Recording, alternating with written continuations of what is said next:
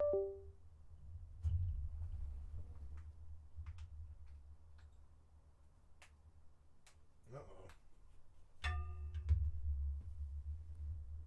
That's not good. Use my tablet up. Hi guys, if you're still with me, and if you're not, I don't blame you. Let's see. Hello. Yeah, yo, we back. Okay, what up? So let's read what everybody said while I do my rust load here. I'm so terribly sorry. It appears that my the cord to my external hard drive, my 2 terabyte, is failing. And I just heard dee-doo, dee-doo, dee-doo, dee-doo, dee-doo, dee-doo, dee-doo for like 2 minutes straight after I restarted my computer. And I think maybe actually what might be causing my problem is I think the cord to my external is failing, which is causing a hardware recognition problem, which is causing Rust to crash while Windows deals with the hardware recognition problem. Believe it or not. I mean, I don't know if that's what this is, but it might be. We're going to go see, because let's go see if Rust loads better. It might have been hardware.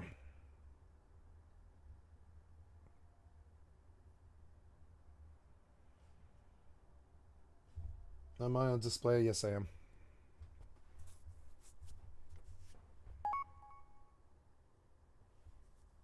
105. So, but okay, so I never finished the story. So, Zelly, I don't want to buy any RAM because the 16 that I have right now is perfectly fine for what this computer will be in 6 months, which is my secondary monitor's main client, right? And then also, I will use this computer to run my stream, and I will have it. I will buy a device to connect the two computers, right? And I will use this computer to this computer's bandwidth to stream and connect an external port to my HDMI to record what's happening on my main that I buy in January, right? So new RAM is unnecessary. I don't need any more RAM in this computer right now. It's fine for what for the era that the computer came from, which is 2020. I don't need any more RAM in this thing. I don't need fancy RAM on my bedroom computer that I'm going to use for streaming. Streaming. That's it. So, gonna save the money because I've got to spend rather than spending $100 to $300 on RAM. I want to spend. I think it was hardware. It was hardware. Look, it is hardware. It's hardware. It's hardware. It is hardware. It was hardware. My hard drive is either failing or my hard drive cord is failing, and the Windows is forcing recognition on it over and over again and not telling me. And when it finally, just now when I restarted, it was like beeping at me, letting me know that either my hard drive or my cord is failing. And that sucks because my mom just bought me this hard drive this year from Costco for like $30. It's a 2 terabyte. And I filled it with every movie, every game, and every fucking album I've ever liked, and a bunch of movies I've never seen. I downloaded a 500 movie collection. I downloaded everything Albert Hitchcock ever did. I downloaded everything Miyazaki ever did. I downloaded everything, like pretty much anybody I've ever respected as an artist I did, because I'm terrified that we're never going to see it again in 20 or 30 years. We're not going to see Breaking Bad in 30 years, you know? And we're not going to be able to download it. So now I'm on this like zombie apocalypse vibe where I'm like, man, I really want Breaking Bad. I know I'm gonna want Breaking Bad in 2053. You know, so I stole all of Breaking Bad now, not because I want to watch it, but because I'm terrified I'm never gonna see it again. You know, I am running SSD. Oh yeah. Yeah, it's a really nice 500 gig SSD. It was top of the line, at least in 2020. There's better ones now, but I mean the SSD was $570, I think. It was not cheap. Yeah, I believe it is the cord. I mean that's why I brought it up. I think it's probably going to be the cord. The cord, it's acting. The sound is reminiscent of a cord being a cord losing signal. The sound is not reminiscent. The hard drive itself is functioning perfectly. I use it every day. I used it today. The hard drive has not shown any signs of like not working at all. No problem. It's always perfectly loaded. I've not had a single issue with this hard drive yet until now. So I guess it's gonna be the cord, and I'm gonna hope so. But if not, the hard drive is, I believe, still loading. Like I can plug it in right now and show you guys. I think the hard drive is not dead. I think it's the cord. Let's see. Uh, let's see. What did I just do with this? It's oh, might be the jack. The jack could be dying too.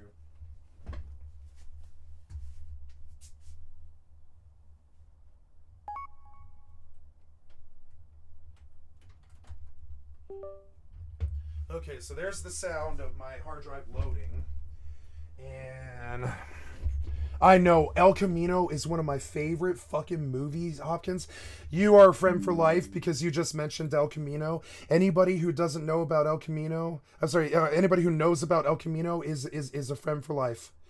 My life was El Camino. If you've seen El Camino is the story of my life, pretty much. Not the money, everything else.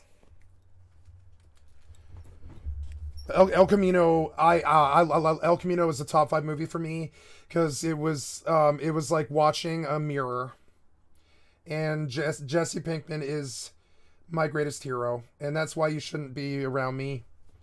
My Jesse Pinkman is my greatest idol because I was Jesse Pinkman. I would say there's nothing Jesse Pinkman's done that I haven't done, including Fallen and Porty Potty.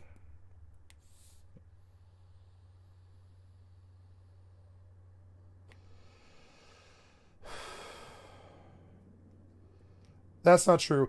Jesse killed that kid, or at least he's accessory to killing the kid, right? And I never had a meth lab, and I don't know how to cook meth, so I'm not Jesse Pinkman. But the dealer side of Jesse's personality, I did have, and I had those same kind of people around me, Badger and Skinny Pete around me. They were women though. I won't say the name.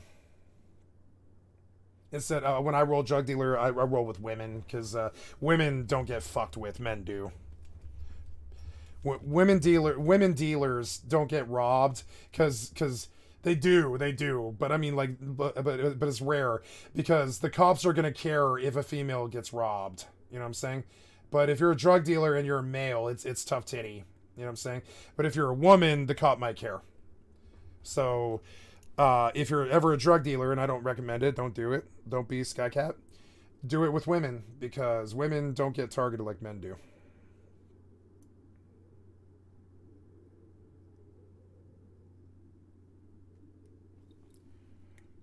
At least by stick up kids and that kind of thing.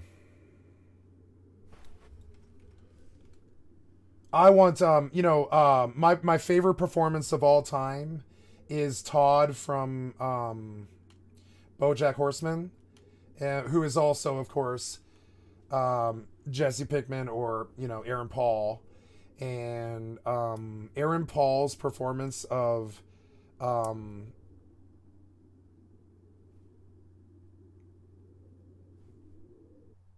Todd was exquisite. And so Aaron Paul is my favorite actor, hands down. And I know every actor that's ever lived, I think, at least in the Hollywood scene.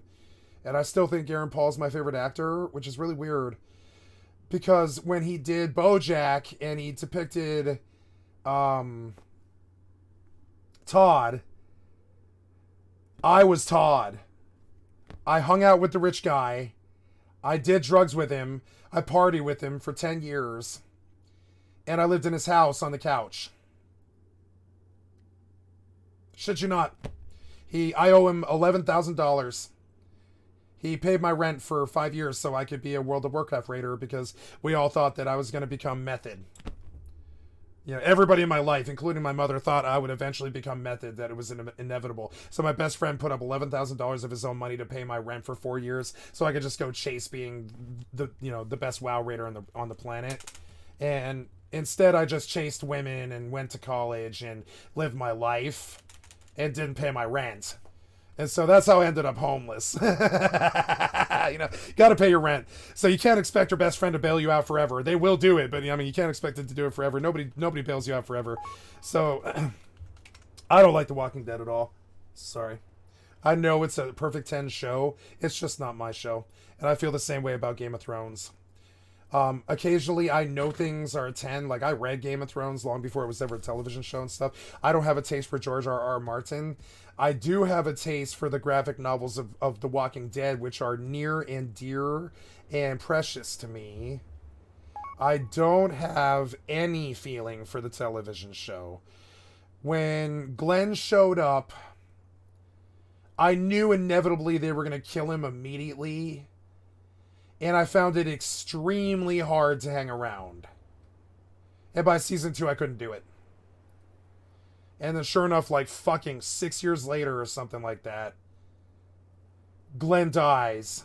And spoiler alert, guys, but I'm sorry, I don't care about Walking Dead spoilers, you know what I'm saying? I know, right?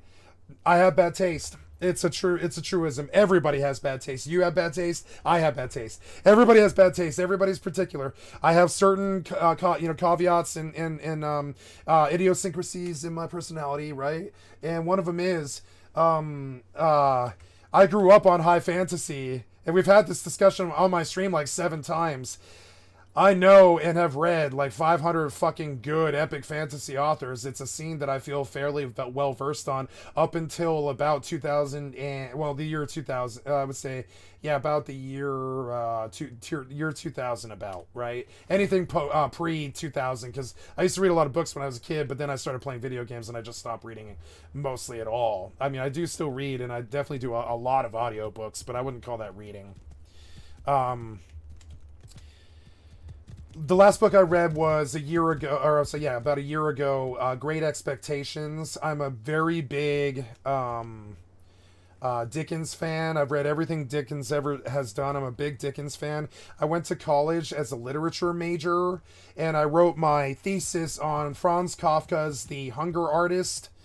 And then I had to write another 35-page paper for my entrance exam to St.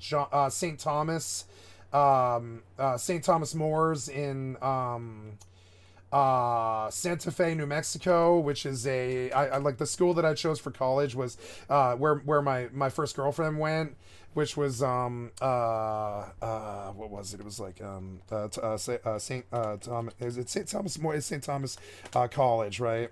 Yeah, St. Thomas's. I think it's just St. Thomas actually. Yeah, not Minnesota. No, I'm looking for Santa Fe, right?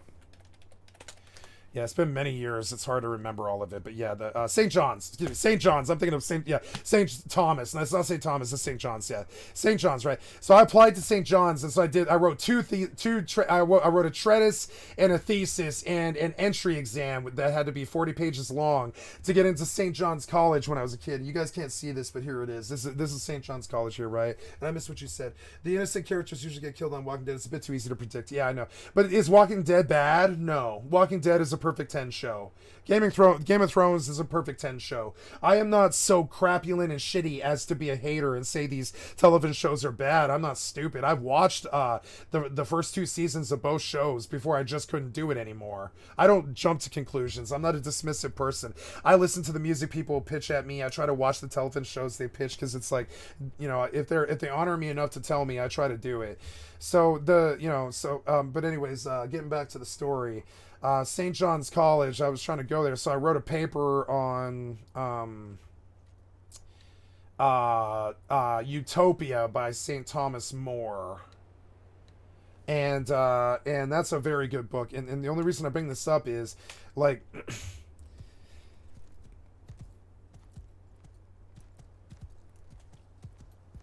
no, I lost the train of thought. I'm sorry. I lost the train of thought. I forgot what I was talking about originally. I thought it was college or something, but now I can't remember it.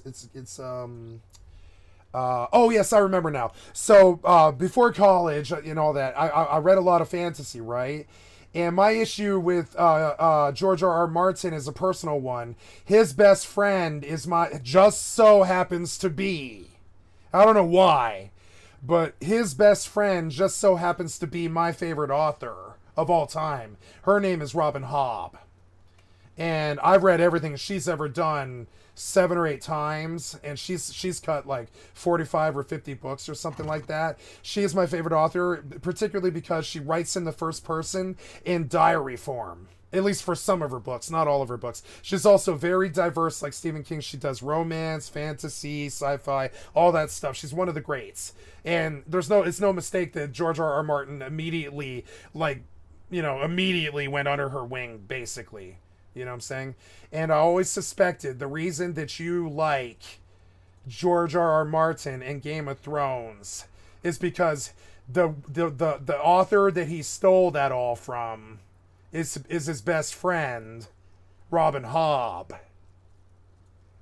who, in my opinion, is like something like 100 times the writer. And so I'll hit you with cliches here, and I'll promise you that I don't know this stuff. I'm just telling you what I've heard and what I've read, okay? And this is near and dear to me because she is my favorite author and has been since I was 7 years old. You know, everybody's got a Judy Blume or a Stephen King or something like that. Mine is Robin Hobb. And so I know the difference, you know what I'm saying? I know the difference. George R. R. Martin is Kirkland brand Robin Hobb. And I'll die on the grave of that statement. That one I will die on the grave of. That one I'm willing to... that one I firmly 100% believe. If you think George R. R. Martin and Game of Thrones is good, read Robin Hobb. The main source material. And you'll understand that Game of Thrones isn't good. It's like the Babylon 5 kind of compared to Star Trek. Robin Hobb is who made Star Trek, right? I can't think of the name. Zelly would know. What the fuck? Gene Roddenberry, right? So to me, Robin Hobb is the Gene Roddenberry, and sadly, and I've read every book George R. R. Martin has read. Yeah, or wrote. I mean, not the new ones at all. I haven't read them in like 20 years. So whatever he wrote post 2000 or pre 2000, I read. I read all of Robert Jordan. I read all of Terry Goodkind. Just name a name. Margaret Wise, Tracy Hickman. It just goes on. Like all the names. It's hard to keep up all of the names. There's like 50 names or 100 names or something. He's one of them, but he's the worst.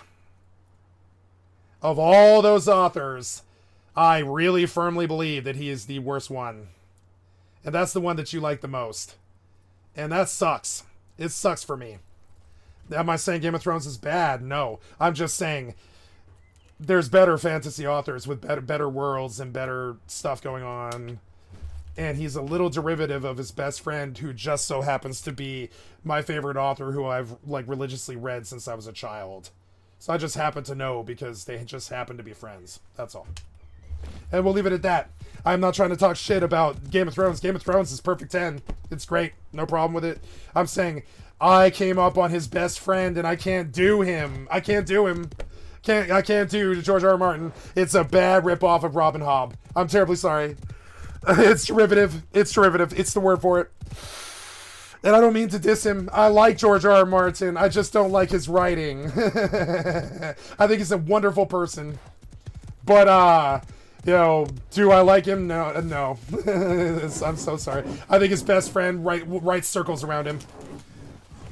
My personal Bible was written by his best friend. My personal Bible, like if I was to go to a desert island, I would take Assassin's Apprentice by Robin Hobb. Not Lord of the Rings, not the Bible, not George R. R. Martin. You know what I'm saying? I would take Robin Hobb, Farseer trilogy. Absolutely. And so when I look at Game of Thrones, which is a bad ripoff of the Farseer trilogy, I think, man, I can't do that. I'm terribly sorry. And so if you want to know why I think that, it's not because of... I have reasons to think it. It's not because I'm dismissive or any of that stuff. Like here, would you guys like to see them talk? Let's watch them talk. You think I'm being like hyperbolic or let's hear them talk. Like I'm not kidding. I'm not, everything I say is true. People don't believe me. They think I lie all the time. No. Watch. I'm not kidding. 1 second.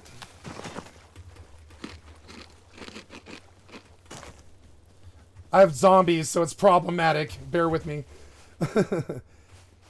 Oh, my mouse isn't working. You son of a bitch. You fucked me on this. God damn it, my mouse isn't working. I can't auto run. Oh my god. Is he still on me? Yeah, he's still on me. There, that's fine.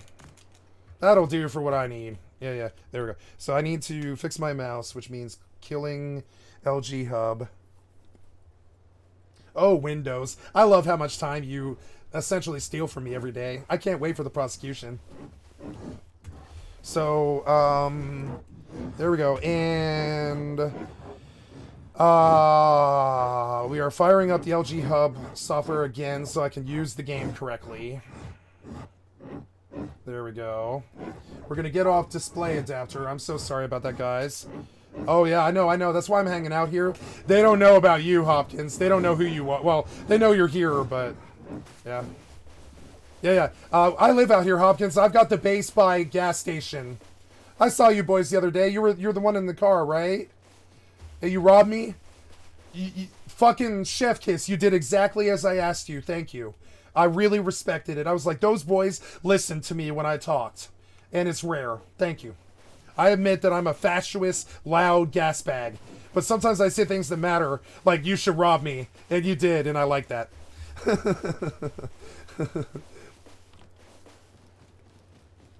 I was like, that's right. I jumped in the car and you noticed I was like, oh, wait, I'm just gonna get out of this now. I hung out there for what, 5 seconds, and then I was like, nope, I gotta get out now. I'm sorry, goodbye. You know, it's gonna look like a social interaction right now if we just leave. You know what I'm saying? Hopkins is a badass. I like Hopkins. He's a good one.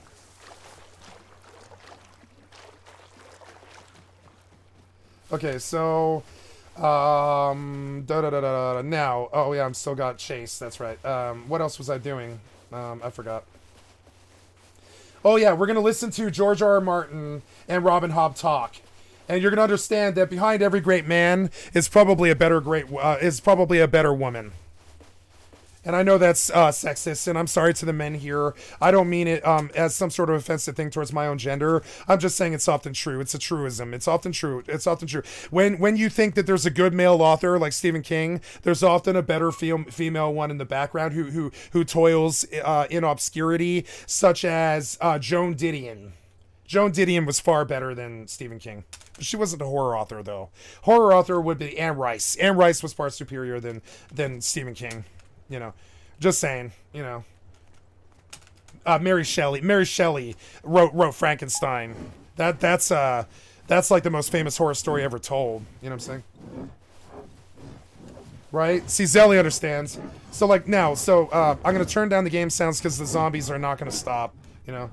And sorry about that, guys. So then let me pull the display adapter here, and we're going to watch something funny. So you guys think I'm being hyperbolic about your favorite fantasy author. It's just because I actually am like a really devout fantasy nerd. So once in a while you meet an expert. It's kind of rare, but it does. I'm not calling myself an expert. I've just read thousands of fantasy novels. It was an obsession of mine. So when you know better, you know, it kind of sucks. So here's George R. R. Martin and Robin Hobb together, you know. That come from? It wasn't there yesterday, and now I just thought of it. And hey, who do you think is the better author here?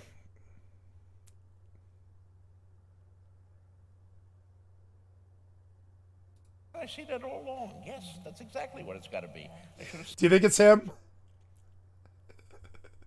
Do you think he might have styled his entire world after his best friend's world? Do you think her world might be better? It didn't sell as much because when you become something about becoming famous that we just can't understand, but it's a truism, right? When you become famous, it's by accident. It's never on purpose. If you did it on purpose, it's very rare. It's usually by accident, right? So by accident, George R. R. Martin became the famous one of these two, right? But she's the superstar. Don't believe me? Read the book and tell me differently. She's the superstar. Hate to say it. And I just happen to know better, that's all. Seen that since By the way, a live stream is to shake this woman's hand before she passes. She's going to be probably 78 something now. She's probably about my mom's age. She is my mom's age. And she only lives about 50 miles south from me. And if I was ever going to stalk anybody, it would be her. But I would never show up at her house. What I want from her is the permission, the direct permission, after she's dead, to play her audiobooks in my stream when I play video games. And I haven't sent the letter yet, but I'm going to send the letter to her. Reaching out to her, to me, is like reaching out to Tolkien. It's like talking to Tolkien. I believe in this woman like I believe the sun's going to rise tomorrow. Don't believe in him. Terribly sorry. And I know reality is something a lot of people don't like, but I'm sorry. This is how I feel. so it's unless you go with the ancient He's not verbose like her. I'm just saying. Greeks and believe in muses whispering in your ear, it's coming from He's verbose, but he's not verbose like her. She's old school Tolkien linguistic. He's not like that. He's close, but he's not like that. He's not really like her, though. me, but I don't know what part of me is. Her diction is perfect. I've never seen her commit a grammar error. Never. I've read her books religiously. Grammar is like her magical wand. You know what I'm saying? I don't think the same thing about him. Coming from it's not coming from the rational brain. It's like there's a back room in the back of your head, and everybody works on it. By the way, read the Farseer trilogy by Robin Hobb. It's like some of the best books ever written. It stands in my estimation up there with Lord of the Rings. And at the right time, the And I mean master it. comes to the front and says, "Okay, here's what you do." It was more formative for me than Lord of the Rings. But Or they get lost somewhere along the way. Fifth Chivalry Farseer is my the reason I named my character. My name is Skycat, which is a combination of names, and the cat name comes from Robin Hobb. There she is, right? The cat name, Catalista, comes from the title of the main character, the main protagonist in her series, the Farseer trilogy. His name is Fifth Chivalry Farseer, and his official title is the Catalyst. So when I was 13 years old and I started playing World of Warcraft, I named my character, who is always a female because I don't like staring at man-ass all day, Catalista, after Robin Hobb's character, Fifth Chivalry Farseer. And I lived under the moniker Catalista, or some variation of it, like Catty Corner, Catty Wampus, Skycat. You might have seen me as Catastrophe, the hunter. That was a very famous hunter in the scene, etc. And just saying. So, like, I named my original WoW character, that priest that I pulled tonight, and I showed you guys the achievements off of. That priest is named Catalista after this woman. I wouldn't have named the main character of the server after my favorite author if I didn't believe in her more than George R.R. Martin. So now I say, is George R.R. Martin a bad author? Absolutely the fuck not. He's just not my author. My author is sitting next to him. And she is a living goddess. She makes life worth living. Like Tolkien, or Asimov, or Heinlein, or Orson Scott Card. I've never dreamed about my own characters, but I have incorporated dream territory into books. Yes, you certainly have. The treasure beach in the other island was from a dream I had that was very peculiar and disturbing, and made its way into the book. But sometimes when I am Her daughter is a famous television producer. stuck, and I will sit there, I become irresistibly I forget what show her daughter did, but her daughter did a fairly famous show. just really, really tired, and you try to fight it off because you know you've got to get something done. But if I give in and I go just say, I'm just going to lay down on the couch for 20 minutes and rest, sometimes in that you sink right down because you're so sleepy and you're going to fall asleep, and instead you get in that place where you're skipping along the surface. Oh, I'm aware. I've been grinding this server for 5 months. I love this server.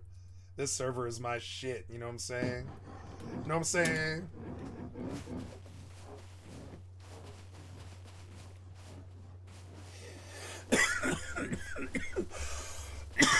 Excuse me. Oh, I need to take this over there, I guess. Oops. One of the things I love about the zombie server is you can do whatever the fuck you want, whenever the fuck you want. There's almost no agenda here. You don't have to sit there and be door camped if you don't want to. You can just roam. It's such a good server. They can't do anything if I'm a moving target, you know? I love hardcore. Hardcore is superior in my opinion. Oh yeah? How is PUBG in 2023? Oh, you can't see the video. I'm so sorry. You can't see the video. You can't see the video. I'm so sorry. So, here. And you're not awake and you're not asleep. And Let's finish the antidote and then I'll kill the video. oh, now I know what I need to do in that scene. So it's not dreaming, really. It's not like dreaming. It's like lucid sleep. It's like lucid. It's a lucid state.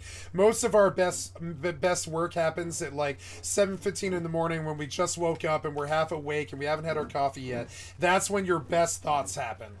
That's when your left brain and your right brain are the most connected, and the synchronicity hasn't broken that much yet, and you haven't started using your right brain too much yet, and it's like that's when you get your best ideas, and that's what she's talking about, and she's right too, absolutely. I lie in bed a lot, like half dozing. I half doze more than I real sleep while I contemplate shit. You could call it meditation, but I don't think about anything at all. I just let my mind go and let it take me wherever it goes, you know? And that's how I get my best ideas. That's how I write my scripts. That's how I do all my shit.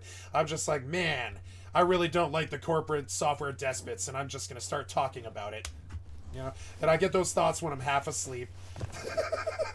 You said, still a popping comp scene. Yeah, it is. Yeah. I respect PUBG a lot. You want to know why? Every time you go to a LAN cafe, there's always about 4 games, and it's always like Dota, PUBG, Overwatch, maybe some Fortnite occasionally, and LOL, right? But mainly LOL, I would say. Mainly LOL.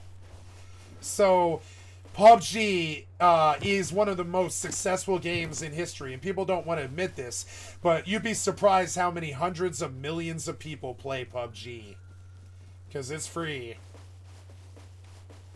They don't all play them at the same. They don't all play at the same time, but on a monthly basis, it's like 128 million people play PUBG. It is a good game. My issue with PUBG is the Arma engine isn't worth the fucking time they spent on it, and I can't do the Arma engine. I've done the Arma engine a lot, and I really don't like the Arma engine. It's distasteful to me. I won't do the Arma engine voluntarily. I'm sure you know what I'm talking about. The PUBG jankiness. You know, it's not that the game's bad, it's that it's the Arma engine. If the game was on Unreal, PUBG would probably be my favorite game. But that engine, man, I didn't like Arma. I really didn't like Arma. I tried with Arma 3. I tried. I thought Arma 3 was so cool. I must have installed Arma 3 like 60 times or something. And I was like, why can't I like this game? I had a serious issue with it. I was like, man, I know Arma 3 is a fucking amazing game, and I stole it like 60 times, and I just like kept trying and trying. I was like, is Arma 3 good? I can't miss it if it's good. And like, and every time I got on it, I was like, man, this is like the greatest game ever made. Like Rust or something. But I just can't stand to play it. I can't stand to drive the vehicles. I don't like shooting the guns, and I don't like moving the character. And, I mean, this is an example of personal taste, you know? Is PUBG a bad game? No. I'm just particular, and I'm an asshole. And you said, the main thing I like about it is the gun sounds and the pure scale feels amazing. Yeah, the realism is tip-top. I would say it's like rival to Tarkov. The only other game I can think of besides PUBG that's got that kind of realism is Tarkov. Rust doesn't have it. Rust has better binaural than all of those games. Binaural sound, like 3D sound, right? But PUBG, their sound is fucking amazing. It is. It's good. It's battle sounds, and it's good. It's those crisp gun sounds. The only other game is Tarkov, right? I fucking love Tarkov, but I can't bring myself to play it. You want to talk about fucking burglary simulator? That's Tarkov. Jesus. Tarkov took it on the road. Tarkov is about like highway robbery as opposed to base robbery. Instead of taking someone's base, you just take everything they own at that moment. You know, Tarkov is a really truly great game, but I think PUBG is better. I think PUBG is far superior than Tarkov right now, anyways. Yeah, I don't like Tarkov because they do several deal breakers that I can't handle. The first one is if you do any sales, you have to log in within 24 hours or you lose the rubles. And day one, I was like, what? Day two, well, it was day two. It was day two, excuse me, it was day two. Day two, I was like, what? I just lost... I remember my friend Nate and I sat down, and my friend Nate, I only ever hang out with geniuses, you know? And so my friend Nate, he's a gun genius. He can tell you any gun on the planet and its fittings and all of the attachments, all of that stuff. So of course I introduced him to Tarkov. He had never even heard of it. And so I earned a lifelong friend there, didn't I? Right? Because Tarkov is like his gun porn. All he can do is think about Tarkov. He is Tarkov's target demographic. He's a gun genius, you know. Everything that Tarkov does is his playground. I told him, I was like, when you get out of the men's dormitory, you need to open your own gunsmithery right away. And if you don't, I'm gonna show up in a year and I'm gonna beat your fucking ass like Fight Club. If you don't get started being a gunsmith right now, I'm gonna show up like Fight Club in a year and I'm gonna kick your fucking ass and I'm gonna break my fucking oath of violence and I'm gonna kick your ass out of friendship. If you don't start being a gunsmith right now, I'm going to fucking kick your ass, because he's like the Hattori Hanzo of guns. I've never met anybody like him. Like you know how some nerds know like Dungeons and Dragons or World of Warcraft or something like that. This guy's worse. If it's ever been attached to a gun, he knows about it. He reads Smith and Wesson like most people read Stephen King. You know, or like Cheaper Than Dirt, you know? And so that kid, like, I introduced him to Tarkov, and I got a friend for life for that. I bought him the $120 version of Tarkov, because I was like, this person is a gun genius, and this gun genius needs his Minecraft, and this gun genius's Minecraft is Tarkov. And this is why Tarkov is a truly great game that I don't want to play. And that's my story about Tarkov. And so in return, when I was playing Rust, Nate would take my account, and I love my friend Nate. It brings a tear to my eye, you know what I'm saying? Nate would take my account and he would level it for me, because he was like, I never asked him to do it. He had access to my account because I gave him to my account at first before I bought him his account, and then like it graduated to just him using my account for a scav cooldown and a PMC cooldown, right? And then that turned into him dual boxing, and that turned into me. I originally had a level 9 account. He took me from 9 to 23, right? And here's my other story about Tarkov. They erased all that. Specifically because I bought it pre-order. They erased 23 levels of work in Tarkov. Nate was furious. I've never seen him that angry. Nate was so mad. When they wiped those levels, Nate was so mad. I've never seen a dude so mad, maybe. That was a deal breaker they did. That was a fuck up, man. We lost, between us, we lost like 55 levels or something like that. If you've ever played Tarkov, you know how slow it is. It's fucking slow. It's days and days and days and days of winning. You've got to win. You got to get out successfully, or you get nothing at all. You know what I'm saying? So, oh my god. I mean, we abused Scav to get guns out a lot. You know, we would just go run for the exit with Scav all the time and bank the guns, because why not? You can sell them, you know? But, or well, you can't sell them, but you can usually mod them and at least use them. I mean, it's more guns in your fucking case. But I got the thick weapon case, which is not an easy thing to do, right? And they erased my 23 levels in my thick weapon case. And I gotta frankly say, I don't ever want to play Tarkov again. I've never really been crossed by a company like that. I've never had my character straight up full blown erased with no warning. Battle State Games, something's going on there. And they've been in the news, in the YouTube circles lately because of it. There's a lot of scandals around Tarkov right now, having to do with botting, hacking, duping, certain patches fuck with recoil, like Rust did, right? We all know how bad that was. Like, you know, and I don't know why BSG is driving that title into the fucking ground, but I think they decided that they don't like Tarkov or something. Like when Trump decided he didn't like being president, right? So, you know, and he just stopped doing anything. And I think that's exactly what Battle State did here. And so, okay, I'll tell you what I always heard Battle State was gonna do, and I'll tell you who told me. My friend Dog Giraffe, my old clan leader, he used to tell me he heard Duntel on the BSG forums. This is a bit of industry skinny, a little bit, that there was a bunch of drama. What was it? What did he say? It was I can't remember. What did he say? I can't remember. I've got a hole in my brain. I'm so sorry.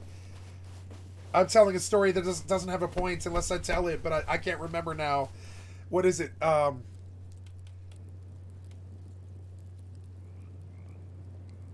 can't remember. I'll think of it. I'll think of it.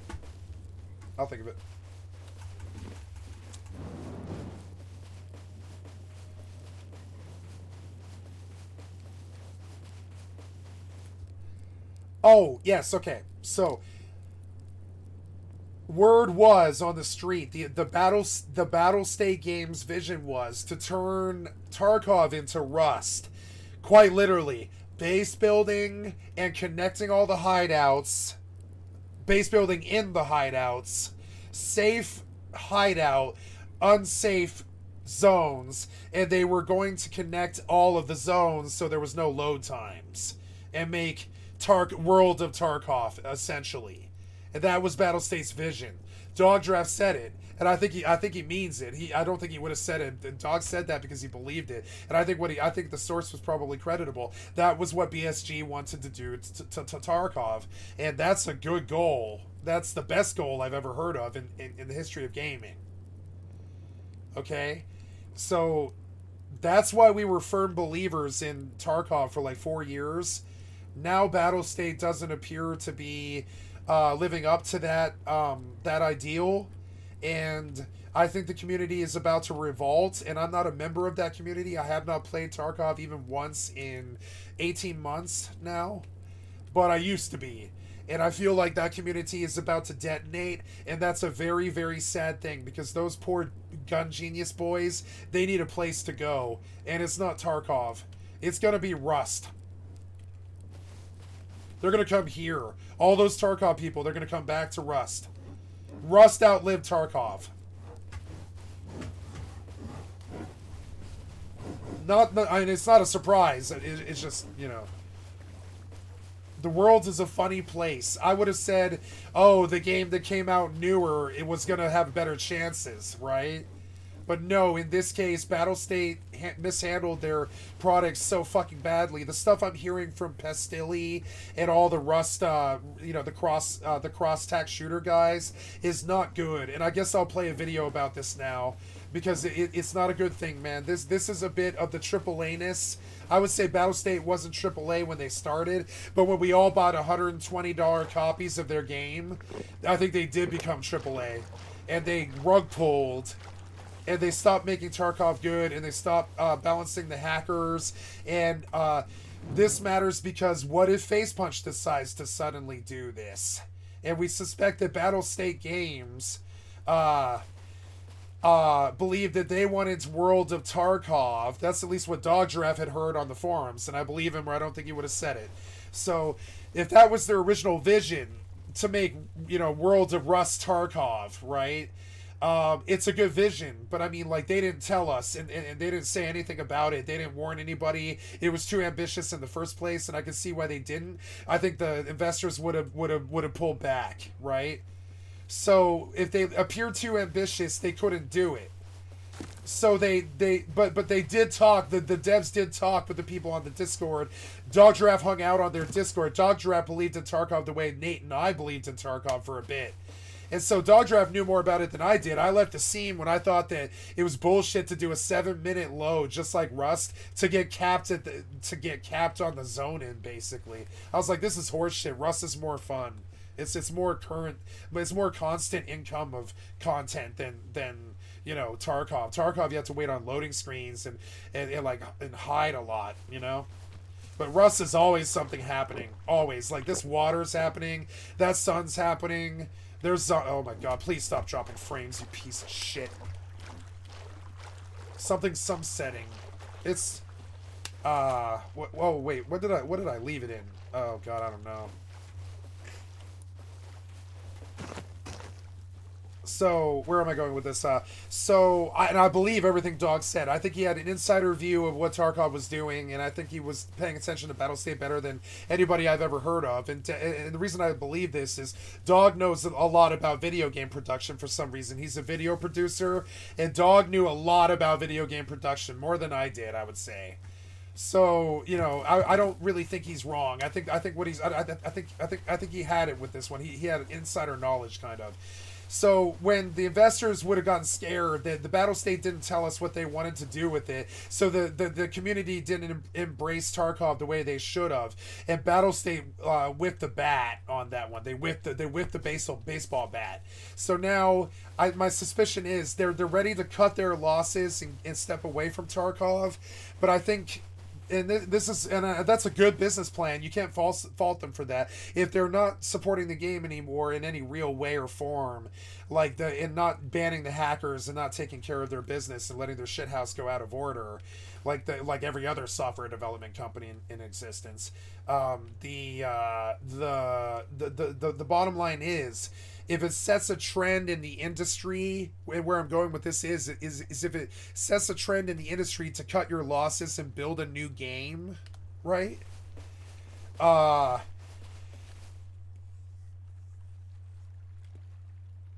You just stop caring about your old baby. It's almost as if you have another child and it's your new toddler, and the 2-year-old you just don't care about anymore, so you commit toddler death through neglect. That's the metaphor here. That's the takeaway from this. It's like they really loved their toddler that we all fed diapers and bottles to with $120 purchases, right? And then after 2 to 4 years passed, they realized that if they were to tell us what they thought the baby was going to be when it was 18 years old, the investors were going to rug pull and Tarkov would have died, which is tragic. It means that, the banker elitism of all the trade and the stock market and all this stupid shit scared them into not telling anybody what their actual vision was. And when they weren't brave enough to do it, like Star Citizen was, right? when they weren't brave enough to do it. Like, I will say, I don't like Star Citizen because I think it's a cash grab, but I don't think it's a bad game, and I don't think he lied either. And I do believe in I don't like Star Citizen, but I believe in Robert Space Industries, and I don't like Robert Space Industries, but I believe in Robert Space Industries. I don't think he was lying. I think he built a game, you know, just like No Man's Sky. So my issue with all of this is if it sets an industry trend in the finances of the video game industry, it might become more financially viable for Facepunch to let Rust die by ceasing to support it, cease to stop the hackers, cease to stop the support, and they justify it by dangling a beautiful carrot in front of us. What's up, MJ Ripshots? What's up? How you doing? MJ's a win. Fuck yeah. The next step of what I'm talking about, right, is they full-blown cut their losses like World of Warcraft, and they start working on something new like Overwatch or Blizzard Survival MMO or WoW 2, right? What we want is WoW 2 or Rust 2, right? So let's hope they make Rust 2, and let's hope they made plans to make Rust 2, and let's hope they put it in their business plans. Let's hope they've warned their investors that they're going to need money, and let's hope that they're all going to produce and make the product that we all love the most, right? But their investors are not inclined to make them act that way. Their lawyers are not inclined to make them act that way. Their insurance is not inclined to make them act that way. The market is not inclined to make them act that way. And their children are not inclined to make them act that way in terms of they've got to feed their kids. And they can't feed their kids if they lose their business, if they misstep here. And so the Tarkov abandonment, the death of Psycho Frontier, and the lack of support for the hackers and the problems around things like Dark Days or something. What was the whole the one that got banned for IP or whatever? I can't remember the dungeon crawler what do they call it? Extraction game. I can't think of. There's been a bunch of extraction games recently. By the way, guys, we played my trio, Steph and Zelly and I. This is pertinent to them. We played Psycho Frontier last year for about 5 days. Or what? No, it was like 3 days. 3 days, to be honest. It was like 3 days before I just couldn't play it anymore. I didn't think it was a good game. And that game's dead. It's full-blown dead. The servers are not live. Was I wrong?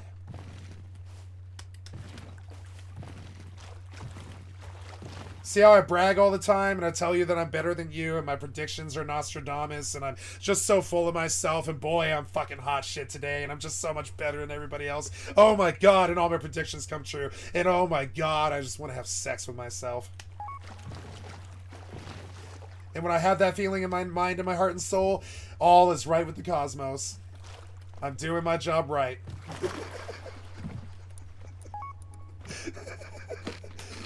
Me too. It had such a great foundation, and then they cut that rug pull and straight bummed the fuck out, disappeared to their Cayman Island banks, and, you know, and retired to obscurity with their $100 million or whatever the fuck it was, and eat lobster, drink champagne, and do cocaine with all the other fucking Shomo sharks in the Cayman Islands or whatever that they go to die when they're too old to drag the stone around, you know.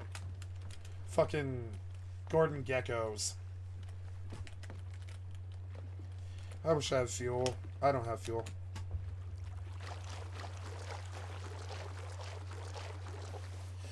I wish I could focus, but like honestly, I just like when I get interaction in the stream, it enables me to just provide content all day.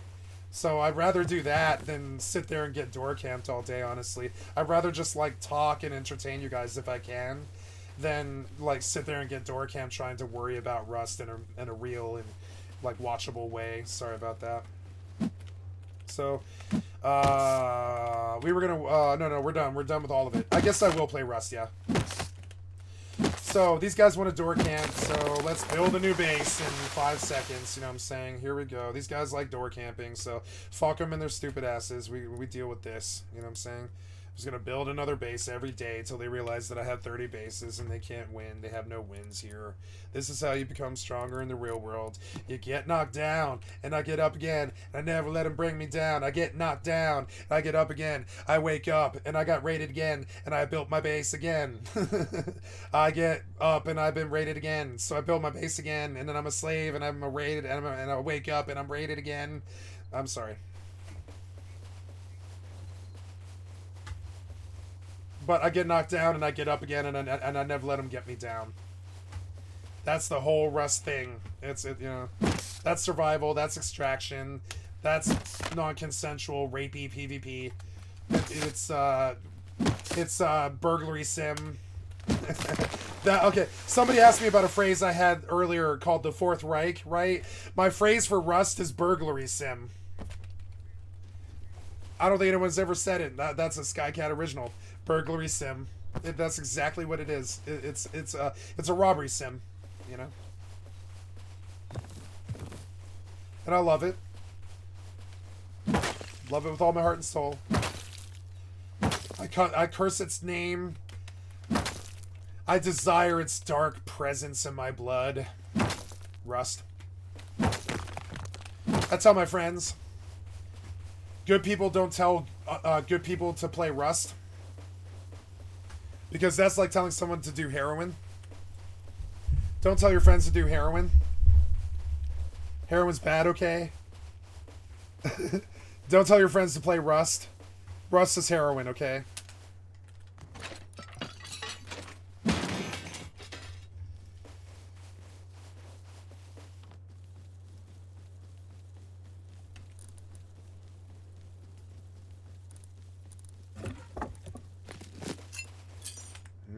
Let's get some stimulation going here. Stimulate. Let's hear about Rust secrets, guys. I thought when I start to get tired, I'm going to play them a video tonight about things that you might not know. Yeah, I've always played on a TV. If you'd like to see it, it looks like this. I broke my camera stand so I could do a base tour. How's that for Skycat Live? Thank you for the follow, Mr. or Mrs. or whatever's career shooter. We gotta love our career shooters. If you like tech shooters, you're A-okay in my fucking book. So there we go. 100-inch television screen, window behind me, reflection. Simple enough. I am a fat, crass sloth American. I like my 100-inch televisions. I like my women dressing slutty. Yeah, I like objectifying my... Whoa, who is that? Oh, that's going to be you, right? Yeah, that's you. Yeah, nice. Yeah, I was like, what the fuck? Nice. What was I going to say? I like my music loud. I like my women slutty. I like my fucking sex dirty. I like my weed smoke. I'm fat. I'm American. I like supporting stupid people. And I really, really, really like bipartisan governments for some reason. Yeah, and I like my 100-inch televisions, and I like running my power in my air conditioner all day like some kind of fat fucking shitty slob. And I what was that? Okay, a boat went out, an explosion happened.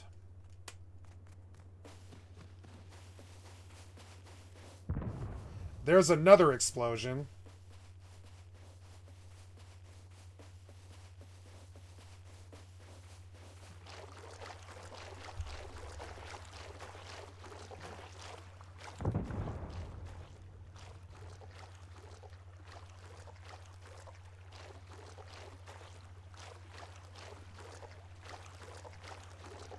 See, there's always something happening in Rust.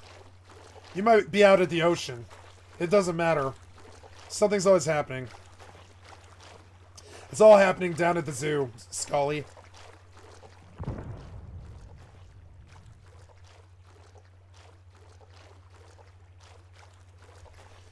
Man, I was gonna build a base, but instead I just brought all these mats to someone else.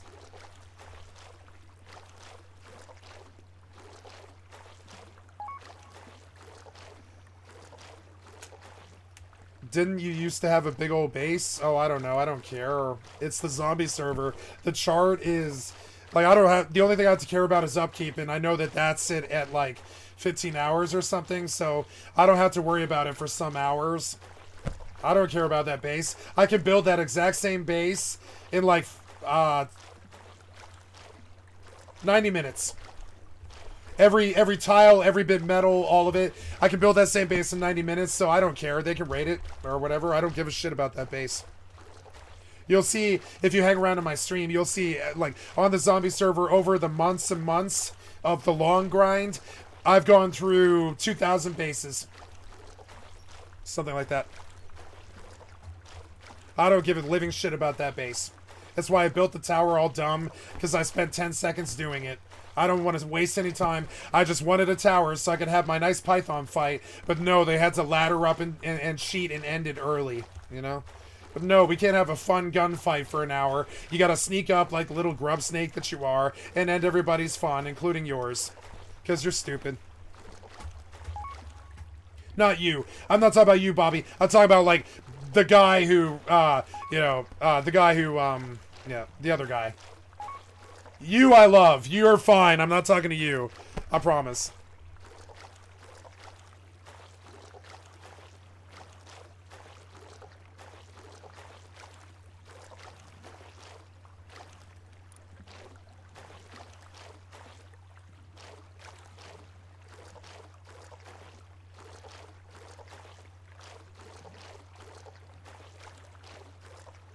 I'm in this for the fun.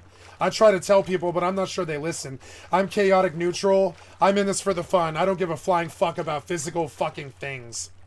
I'm in it for the people, the fun, and the mischief. Like what I'm about to do here.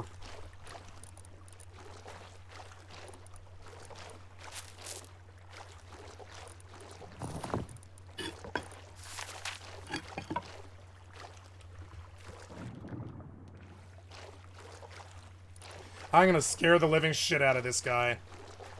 Scare the living shit out of him. Unless he's in my stream. He might be in my stream. Oh yeah. I'm going up there.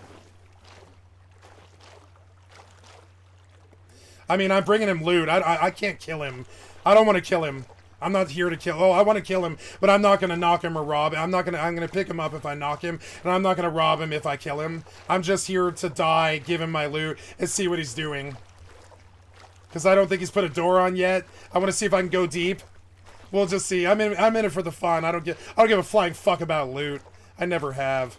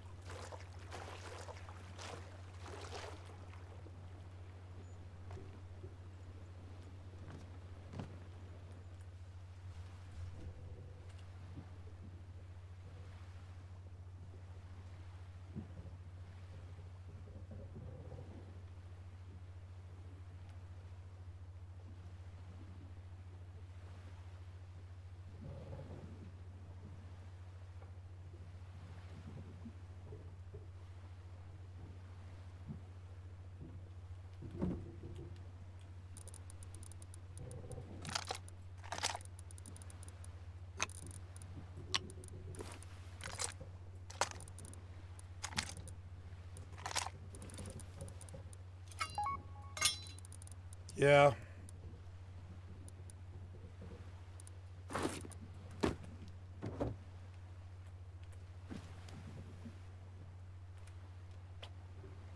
This is gonna give me away, but I'm gonna do it anyways.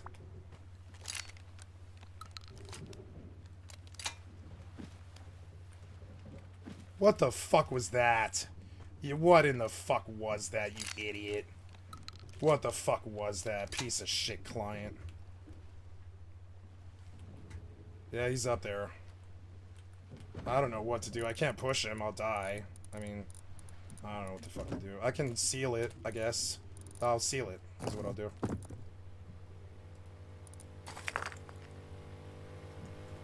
Well, I don't have door. Why don't I have door?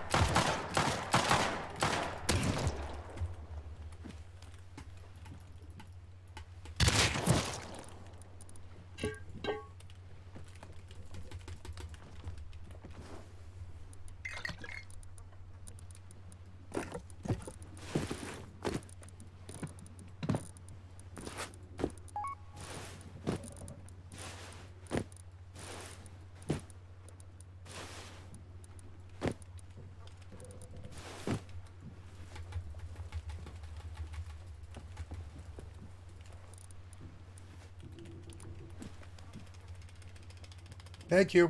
I appreciate the comment. I appreciate the positivity, guys. I love you guys. Thank you for being nice to me, unlike a lot of the people who come in here. You know what I'm saying? Thank you, thank you. I appreciate the support. I do this for you. Because I love you. Dearly.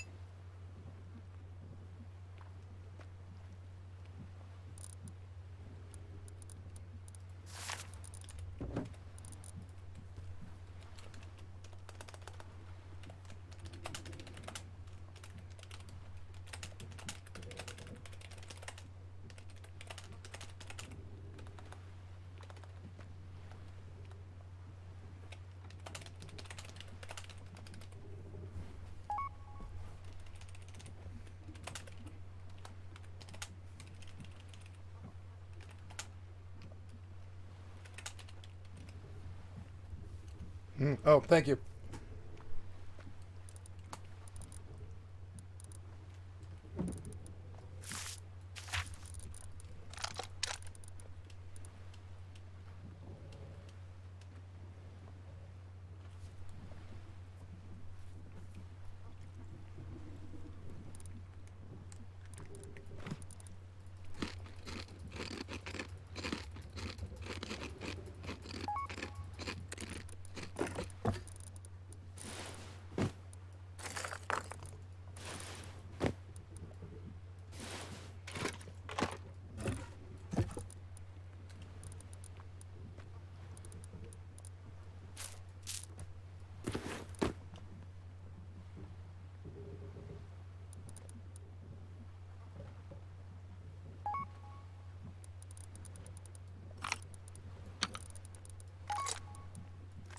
I'm sorry, guys. I'll read your comments in a bit. I'm just trying to do a little bit of thinking here.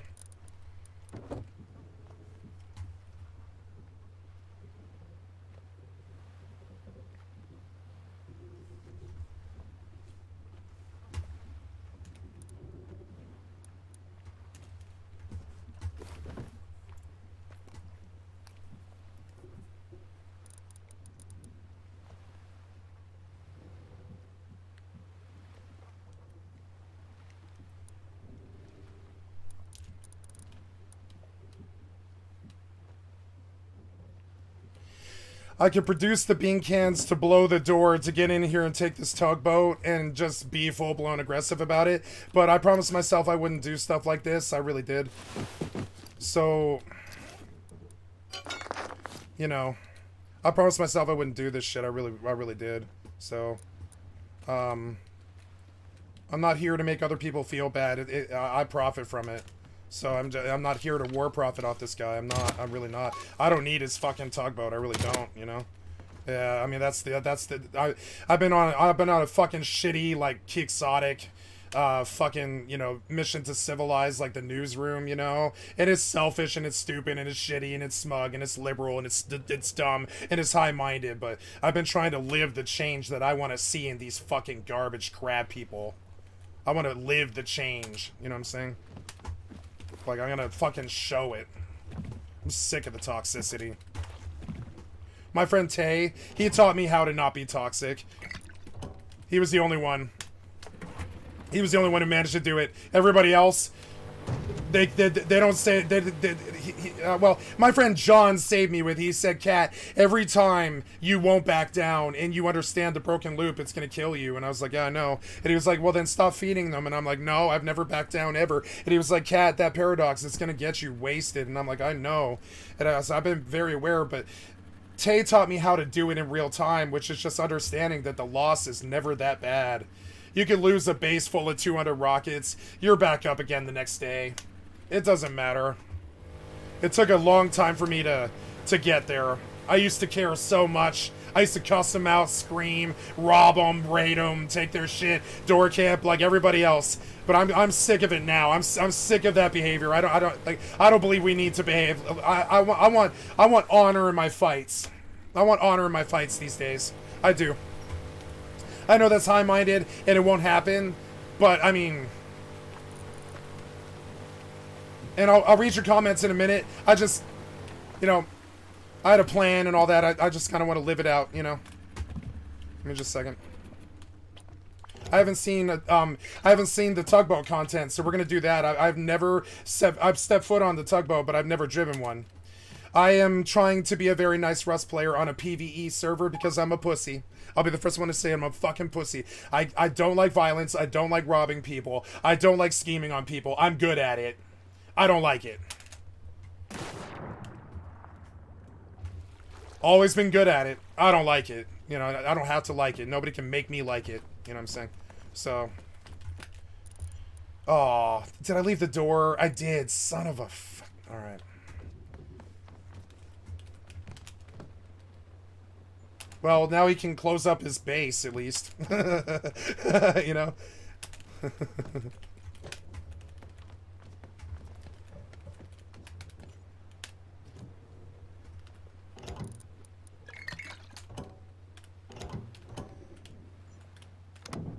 Cool. So cool. Oh, right, the other boat. Yeah.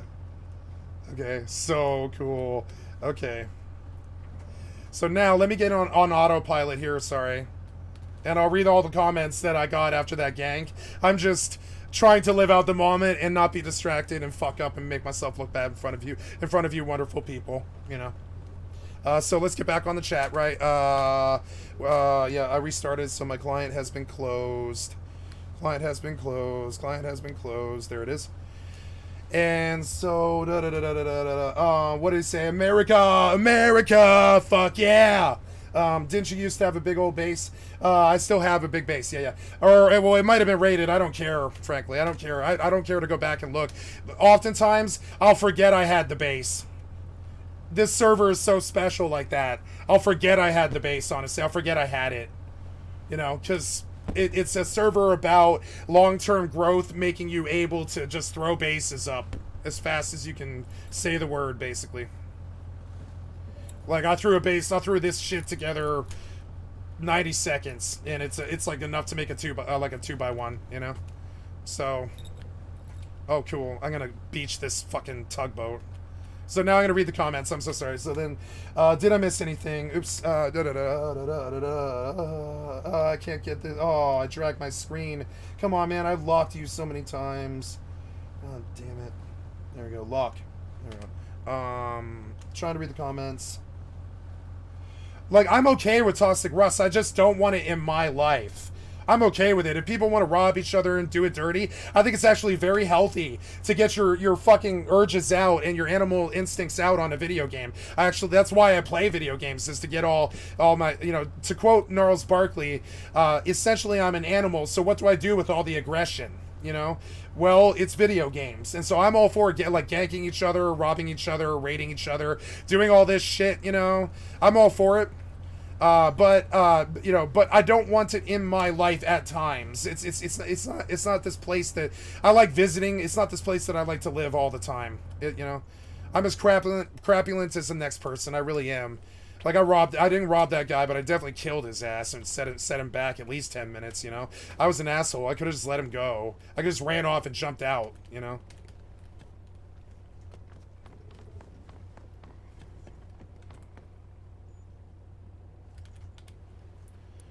Oh, this engine's on? Yeah.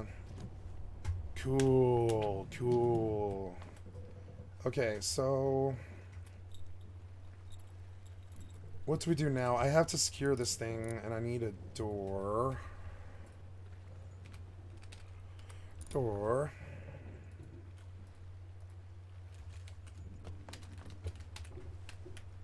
Two doors.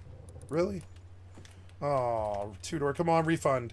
Come on, refund. Big money, big money, big money, big money, big money. Come on, refund. Come on, refund. Refund, refund, refund. Oh. Oh, well. Okay,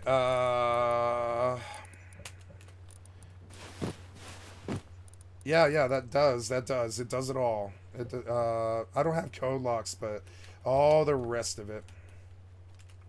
Now, oh no, it didn't fuck up. I did, I fucked up, I think. I want to try something out, but I don't have any air tools, and I don't have any scrap.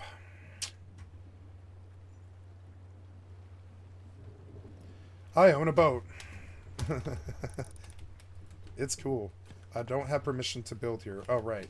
I have to TC this motherfucker, I guess. Yeah, so... can I do it here? No. Okay, so anybody can drive the boat right now. Wait, how's that right? What do you mean, no error? Building blocked by what? Wait. Oh my god, do I have to watch a video? Like, how is that right? Maybe I'm blocked by how close I am to their base, maybe? I don't know. Wait, am I building blocks, like, under the water, maybe? That could be the case, I suppose. That's, yeah, told E on the steering wheel. Thank you, Mr. MJ Rip. I have not rowed. I have not, captained a tugboat vessel yet. Ah, yes, I knew this. I just forgot. Yes, yes, yes.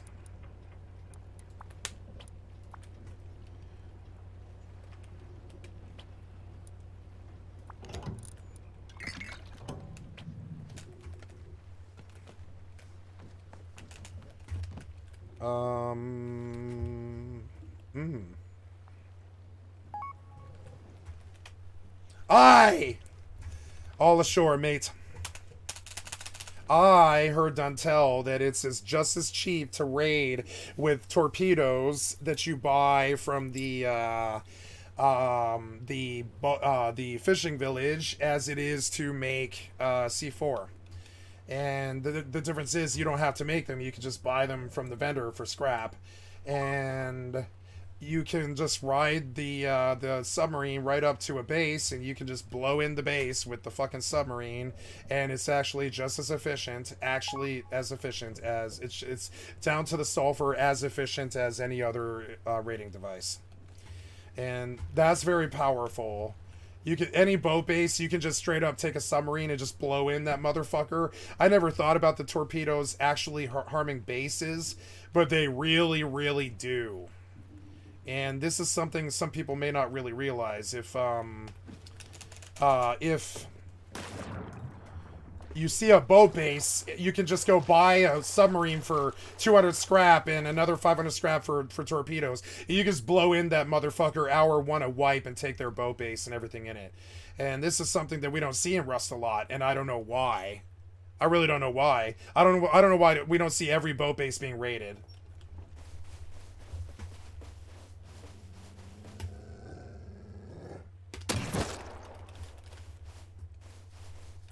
I really should not fire this ammo.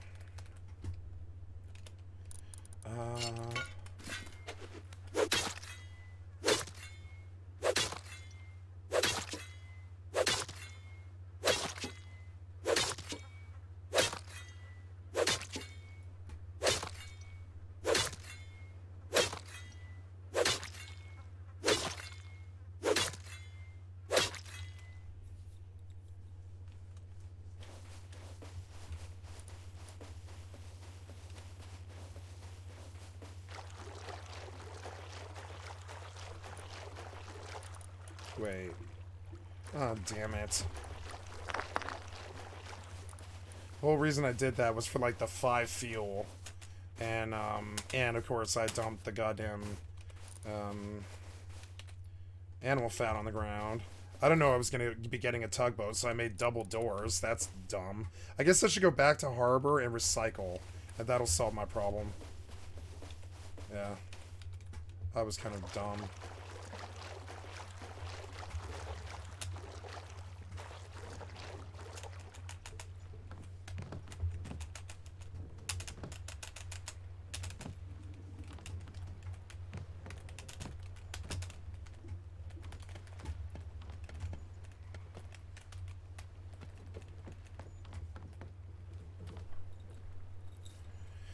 He was up there, and then he stashed and killed himself so he could go back to his base and bring another boat here. And that seems sort of odd. I'm terribly sorry. I don't wish to have a public Discord. I will, if I ever get a producer, I will have the producer do it, but I will not spend my time doing it. I'm terribly sorry. I will not respond to it. I won't read it. I don't want to talk to people in there. It takes me away from my job. And that will change in the future when I have enough funds to pay for the production value that I need to do for a very real and very verifiable stream that has, like, you know, viewership and stuff. So one of the things I have to do is skimp on production value, and I can't really pay someone else to do it for me, and I refuse to do it myself. I'm not making a Discord. I'm not reading it. I'm not checking it every day. I don't care what people think. I'm not doing this for other people. I'm doing this for myself. It's unfortunate and selfish and shitty, but it's true. I mean, I'm not gonna lie to you. I'm doing this for myself. I'm building a like a 50-year-long library to prove to the world. Like, I'm 40 and I'm single, and I suspect that I won't breed, but I don't know that yet. I still have another 10 years probably to try and do it, but I don't think I'm probably going to breed. I think the humanity kind of, like, attacked me way too much, and I don't want my family to be a part of it anymore, maybe. And I really do feel that way. It kind of sucks. So I've always resisted having children, and I have impregnated women before. So, like, several women. And I'm just saying, with that comes, like, this acceptance that, like, I'm building a community, but what I can't do is let that take my time away from the stream, you know, because I came at this with a business ethos, and I wrote a set of business ethics for it, and I wrote a business plan and a time model and an idea and what I wanted out of it. I built a website. I went at it like a real business person, and this is the second successful, well, I wouldn't call myself successful because I've only made about $1,000, you know what I'm saying, in a year. But I mean, that was money I didn't have. and I'm doing this for myself. So the $1,000 is really good. It helps me support my family. I bought games with it. I bought games for other people with it. I really pay that money forward too. I spent a lot of the money back out again buying games for other people in my community and stuff. And I just, I'm not in this to like for the money or the clout or the women or the fame or the power, and they all say this, but I'm really not. I've taken a vow of poverty most of my life. I don't need money to do what it is that I'm doing, which is living out like some kind of crazy chaotic neutral Jack Sparrow life in real time. You know what I'm saying? And it's crazy. It's gonzo. It's random. It's not good. People don't like it. People don't like it when you're not willing to make commitments. I am not willing to make a commitment to anyone or anything, so that's another reason why I'm not an affiliate and I don't have fucking follows and I don't have subs and I don't have money from this, is because what I'm doing this for is a 50-year record to prove to the world that I was alive, because I don't suspect I'll leave children behind. You know what I'm saying? I found it impossible to want to really mingle with the human race after the way that they treated me. So, oh yeah. Oh, I'm a big conspiracy theorist. I believe in pretty much all of it, except for anything that I haven't seen, which is like aliens. Oh yeah, MK Ultra. I spent about 10 years of my life on MK Ultra. I know everything there is to know about that shit. I've seen LSD experiments and... Oh, thank you so much for the follow, Fusion Marquis. Fusion Marquis, it's good to see you guys. I do see that I have about 17 people here, and I fucking love you guys. I'm not trying to ignore you. I'm just trying to provide content with my Minecraft sword and my thing, rocking out with my cock out on my brand new tugboat that I haven't secured, because I'd rather provide content for you lovely people than take care of my fucking business. You know what I'm saying? I don't care. I don't care about the loot. I've had so much of it all my life that it's like meaningless to me. It doesn't mean anything to me, so it's hard for me to secure or care about the tugboat, because I don't care about anything at all. It's essentially like a severance of the contract between me and the human race. I mean, I would say I just don't care about anything. I don't value anything. I don't care about relationships or any of this. I value these things. And I value intelligence and beauty and art and music and all this other beautiful things that humans make, but I'm sick of humans. So, yeah. I believe that there was footage taken of a man-sized, Hey man, I don't want to fight you. You can just kill me if you want. I'm not here to fight you. I didn't rob you. And my voices are off. You can have the tugboat if you want it. Like, I don't care. See, I don't like the vibes. He like pushed me aggro, and I can't hear him anyway, so I just suicided. You know what I'm saying? I really don't give a... When your value is love, when the only thing that you value is love, the loot means nothing. You know what I'm saying?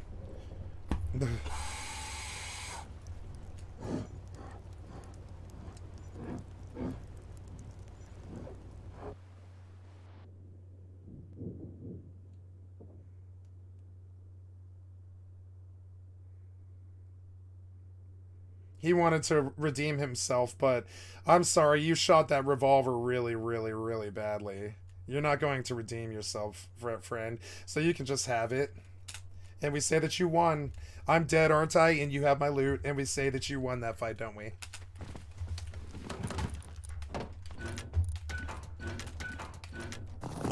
Because I don't care. I did. I totally lost my train of thought. Some kid pushed me on my boat. You know what I'm saying? And I lost my train of thought. That happens. Oh, that's a problem. Alright, well, I gotta go deal with that. So, okay, yeah, fastest way to deal with that would be... Yeah, okay. Oh, my fucking headphones are gonna die. I'll be right back, sorry. Plug them in. I've been using them for a long time. That took a 2-hour walk today before work, and if I do that, my headphones run out of battery before the shift is up.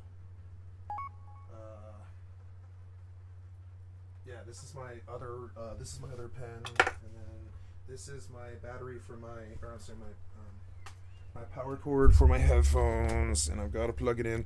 Bear with me here. I am away from keyboard.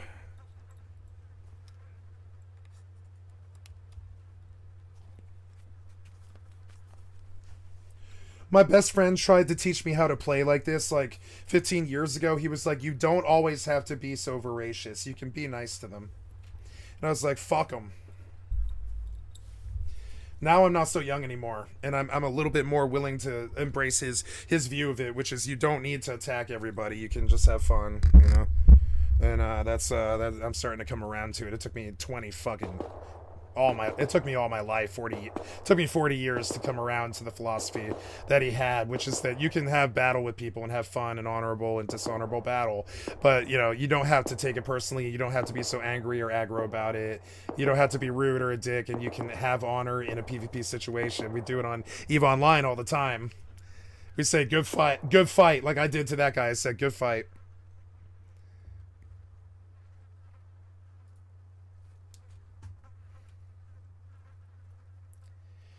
No. No.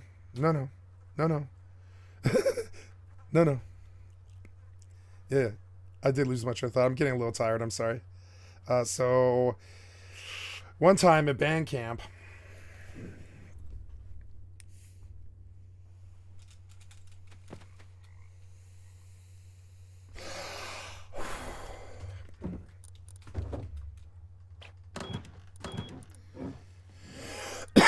fucking scarecrow.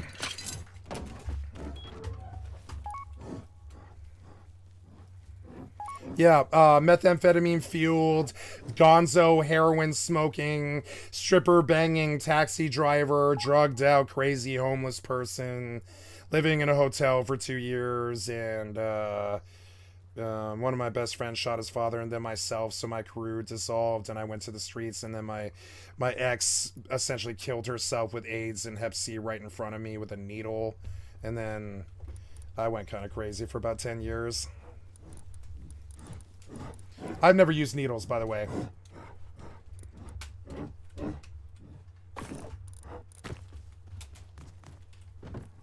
What was that sound? Was that... Oh, that was me. Yeah.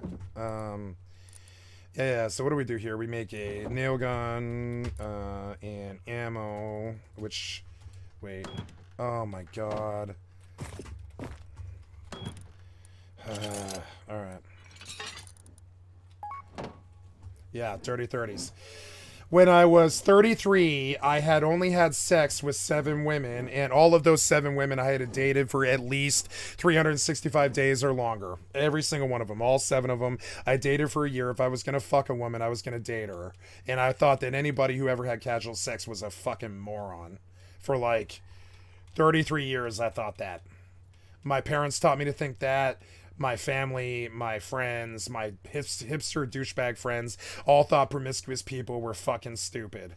And I knew deep down inside that I had like a sexual revolution inside of myself. You know what I'm saying? Just inside of myself, much less other people. And I always resisted that. But I mean, I read all these sci-fi authors and fantasy authors who told me not to resist that. People like Robert Heinlein and, fucking, I don't know, L. Ron Hubbard or, Frank Herbert or Orson Scott Card or any of that, really prolific authors in the fantasy and the sci-fi scene. They're like, no, have your sexual revolution. Heinlein wrote a book about it called Stranger from a Strange Land that won the Nobel Peace Prize, I think, which was about having sex with aliens. You know what I'm saying? So, like, I mean... And that was in the 70s, and that sparked off the sexual revolution of the 70s. Was Stranger in a Strange Land, and that's Frank Heinlein, or I'm sorry, that's Robert E. Heinlein. Robert E. Heinlein, one of my favorite authors of all time. To Sail Beyond Sunset is one of my top 5 books, and why I bring this up is because those guys, they would do stuff like rewrite the Constitution. In their books, they would do stuff like rewrite the Constitution. If you're an actual author, you can do whatever you want, just like this stream. You can show your bare body, you can masturbate, you can piss people off, you can be racist, you can be sexist, you can be good, you can be bad, you can smile it, you can make money, you can go tee-hee, or you can go grr. It doesn't matter what you do, you're still a spectacle and all this. So, I lost my train of thought again. God damn it. What were we talking about? It'll come to me. I'm a bit tired. I did not get that much sleep last night. Robert E. Heinlein in The Sexual Revolution, right? So when I was 33, I was like, I have had sex with 7 women, 5 of which who I loved, and 2 of which were casual, but not really. I had known them for 10 years. You know what I'm saying? I did. It was, and it's not like I wanted it this way. It just happened. Well, I did. I did want it this way. I did. I didn't want the bad things, but no one ever does. So where am I going? So when I was like 33, I was like, all of my friends have slept with 4 people. Their high school sweetheart, their early 20s sweetheart, their late 20s sweetheart, and whoever they're fucking right now at the age of 33, right? And maybe some of them are married, maybe some of them had kids, maybe some of them are just, you know, like boyfriend, girlfriend, just stay in a relationship. Some of them cheat, some of them don't, you know, whatever, the whole gamut of relationships, right? So I realized that my hipster douchebag, high-minded, private school, high school friends were extremely inhibited. And this is because they come from a discipline called Waldorf, which is a private school discipline having to do from a German philosopher named Rudolf Steiner. And his whole belief was that if you clutter a classroom with 30 people, the kids can't learn. So he only had like between 4 and 10 people in his classrooms. And they call that the Waldorf school of thought. And I was raised in Waldorf schools. So and so all of my friends in high school were from a Waldorf high school that was in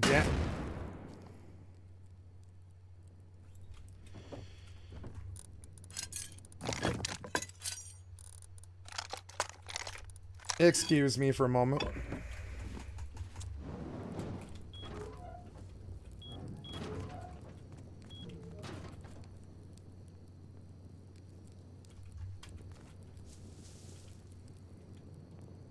Did you step on your own landmine, or was it a zombie?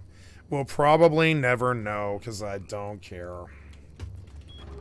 So what was I was talking about? So, yeah, and I was like, wow, all of my high school friends have only ever fucked 4 people. None of them have ever been sluts. None of them have ever been promiscuous. None of them have ever been experienced. None of them have ever kissed more than 4 people, and I'm included. I got to 7, and that's considered slutty where I come from. Like if I got to 7, that's considered slutty from the private school background I come from. Cause it's not Catholic, it's just kind of uptight. It's sort of like it's not Orthodox, it's just like uptight. It's like Moravian Catholic school is where I originate from. And then like Quaker Shaker Catholic school is where I grew up. And then I finished high school in Waldorf, which is a very private school that's designed to keep the classroom small. And what did you say? Is someone trying to raid you? No. There's 2 things that can happen, right? There's the stream snipers who have dropped all the landmines all around all of my bases on this server because they're just don't have lives and have nothing better to do. That's him. Hear it? Right? Yeah. And then there is the chance that a scarecrow spawns, which is a zombie that has bean can grenades, jackhammers, and they mimic whatever clothes that you're wearing, which tends to really scare you because it looks like a human is pushing you with a jackhammer and a chainsaw and bean can grenades on his belt, right? It looks like a crazy player that's out to like, you know, to gank you for fun, who's only brought a chainsaw, bean can grenades, and a jackhammer, right? Troll kills, right? Jackhammer kills, chainsaw kills, and bean can grenades. And so the Scarecrow's a nasty customer. They occur in the wild when you die, and they spawn on top of your base. A lot of the time, they'll spawn on top of your base, so you immediately think someone's on your roof and is about to blow rockets, right? I shit you not. Then I really love the concept of scarecrows. I really love scarecrows. I think I'm gonna think about them my whole life. So, and they're trolly and they look like you because they're copies of you. They have your clothes on, right? So you really think it's another player at first because it's only players have 6 different skins, right? Or whatever. Zombies don't have 6 different skins. So you think player when you see him. You always think player because it's like, man, he's dressed like a player. And then you realize he's got a chainsaw going, and that's how you know it's a scarecrow. And he spawns on your roof, which really causes problems because it's not meant to happen. It just does. And he stays up there too. And then sometimes he'll come down though, and he runs away from you. The first thing he does is he engages you once. He tries to stab you to death, and if you elude him at all, he goes running off, which is even worse because you're often trying to kill them. They take about 5 headshots with nail gun on up. It gets cheaper. The better the gun, the cheaper it is to kill him. Nail guns takes like 5 headshots and it'll kill him. Which isn't much, you can just go pa pa pa pa pa, and he's down, no problem. And he always drops 6 scrap, always. And then he throws bean cans at your base, but they won't damage the base. They just scare the living shit out of you. That's all they do, which is why they're named Scarecrow. And I love them. I love the Scarecrows. I love them. They're really good RPG characters. They're so fucking good. They're really juicy. You know what I'm saying? Yeah. Oh, well, thank you, Career Shooter. Well, if you haven't played Rust before, you should buy Rust. Let's go see how much Rust is. And you should come to my zombie server, and you should come play DayZ how it was always meant to be played. DayZ is a bad game. Rust Zombies is a good game.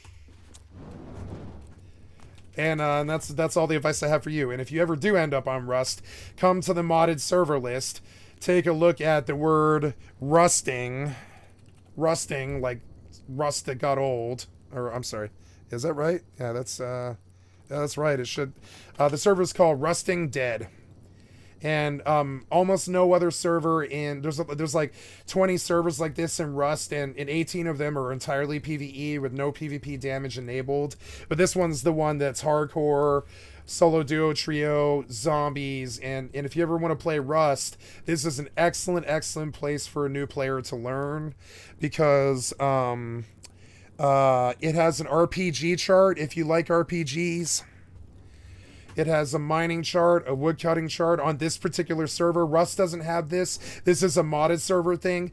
And this chart is just as fun as World of Warcraft or leveling in Fortnite or leveling in like ESO or something like that. It's a really good, solid MMO chart with a lot of really fun, good abilities such as immunity to fall damage, immunity to resource costs for using vehicles, immunity to cold damage, get refunds on every craft, or duplicate every item that you craft and stuff like that. So it's got this wonderful MMO system built in it in the creative mode aspect of it. And so it's like a DayZ Minecraft build of a server, and it's really good. And I wouldn't say so if I didn't believe it. So if you're ever interested, come to the Rusting Dead. You can't go wrong buying Rust, because once you buy Rust, you never pay for it again.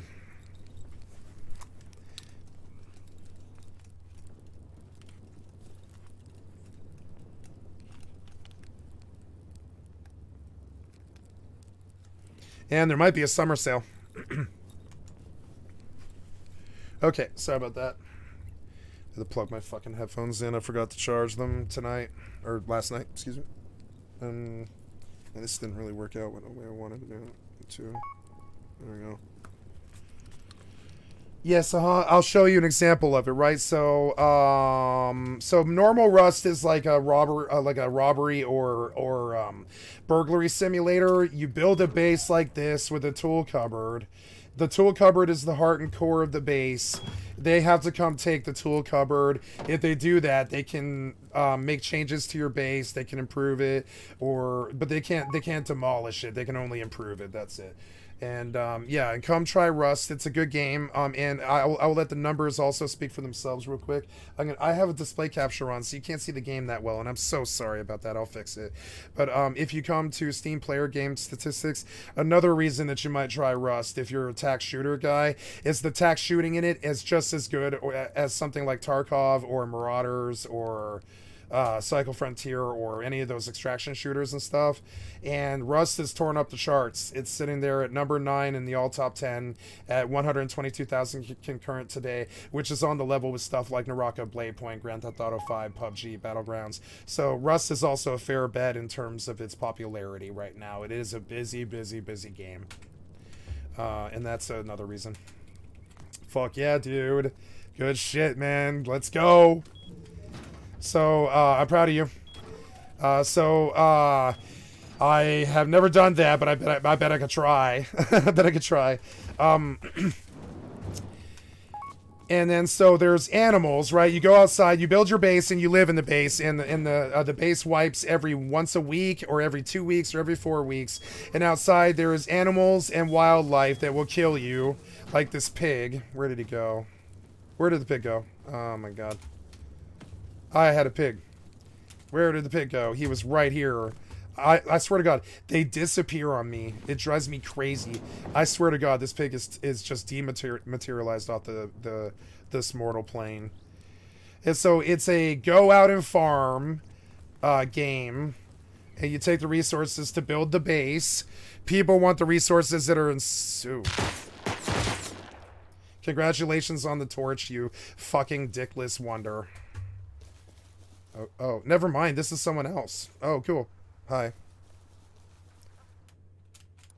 Hey, man. Good fight. Nice to meet you. I don't have voices turned on if you're talking.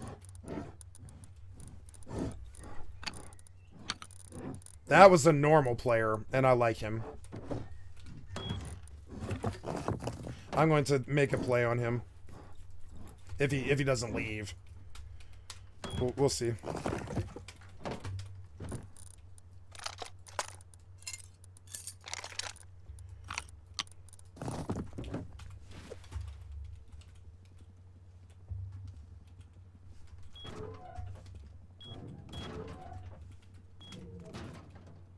He wasn't door camping me. I think he was passing through. Because that's a custom. He's running big risk. Yeah, he's not inclined to stay around here. Where did the zombies go, though? Yeah. Fucking annoying. So on this server, the zombies are here, but on normal Rust, they aren't there. They're just not there. No, I mean, this game is non-consensual PvP, and it's dog eat dog. If I have loot, that's loot that guy doesn't have. So this game is almost entirely kill on sight. And there's voice chat. So right now I'm talking to anybody who's standing here. That's a scarecrow. But if he's camping here, I'm talking to him with the mic open, so you can see that I'm voice chat is like the primary goal of this game, and it has full local vocal chat and stuff. Hopkins, you cannot subscribe to me because I will never be a part of any organization that would have me as a member. So to reach out to me and donate to me, I'm very honored that you wish to do so. I will drop my details here. My info is skycat.live. I will drop the website here in the chat as we speak. There we go. Come here and click on the cat face, and it will have a safe PayPal transaction, and you may make whatever PayPal transaction you want. And I could take 10 cents and I'd be happy, or I could take 10 grand. I'd be happy. I've got a family to support and a personal digital library to build. So thank you so much for the support if you should choose to do so. But it is not required. I do this for free, and thank you for the donations. I really love you. I appreciate it. So that website is how you can always find me. I'm on right now. I'm across 4 different platforms: YouTube, Kick, Facebook, Twitch. You can always find me on any of those 4 platforms. 14 hours a day, every single day since March 7th of last year. Maybe some days I'll pull an 8-hour or a 4-hour if I'm sick, but most days it's like 14 hours like clockwork. It's my job and I love it. And thank you. You can fight the zombies. Yeah, I'm gonna go fight this guy right now. Yeah. There's a difference between the zombies. So the Scarecrow is just a mob. He only attacks you and he doesn't have zombie sickness. He's just there to fuck with your mind. He's the only other variation of zombie. The other guys are walkers. They can only die to headshots. And you can fight them. And the whole point of it is you go into the chart, you kill zombies for 100 XP, and you fill this little XP meter that's right here in the lower right corner. Right? And let me get off display capture, guys. I'm so sorry. There we go. And you can see the better video. And thank you so much, Hobson, if you do donate. Thank you for the follow. Bob the Cheater, 123. It's good to see you. Thank you. I hope you like Hardcore Rust. Hardcore Zombie Rust. And I'm not solo anymore. I'm fucking trio, so yeah. I need to start putting trio on my fucking tags. I forgot. Okay. Oh, now there's the camper, though. Well, grats on the nail gun again. See the people, if you're a streamer, this is what it's like. And they think they have power over you, but they just have small penises, and it's clear as day, you can see it. And that's what everybody thinks when you see him in the wild. Small penis, acting like a small penis. You know? What can I say? He's not the top chi. He's the worst player I've ever met in Rust, and I'm not being exaggerational. I have a KDR against him, something like 900 v60. I've killed him 900 times, and he's killed me like 60, something like that. He's actually literally bad. He looks like he can win fights here because he's got the stream snipe in the door camp, and I don't care, and I'm walking out into door camps, and I know it, you know?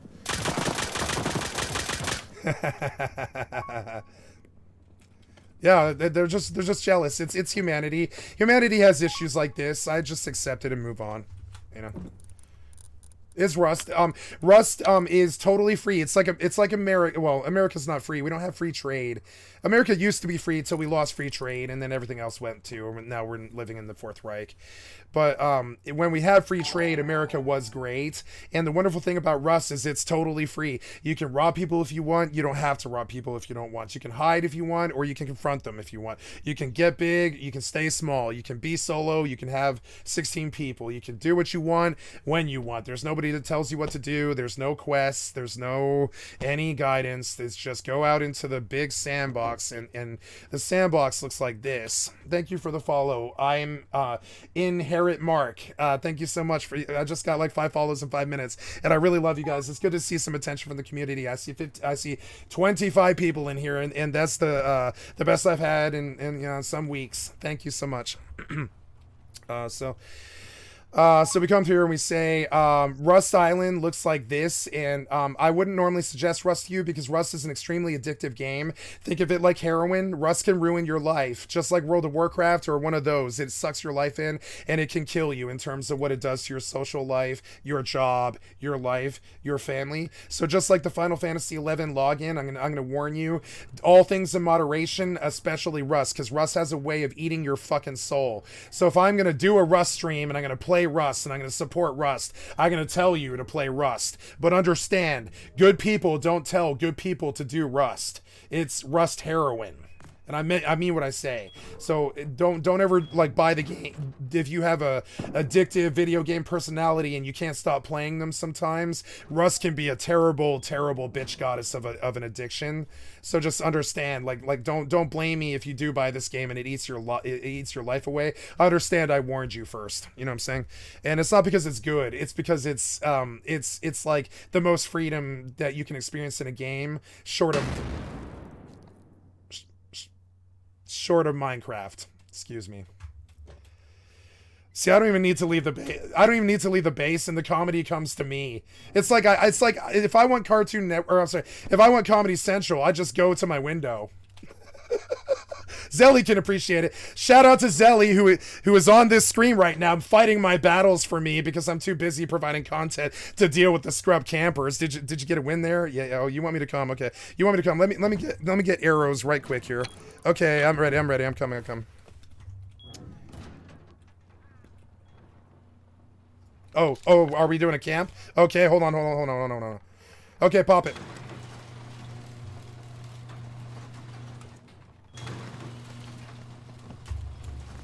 This is one of my trio. Her name is Zelly. She's a fucking badass. She's got 5,000 hours in Rust. Bow down and worship to something greater than yourself. Why am I hearing oh, never mind. Oh, it's Steph. Okay, I was like, why am I hearing shit in my bass?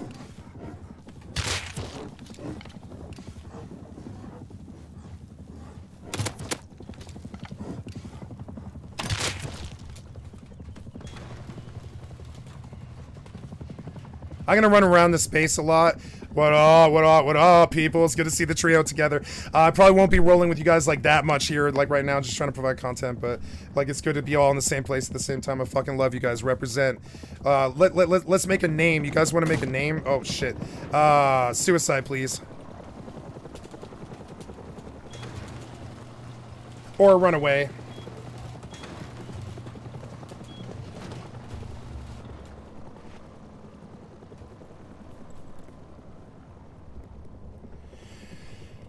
We should make a trio name, guys, and I'm open to anything. I know what I want, but I don't want to say it till you guys make your suggestions. We're gonna make a clan trio name here. It's a wonderful moment in a Rust player's life when they join a new clan, and you guys, I want your suggestions. I'm open to anything. This is Steph and Zelly only because they're the only people in the trio. Make your suggestions on a trio. Think about it for a day if you need to, but let's get a name together and we'll make a name for ourselves. You know. Oops. Wrong bag. God damn it. Oh, thank you so much, Hopkins. I really appreciate it. Yeah, I've got the notifications on my phone. You're all good. Yeah. Oh, yeah. The helicopter is a patrol helicopter, which is an NPC driven by the computer that hovers over the island, and he attacks anybody with guns or gear wantonly because he's like a psychotic helicopter pilot who's just killing survivors for no reason. It's some weird RP that Rust has always had. We call it patrol helicopter. And so the trick to getting out of it is you strip all of your gear off of your body into your inventory, and you dump all of your gear off of your bar. I'm sorry, all of your weapons off of your main bar, or the patrol helicopter, and you got to strip naked essentially. No guns, no gear. And the patrol helicopter will not fire at you if you have a tool in your hand and like maybe a miner's helmet on your head. But if you have any gear, he just opens up and shoots you with high-powered assault weapon, a high-powered chain gun and a fucking a set of rockets. And the rockets are really deadly. And the rockets hurt bases too, which is why I had them suicide. Because if you aggroed the heli and you are having rockets come in at you, you suicide right away, or the rockets hit your base and then you raided yourself. And we call that raiding. When you penetrate a wall or a door, we call that raiding. And so you done played yourself and you raided yourself, right? Yeah. We're learning how to parallel park. Tomorrow we're learning how to parallel park. Who is flying the helicopter? Yeah. And so, but there is also mini helicopters. I have a mini helicopter and I can show it to you, but the roof camper is out to get me right now. So that's an unwise, course of action right now. But you can fly around the island, and the island looks like, let me pull the display adapter right quick. The display adapter looks like,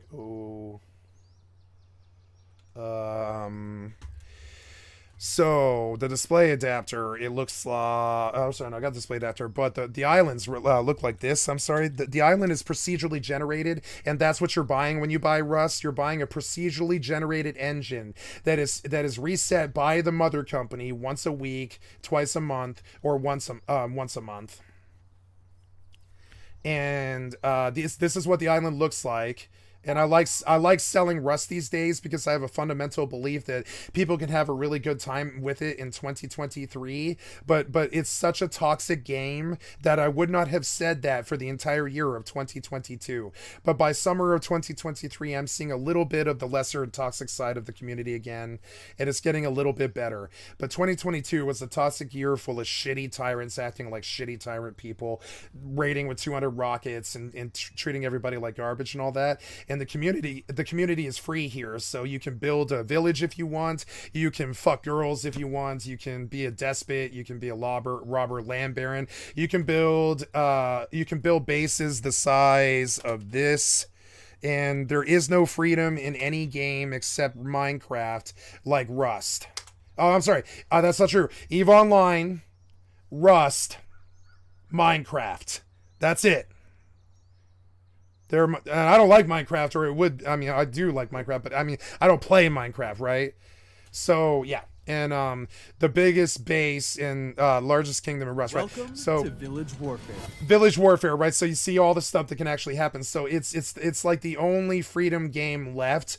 Otherwise, you're stuck with triple anus telling you what to do with your Elden Ring, fixed single serving portion friend of a game for a single player experience like tax shooters and such, or even live services like Tarkov and stuff. All of that stuff is Tarkov is less like that than a lot of other games, but all that stuff is very scripted. Rust is unscripted. You can spawn on the beach and anything can happen, and you can do anything with it. If you want to build a population of 100 people like a guild, you can do that, and that's what this is if you're seeing it. I got that new thing, new style, new. So it's hard for me not to promote Rust, right? But Rust, keep in mind, Rust is digital heroin. It should be said right out of the other side of my mouth. I'll say, yes, play Rust, and you should buy it right now and come play our dirty heroin game with us. Come shoot heroin with us. But really, you really must watch the addictive quality of Rust. It is very damaging to your life. So just understand, if I'm selling it to you, take the warning out of the other side of my mouth. This is a massive event I hosted where I invited over 100 content creators and told them to create a village with their viewers. With tons of villages around the map, politics will arise, wars will break out between civilizations. The only other games you will ever see anything like this at all is Minecraft, Rust, and EVE Online. That's it. There's no other games. Maybe Terraria is the fourth. Stardew Valley to a lesser degree. And True Freedom, it doesn't really exist in modern gaming, so that's why I'm going to pitch Rust at you. Otherwise I wouldn't. I would tell you stay away. And everyone will fight to be the dominant village. Now, forcing over 100 creators on one server the shit makes it look good, but what it really is you getting robbed all the time. Understand? is gonna make for insane content. But what I didn't realize, if you like Minecraft, you're missing out. The other Minecraft is Rust. Oh no. Oh. Yeah, somebody's here? Okay. The hell? Oh yeah. I came to the wrong base. I'm so sorry.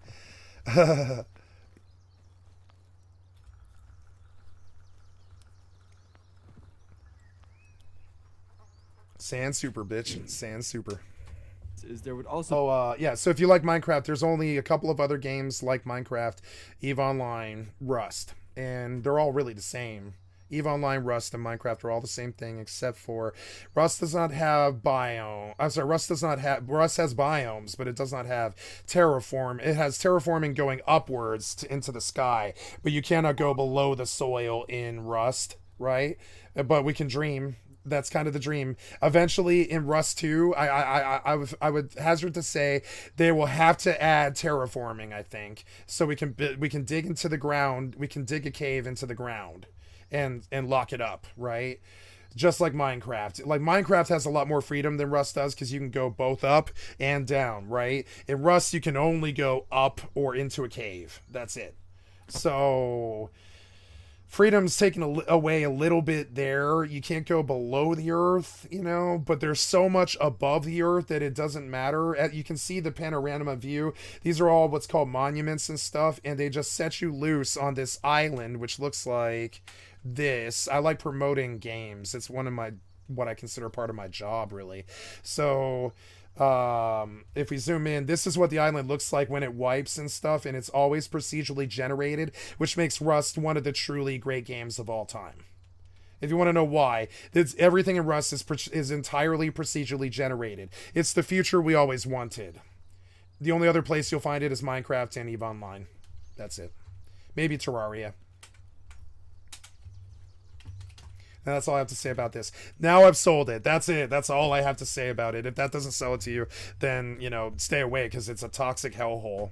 It's a good reason to stay away. It's full of people who want to dominate you because they're playing power games with themselves, like that idiot who keeps trying to kill me. And all they're really doing is playing with themselves. So be a lot of drama that comes with it.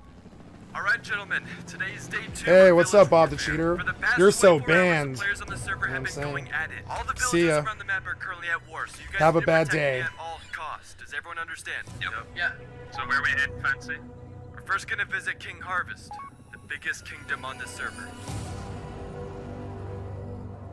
All right, everyone out. Everyone out. Everyone, let's move. Let's move. By far, the biggest kingdom on the server was ran by a creator named Harvest. He's taken control of the entire top left island and built a wall surrounding the entire perimeter. Not only does he have villages within these walls, but he has over 100 people living in this kingdom. And it was time to meet the king. Can you bring us to the throne room? Oh, you died outside my base. I'm sorry. Ladies and gentlemen, please clear the way for Sir Fancy. Career shooter. This is a. Oh, I'm sorry, Hopkins. Who died outside my base? I'm sorry, I missed it. It was Inherent Mark. Inherent Mark. I cannot help you in any way or form because that's considered cheating on the server, which can get you banned. I'm terribly sorry. I've been helping too many people. I began to realize we can't help any more people anymore because it would be considered teaming, I think. Knight and his crew. This is King Harvest. Yeah, he's a cheater. He got banned he got banned the day before he lost 5 accounts. He's a bad cheater. We're aware. Thank you for letting us know, but Rust is infested with these garbage crab people. You can see him come in here and call me fat. They're just bad people. As you can tell, he has a lot of influence. In his humble abode. Villagers, come to the front, please. Is that Mimio? Excuse me, Mr. Fancy. I'm sorry. They're not bad people. We love them. They're our fellow human beings. They're not bad people, theoretically, until proven otherwise. Villagers, out the door, please. Alright, we need to get these turrets unhooked. He's inside my base? How is he inside my base? Oh, you mean like on the roof? Oh, yeah. I don't care. Like, most people care about Rust. I've been doing it for 2.5 years. I don't care. I don't care what he does. I'm sorry.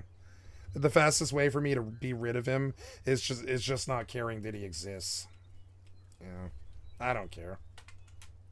As well, please. They are. The turret. Look at the turrets. Now I see a wire going through them. There, Ferguson. Can you unhook the turrets? Absolutely, my liege.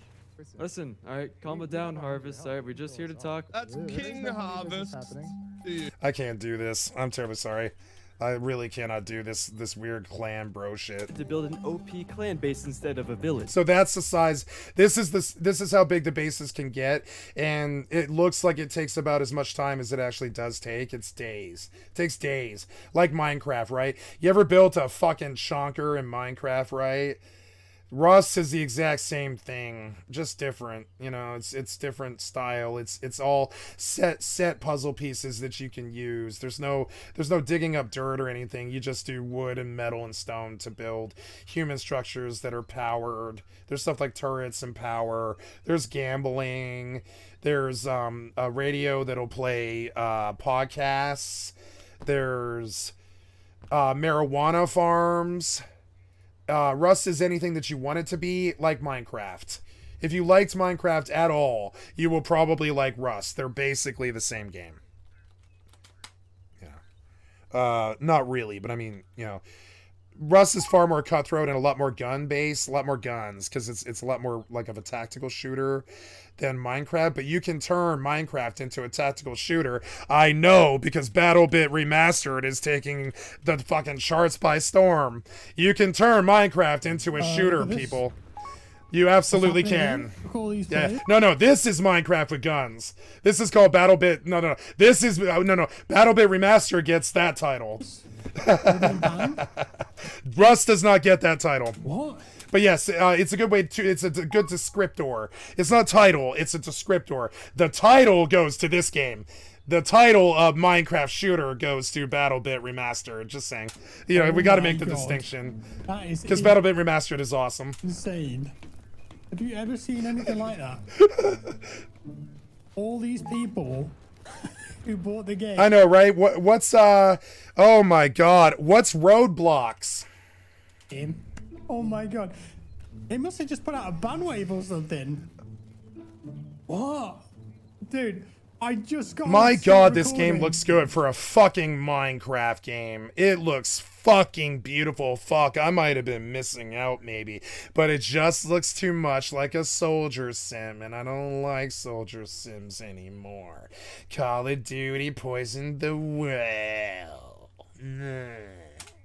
Join the server, and this is the first thing that happens.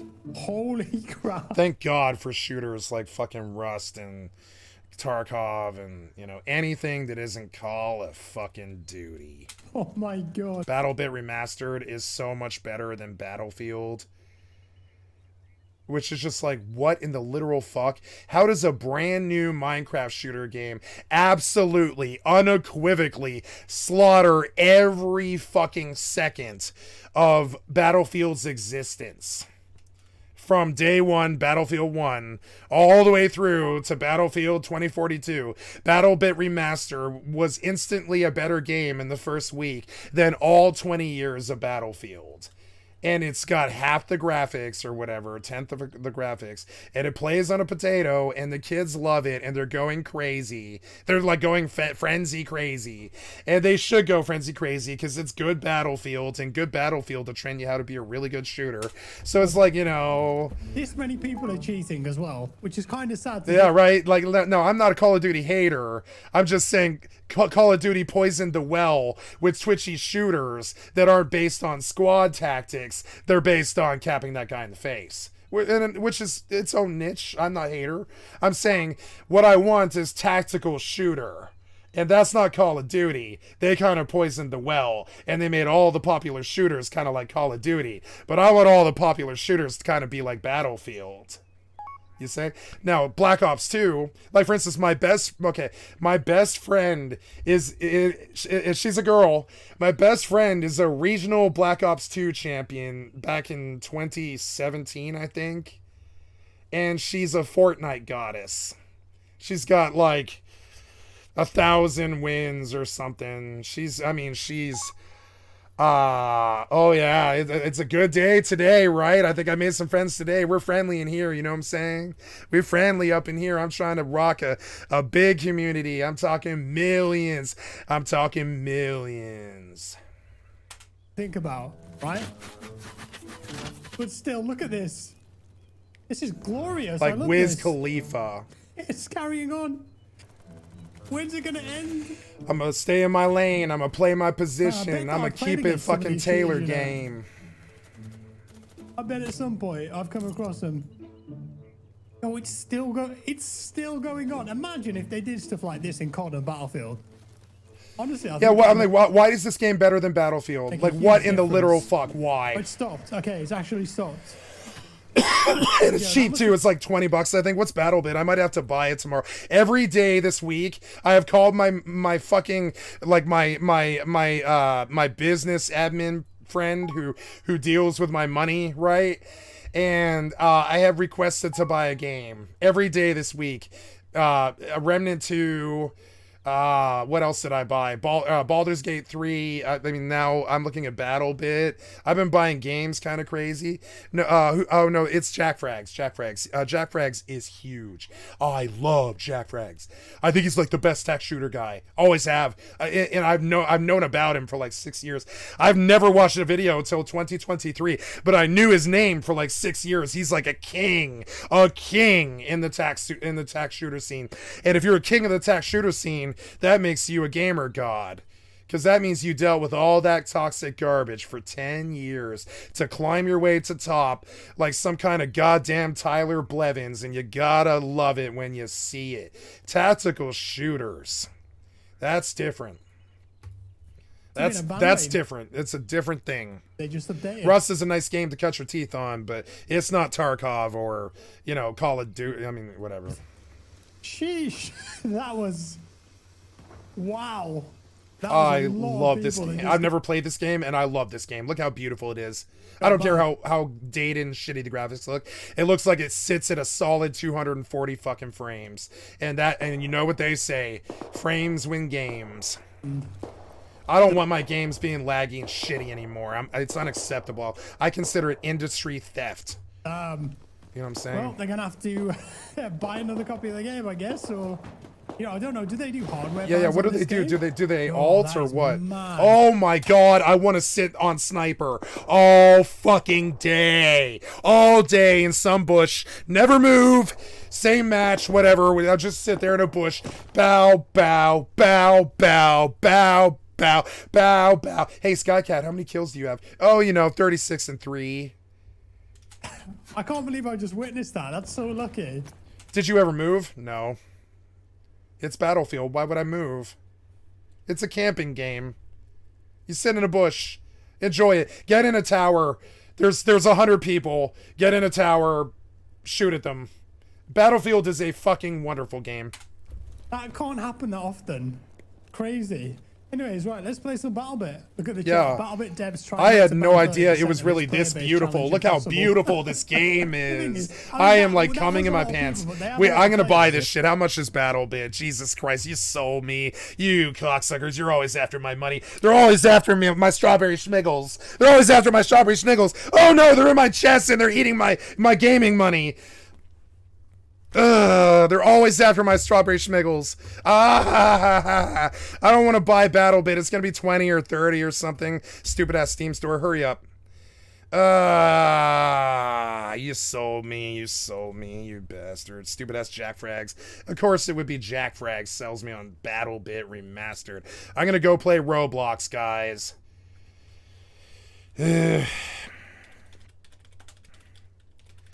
Okay, $15 is sold. I mean, I can't do it right now. I have to transfer money. I'll do it tomorrow. But I mean, like, yeah. It sold a lot of copies of the game, so I don't think that'll make a dent. I mean, to be honest, if I was a dev, I'd rather have... I've got $3 in my account. Thank you for the donations. By the way, if you wish to donate to me, my digits, I'm going to pop them for 10 seconds because I already got a donation tonight, so I'm going to go fishing for more because that's my job. I'm terribly sorry to take away 10 seconds of your life, but come to skycat.live, click on the donate face. Thank you. That's 10 seconds. Devs don't go bankrupt till September. Oh, okay. I know what he's referencing, so... Get off it. Get off it. Stupid ass YouTube. Get better, YouTube. Get better. Reddit.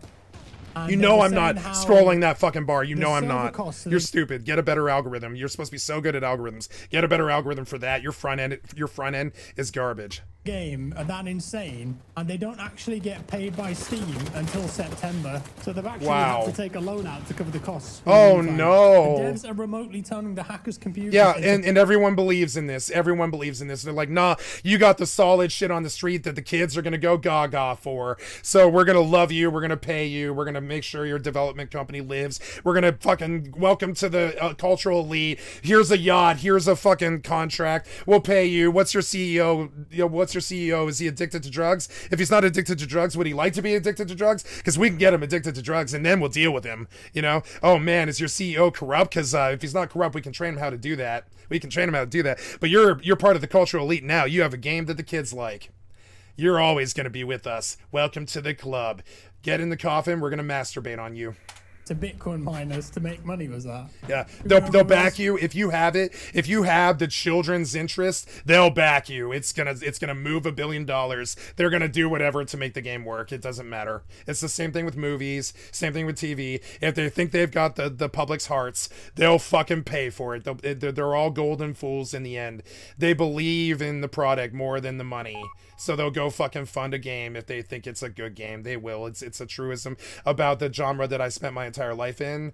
They'll pay for a good game. They'll make it happen if they believe in it. It's something I've always observed about this industry. If they think they want Final Fantasy VII fucking remake, it'll become a reality eventually. You know what I'm saying? Sorry, I'm missing a whole lot of chat, guys. I'm terribly sorry. Just trying to talk while I'm... Oh, God. Wow. Yeah, I can't play the zombie server, I guess. That's okay. I don't need to play the zombie server. The zombie server plays itself. And you forget, all your power goes away when I turn the stream off. You can't stream snipe me all the time, and I'll pay my bases then. You have no wins here. Better luck next time. To quote the great guru of Gangstar, better luck next time. You have no wins here. You know what I'm saying? Can you explain online casino games algorithms or point me in the right direction? Yes. All casino games are the exact same as Las Vegas odds. They can't be anything else. And Las Vegas odds are fairly simple. The house wins 85% of the time. If you want to win, you can. You will win 15 to 37% of the time. If you believe that 15 or 37% is going to bring you a big win, you are correct, because it will eventually in maybe 3 or 4 pretty big expensive tries.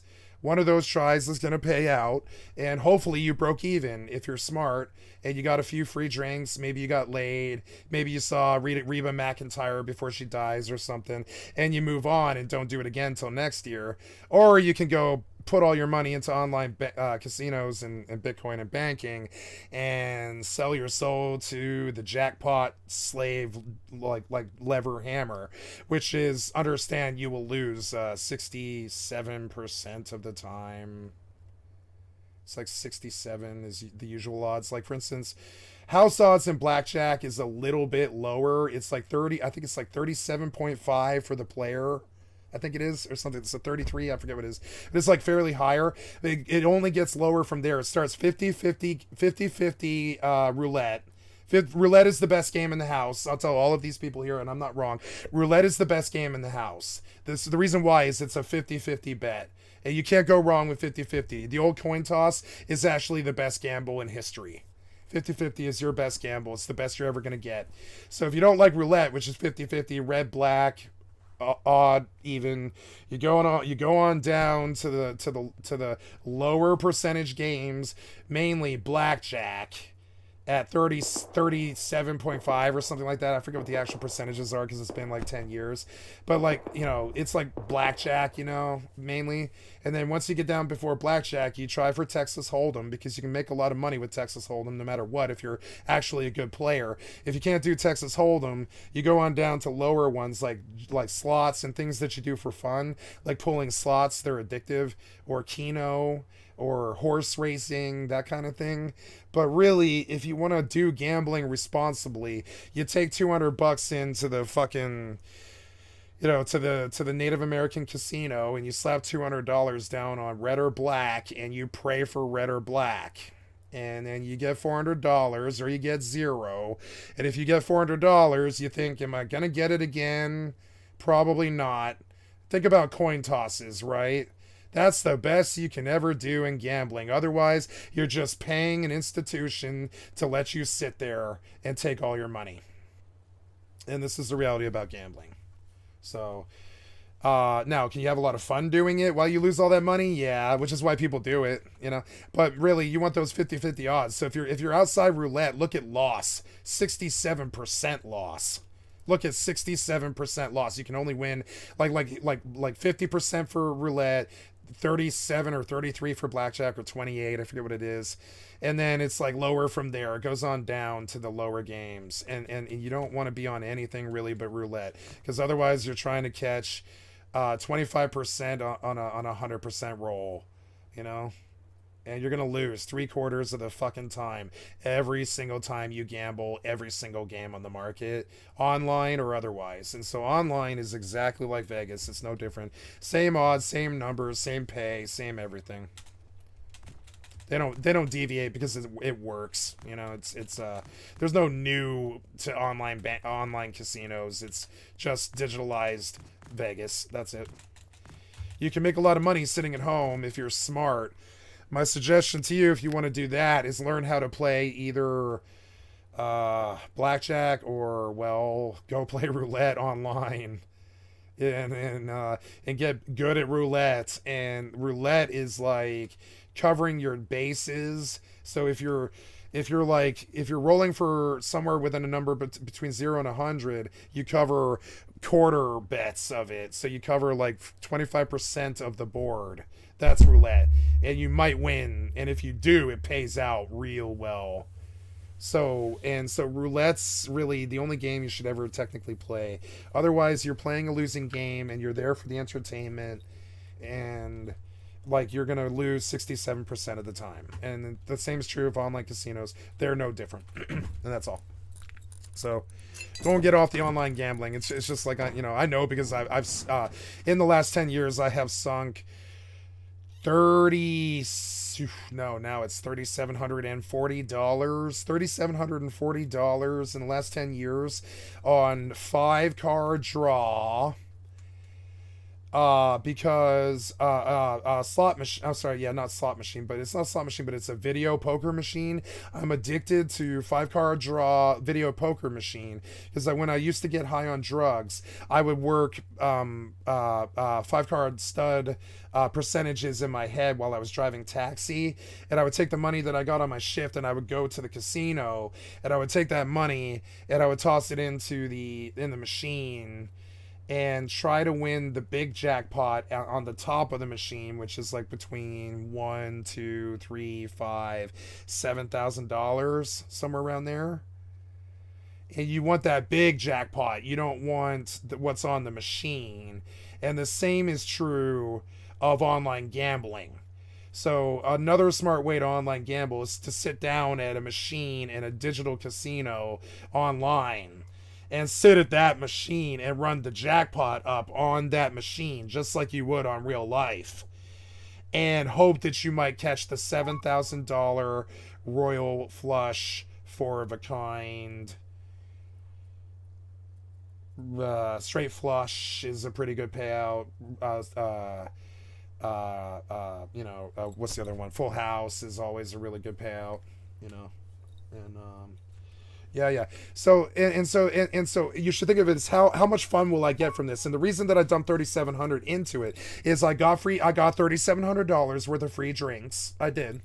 I fundamentally believe this. So I would get high in the taxi or whatever when I was off my shift, and I would go over to the fucking casino with my stripper girlfriend, and I would like give her, $50, and I'd be like, make me money. I'm dead serious. And I was like, and I made some money this way. So, and she did. She made us $2,800 because she sat down at my machine, and she won the jackpot that I had been working on for 4 months. And then she said, this is my friend Carmen. And then she said, I'm not giving you anything. And I said, I accept that, but that's fucked up. And I said, you should pay me half, because I told you if I stake you, you got to give me half. But she was also a desperate, heroin addicted stripper. And you don't take money away from a desperate heroin addicted stripper. That's just like kicking a toddler. Yeah. So I let her have the money because I let women walk all over me when I'm a sucker. You know what I'm saying? She did pay me, I think it was like $550. She was like, here's $500. And I was like, okay. She was like, I want it. It was my luck. And I was like, I cannot dispute that. And we had good drinks. We fucked in the hotel room that we bought right then and there. She did heroin. I did speed. We acted like shitty drug addict people, and we fucked in a casino hotel room just 10 minutes down the road after she won $2,800 off my jackpot on my machine that I worked for 5 months or whatever. It was like 5 months, yeah, something like that. Oh yeah, I'm a moral man, let me tell you. I'm a train wreck. I'm kind of like train wreck. Don't look at me for American Idol or, you know, any of that stuff. I'm not a very reputable person. So just understand, you know what I'm saying? Very much, yeah. Am I proud of these things? I'm proud of her winning my machine because it proves that I was able to put $3,700 into the machine, and I quote unquote because I told her to play my machine, and I fucked up, and she won on her turn. She won my game on her turn, right? And I was being nice and trying to fuck her. You know, I'm just an asshole, I guess. And so.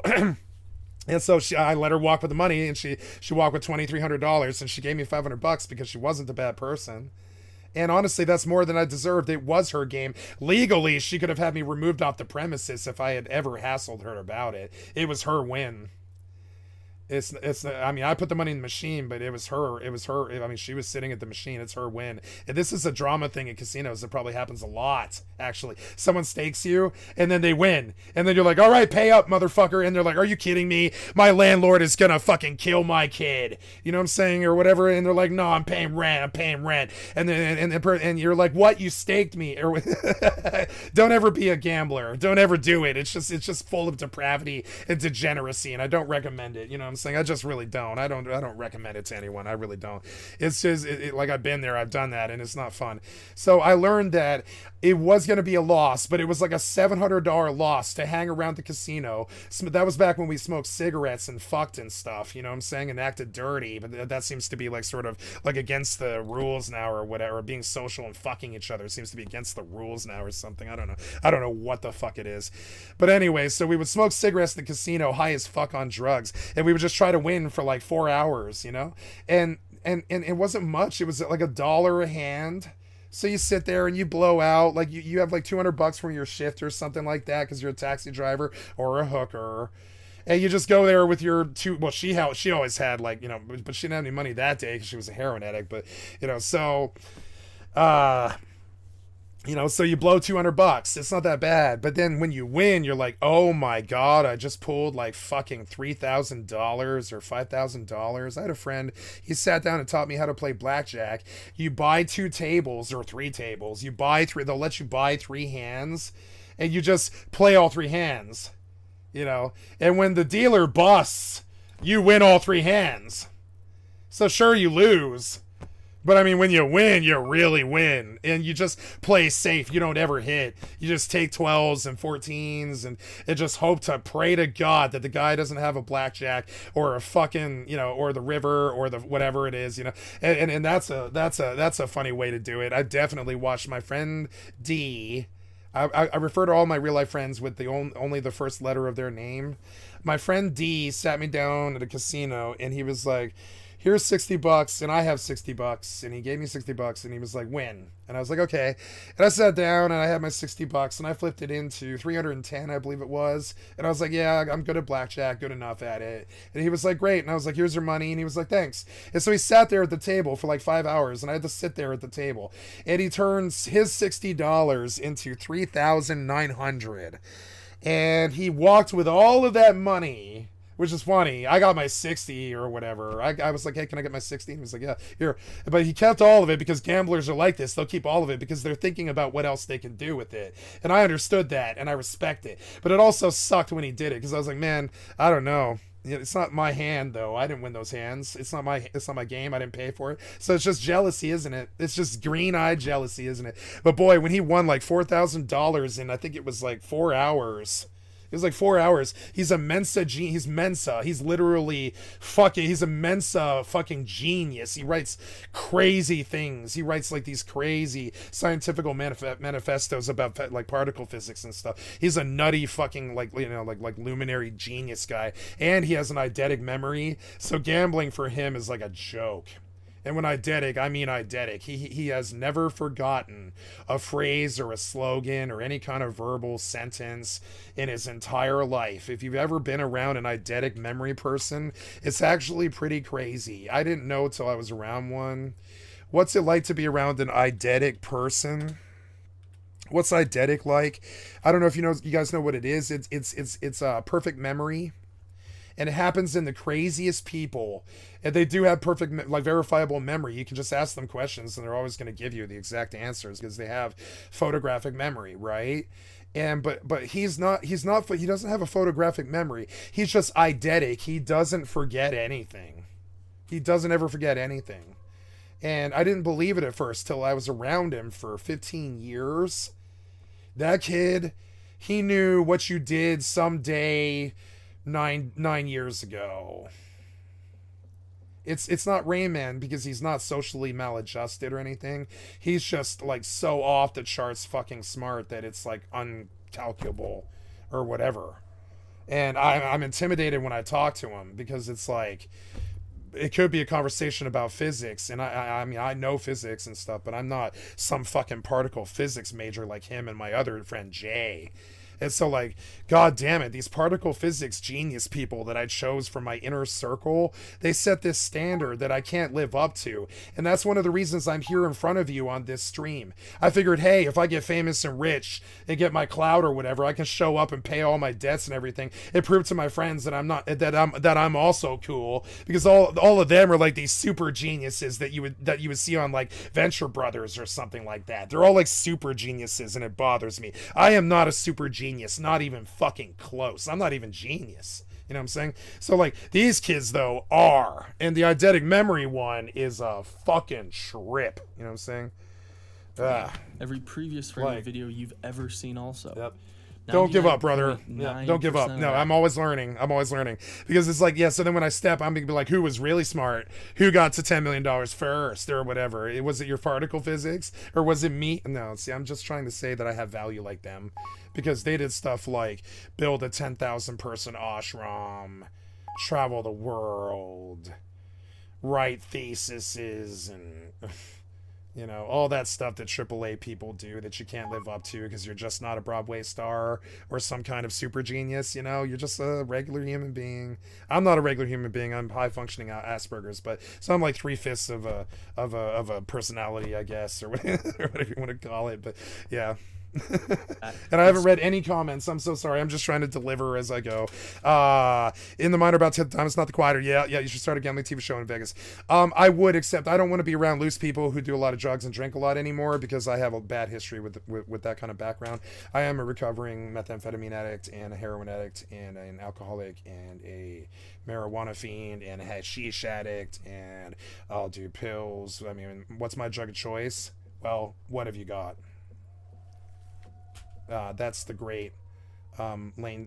Sally would know. That's the great Lane Staley of Alice in Chains. What's my drug of choice? Well, what have you got? Serve no purpose. There's some gonzos. Alice in Chains would be, of course, Lane Staley, who is now passed.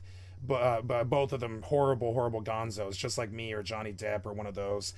Lane Staley isn't with us anymore, but Jerry Cantrell, the guy I always really loved more, is with us, and there's a real gonzo, did every drug under the sun for years and years and years like me, you know.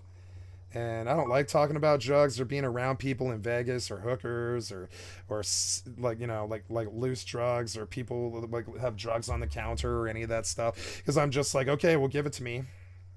And when they say no, I'm like, no, get me high. I'm standing here, get me high. And they're like, what? No, I'm standing here, get me high. And they're like, dude, I don't even know you. I'm standing here, get me high. Are you going to do me like that? You don't know me, but get me high. Come on. You're going to do me like that? And they're like, no, I'm not going to get you high. Come on, man. You're my friend. And they're like, you're not my friend. We are now. You'll get me. If you get me high, we're friends. And so that's why I don't go around like casinos anymore or hookers, or I don't, I've only ever bought sex once, but I don't like being around hookers because I'm tempted to buy them all the time, even though I don't do it. You know what I'm saying? A large part of the autistic spectrum consists of differences in how... Oh, yeah. I forgot to... and here's where my brutal honesty can always be really helpful for me. I like the brutal honesty because it can be this really beautiful thing that boosts my stream, but it can also be this really horrible thing that brings my character and assassinates my own character. But here's the brutal honesty. The one time I bought sex, I couldn't get it up. And I left the hotel room, and I left the money on the fucking counter, and I was like, peace, I can't do this. Are unable to filter out overstimulation. The complexities of our world. The most brains are... Enjoy the $200.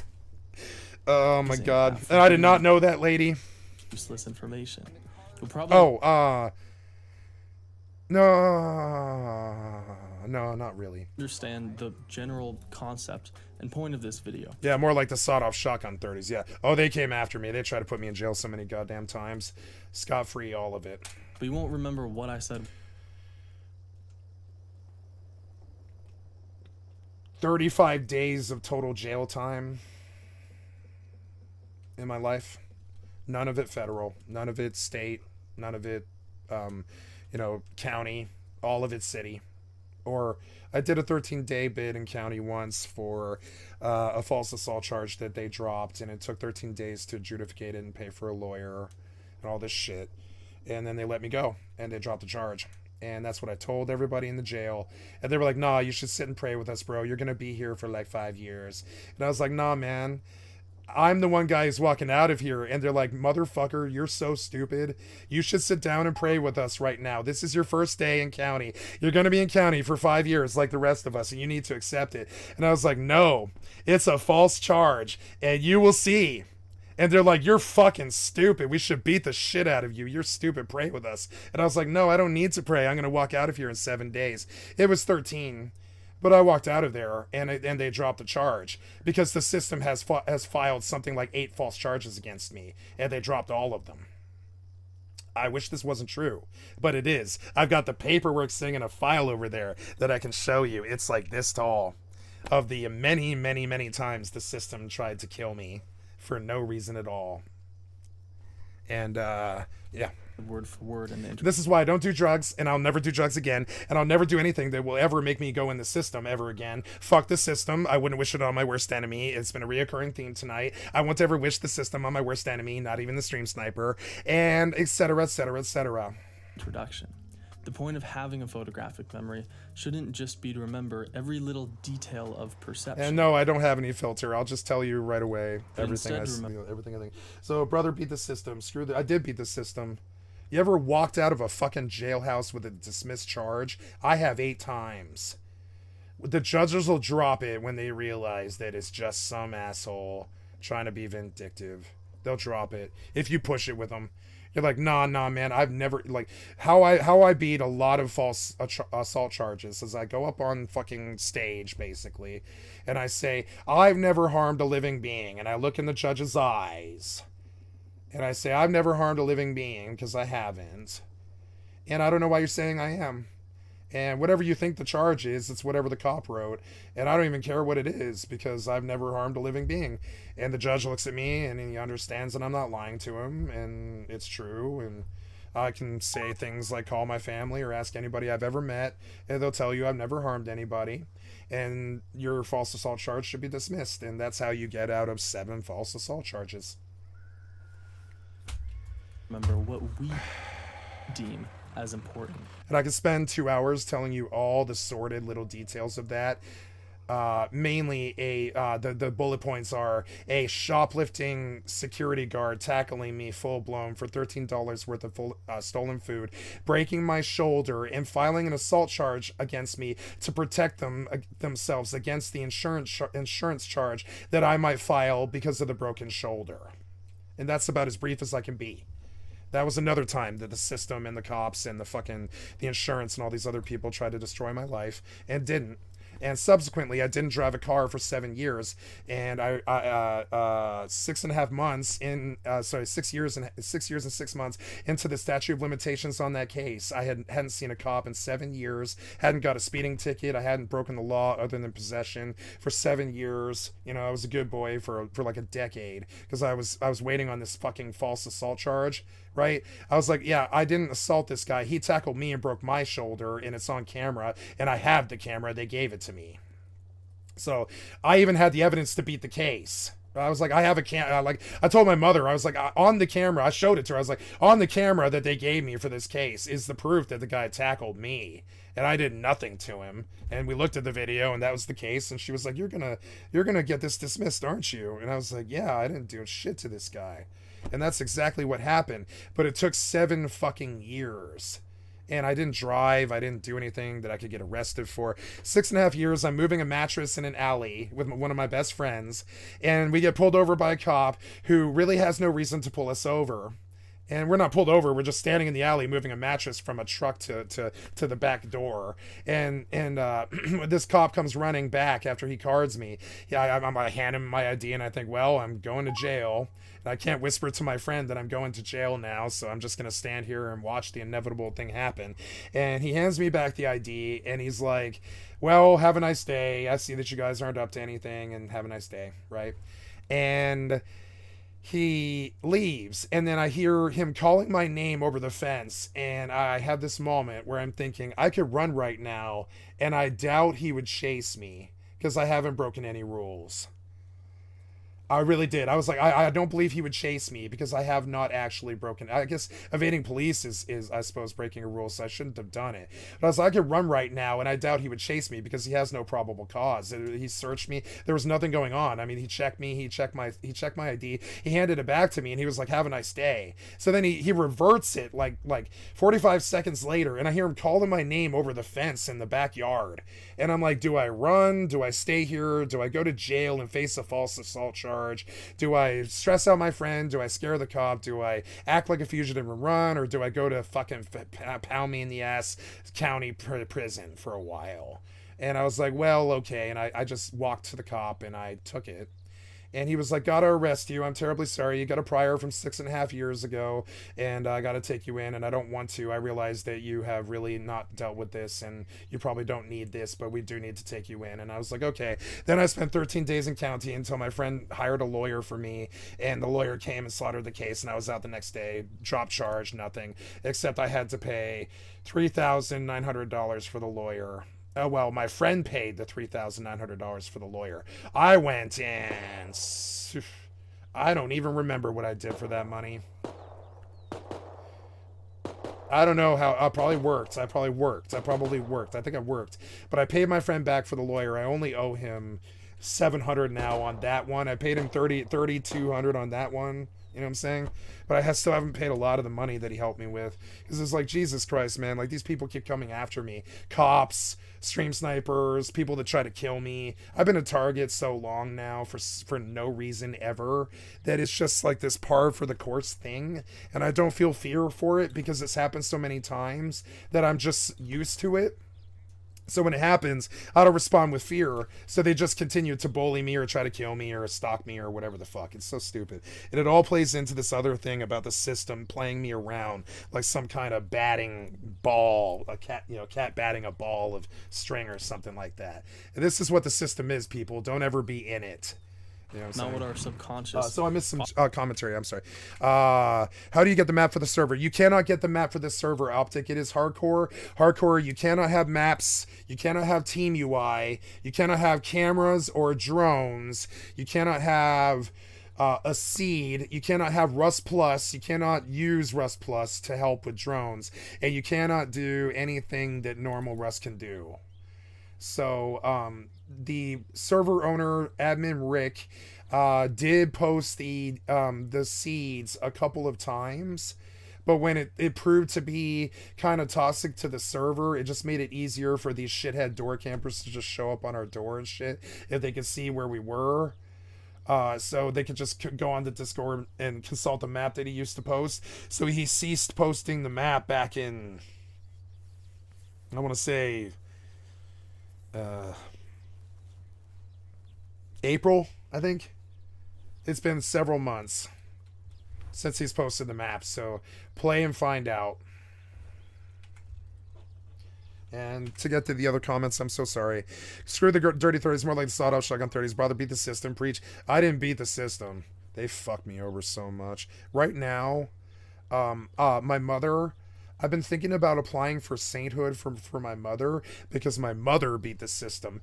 At the end of it, at the end of the probation, which was September 20th, Zelly knows because she was there, September 23rd, was when I got off probation after 5 years of dealing with the system over possession of less than a gram of heroin and possession of less than a gram of methamphetamine and possession of a stolen moped that I bought from a drug dealer that was only worth $200. But they tried to stick Grand Theft Auto on that one, but I didn't steal the fucking the scooter. I just bought the scooter from a drug dealer that I didn't know. I mean, I knew him, but I didn't know him, you know. So when I wiped out on a moped and I got a bad scar here on my shoulder. I don't know if you can see it. It's probably not very visible. So I got a bad scar on my shoulder, though. And I had a bad moped accident in 2018. And I woke up in hospital jail, and they were like, "You're wanted for Grand Theft Auto." And I was like, "I've never stolen." Well, I have stolen cars in my life, but I told the cop, "I've never stolen a car in my life. What are you talking about?" Because I hadn't stolen a car in, like, I don't know, 13 years or something. And he's like, "You stole a moped." And I was like, "I absolutely did not. I bought it for $200 off of some dude that lived in a motel room." And he was like, "You did, didn't you?" And I was like, "Yeah." And he was like, "Well, I'll put in a word with the judge. They're going to lessen the charge to, like, theft or something like that. But you still receive stolen goods, and we're not going to fuck you on a felony charge on this because the blue book value on the fucking scooter is $200. So it's obvious you didn't jack someone for $200. And should we hit you for a felony on $200? No." And that's what the judge thought, and that's what everybody thought. But the problem was, when I wiped out on the moped, I had a prior because of the fucking charge that, because apparently the moped had been reported stolen, but I didn't know that. So when I woke up after the moped, I had been in a moped accident. I had been in a coma for 5 days, and I had a bracelet on. I had a fucking, handcuffs on to the bed, and I wake up in a weird hospital and I'm handcuffed to the bed. And as far as I know, I haven't committed, well, I've committed a lot of crime lately, but not anything when I was riding on the moped that would cause it. I wasn't drunk. I was dead sober when I was riding on the moped, and I wasn't in possession of anything but marijuana. So I was like, I guess they must have busted me for marijuana, because I did have like an ounce of marijuana. But so I was like, okay, I'm chained to a bed for a marijuana charge. Seems kind of wrong, but I guess they do have to do that. So I finally talked to a nurse, and it turns out I'm in hospital jail, turns out Denver General is actually a fucking hospital jail. The other wing on the other side is a hospital jail. And I didn't know there was hospital jails till I woke up in one. That was a cute little story. And so I fought the moped charge. They dropped it to misdemeanor theft, or that would have been another felony. I've dodged like 7 felonies. That's not beating the system. It's just like understanding that I've never harmed anybody and I've never done anything wrong. I've done drug dealing and, I guess, or whatever, and I've gotten high. I've never harmed anybody or stolen from anybody I know their name or who live in the same city as me.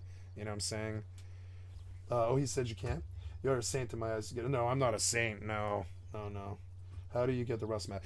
When I was 15, I did rather bad break-in at a game store. And that's past the statute, so 25 years now, but I mean, I don't believe there's a statute on that, so it's not some braggadocio. It's just, I'm not very, when you can, look at Discord. I'm so sorry I missed it. Yeah.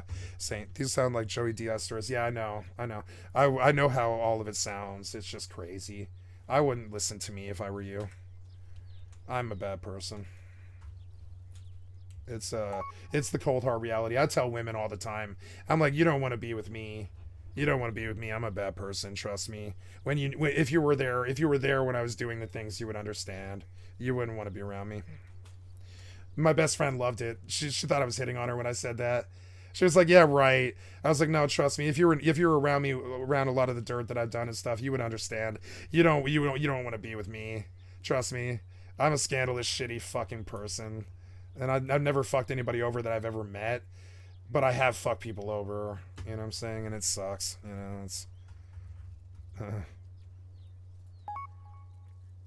Yeah, I can get lots of women, but I don't want lots of women. I just want somebody to love. That's all.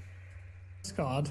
Man, I've only got 1 kill I have someone to love, but it's not a real relationship anymore. so far. What's going on? Yeah, I've got the RPG heat explosive as well. So apparently this RPG is really Someone tried to kill us. good against infantry. So I thought it might be a good laugh to try and use it. But yeah, also, I was thinking about starting to use voice comms, but I don't want people to recognize me. So I've changed my name to Tony Peroni. That's the only thing I could think. If you're the girlfriend of the star of the horror movie, or boyfriend of the star of the horror movie, that's a bad place to be. Because the star of the horror movie is the person trying to evade the psycho killer. So don't date people who are targeted by a psycho killer. And that is why I don't have the love of my life. Is a man tried to kill me. I was like on Steam, change profile name. What shall I go with? I don't know. Tony Peroni? I love humans. Doesn't mean anything. Maybe I should do a stupid voice as well. Yeah. And on top of this, right, I know that I'm not the only one in here with stories like this. I think a lot of stuck-up middle-class people seem to think that the world's not like this, but it is. I know many people in here have many stories like this. I am not naive like Stream Sniper. What's up? My name's Tony Baroni. It's kind of like a mix between Rocket Raccoon and Mike Ehrmantraut from Breaking Bad. Oh, hello. My God, this combat looks great. Fucking great. Yeah. Some kind of Humvee just went past. I just want to RPG people, though. Thank you for the positivity, guys. I really appreciate it. That's all I want. Kablamo. Yes. Was that 1 or 2? I think there was 2 there. But fire! Yes. He has no idea what's going on. I don't either. What's the drone? It's a drone. Why is there a drone? Is it explosive? I'm doing. Is it gonna blow up? I think it did. I think it did blow up. Drone. Nice to meet you. Oh, did the drone just kill him? I think they mentioned as well that they're going to try and sort this out. You see how there's lots of blue icons. Right. You will. By the time you are 22, half of your friends will be meth addicts. They will have babies, and they will drop out of school, and they will never go to college, and they will... all these people that you thought were going to be there with you your whole life, and we're going to be these awesome peers, and be with you, and rock the life with you, the game of life, you know? They're all going to burn out and end up in jail and fuck up, and end up in trailer park trash, and fuck each other, and, you know, get busted for domestic violence, and end up on Springer. Trust me. It happens to everyone. At 17, you won't see it yet, but in 5 years, you will. In 5 years, you will. By 22, you're going to see the burnout, dropout, drug addict people, the meth addicts, the trailer park trash, the people who don't work, all that other stuff. That is not a generational exclusivity thing. It's happened since the dawn of time. You want zombies? Okay. I'm so sorry. Okay, you want zombies. I was like, I'm sorry. Okay. We play some zombies. I'm with you. I'm sorry. I'm gonna turn on some ambient. That'll take just 5 seconds here. Give me just a second. We're gonna listen to some 80s synth wave.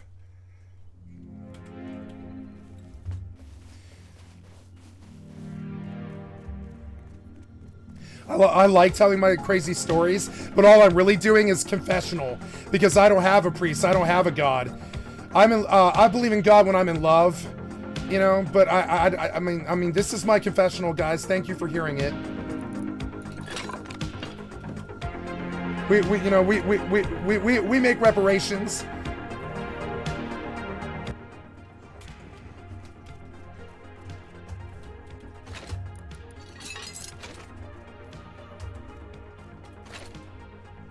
I'm going into senior year, and some of my friends haven't got a job yet. Yeah, and it's gonna stay that way. One thing I will say, I worked my whole fucking life. Even when I was a deadbeat playing World of Warcraft 80 hours a week, I was still doing something. I was like flipping CDs, or like, you know, selling something, or... Oh, Jesus Christ, it startled me. You know, that kind of thing. You know, I always was like, I gotta pay the rent. I gotta pay the rent because I left my home at the age of 16. I mean, I lived down the street from my mom, but I mean, I moved out of the house at the age of 16, and I didn't go back until I was 23. Get out of the house ASAP. When you're, let's see, how old are you? You said you were 17, right? Do you have a car? Get a car.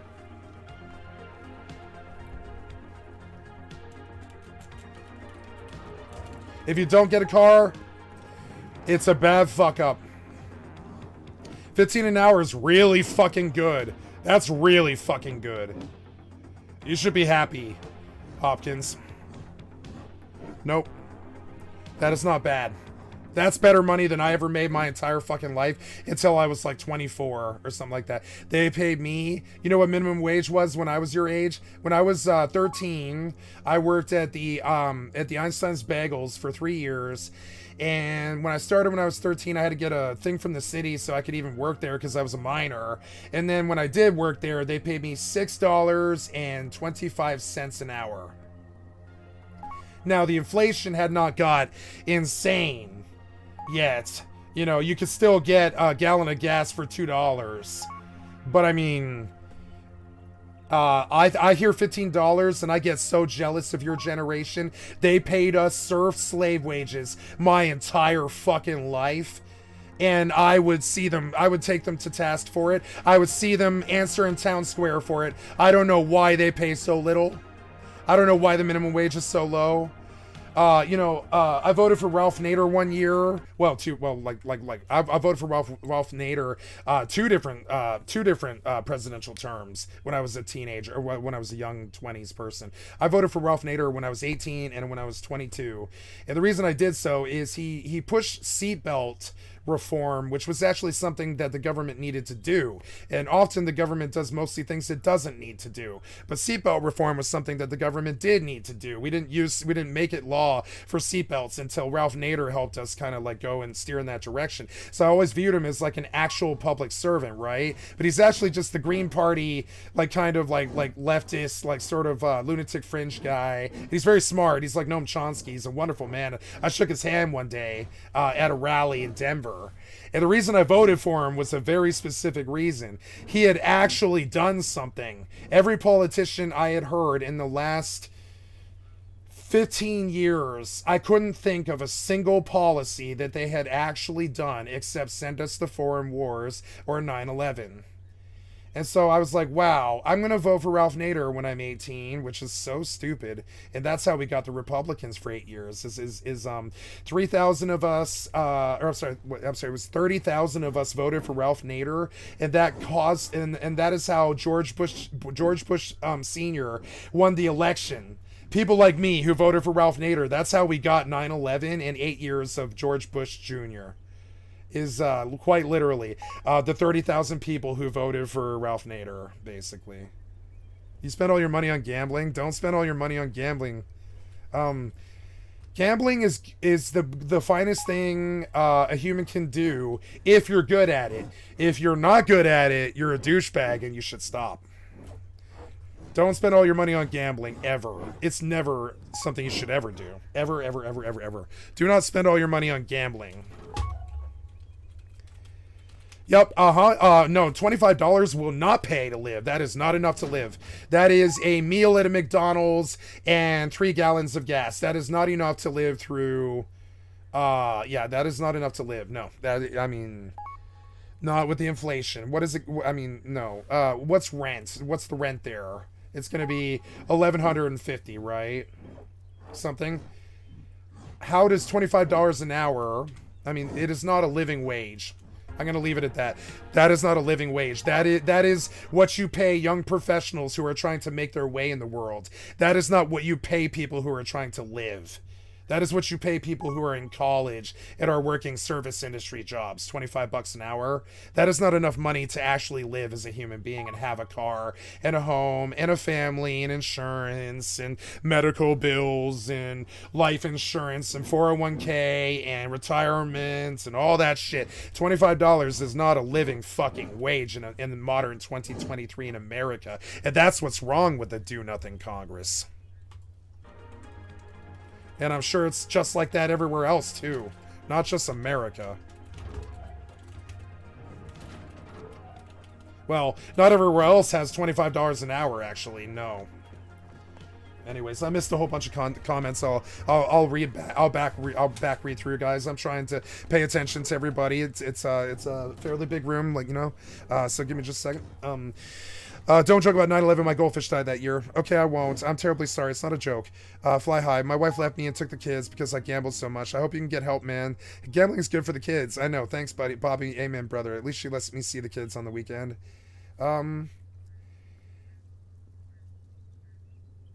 You should see your kids more than the weekend.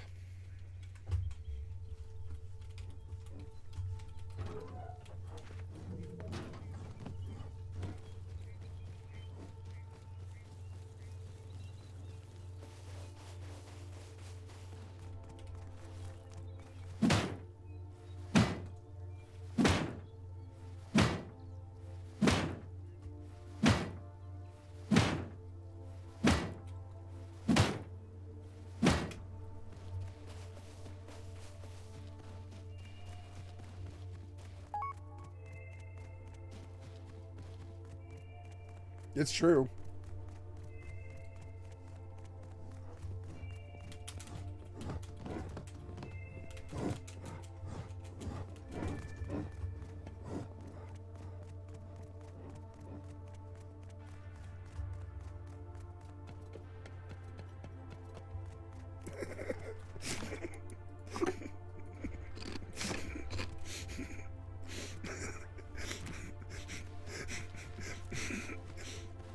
Oh no, it's a fucking scarecrow.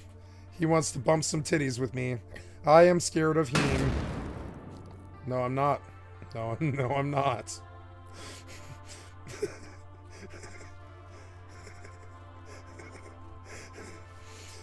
Rust is a funny thing. It's a interesting thing. Things will get better as time goes, especially with my new friends. Absolutely. That to quote the Beatles, right? I get by with a little help from my friends.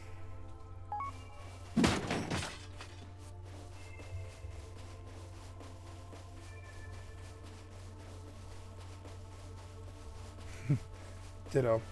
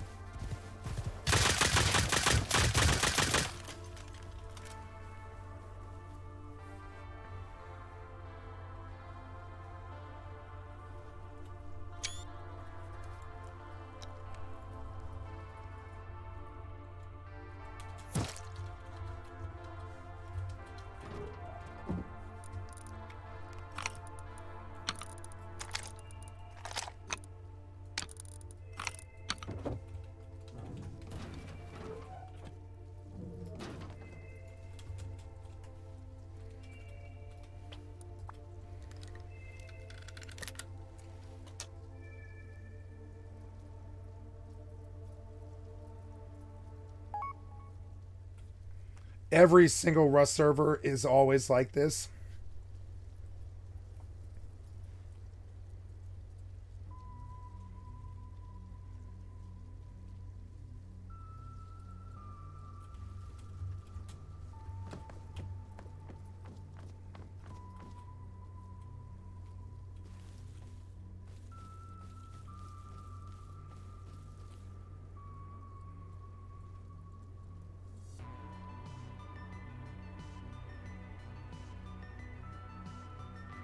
He won't push because he knows I'm better than him.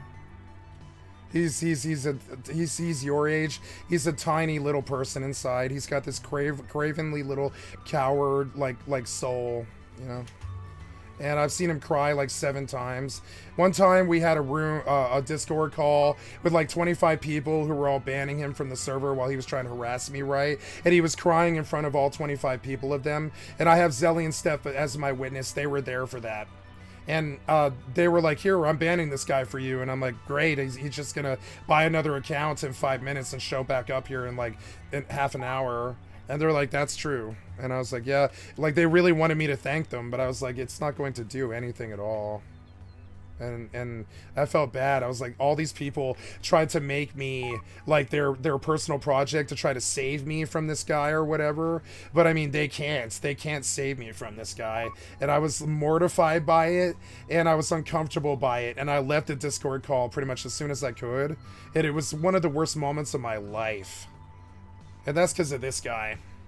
I had to tell 25 people that this was just all too much for me, and I just can't really handle it, and I'm leaving, you know. And it was incredibly uncomfortable for me. And I'm not a usually uncomfortable person, you know what I'm saying?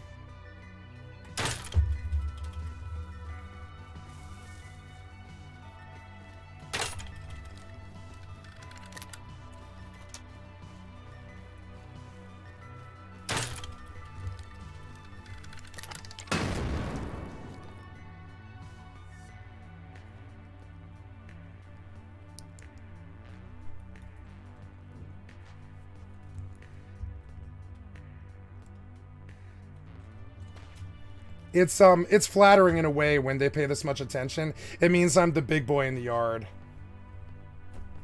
It means I'm the king, you know.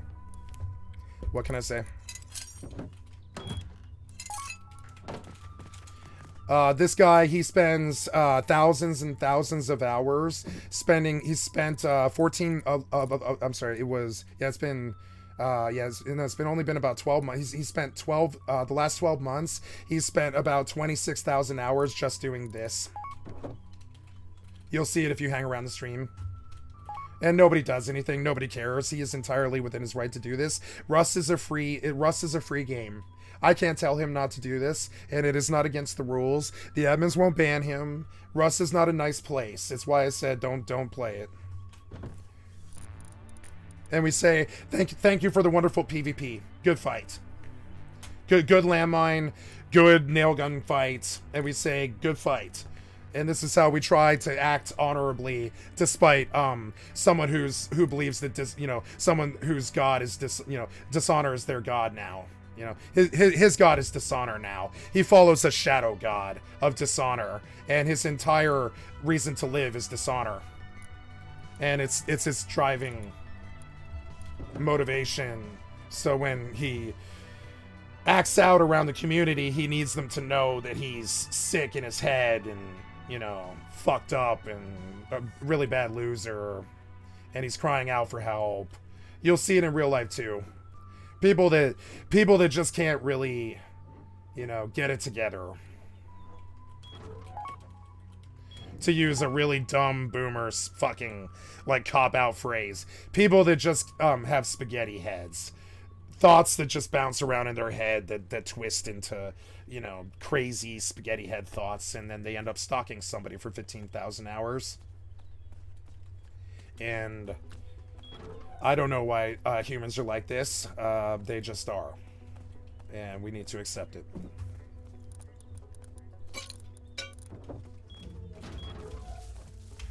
They're sick. What can I say? Oh, I missed what you said. Can we see the other big base you have?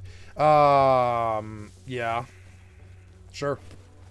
Oh, wait. I don't want to bring this, though. Hold on. He seems to think that I'll fight him, but I won't. And I never lose anything of value to him. I lost a python yesterday because I walked out the door, and I was going to give them a python so they could fight us.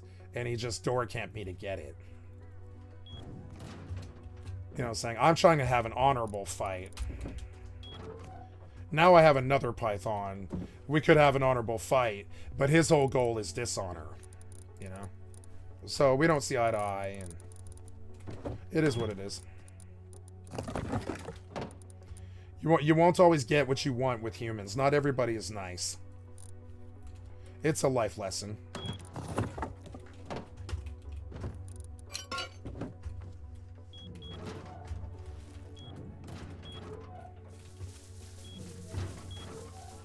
So this is my other side of Bandit Camp Base.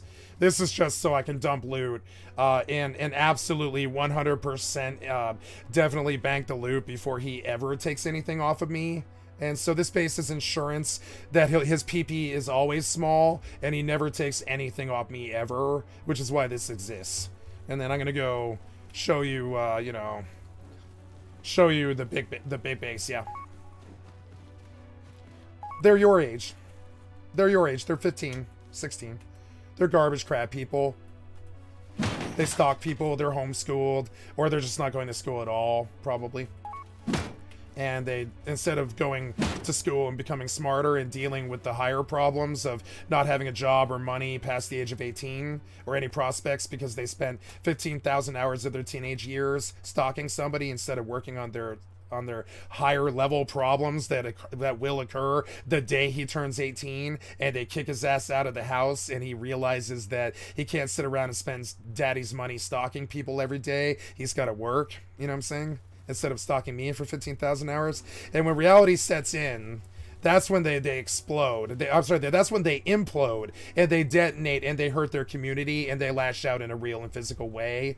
When reality finally comes and knocks on the door and it comes to their 18th birthday and daddy won't pay for them to live there anymore, and they've just been screaming at the Discord for 5 years and not going to school and treating people like garbage on the internet and issuing death threats and catching charges with federal and state police and shit like this, and daddy knows, and so daddy kicks his ass out on the street, and then he does stuff like swatting people and goes to jail for 20 years.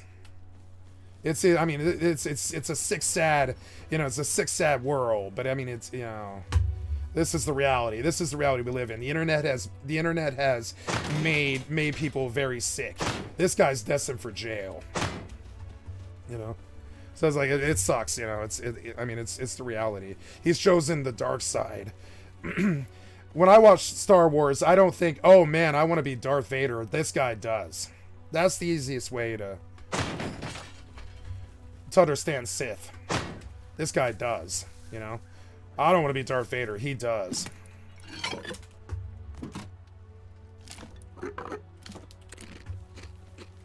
And Rust is full of people like this. It's only people like this. Really?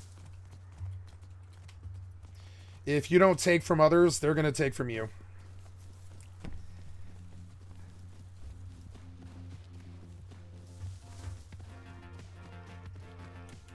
Oh, can you show us that big red sign we saw outside your big base earlier?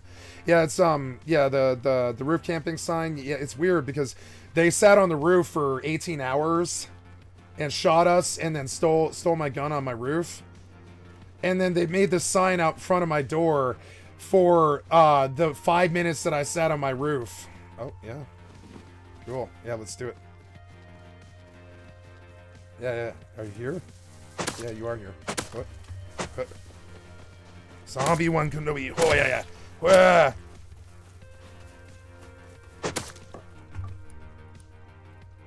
Good fight, brother. I didn't mean anything by it. I just wanted to see your name. And I'm terribly sorry for the health damage. Here, take a pick, huh? Some metal and all that. And good fight, brother. You can kill me if you want to, but I don't have anything. Welcome to the zombie server.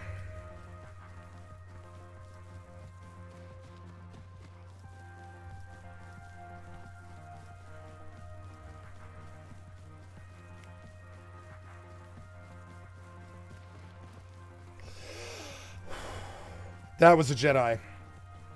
Somebody who is not like Mr. Garbage Crab.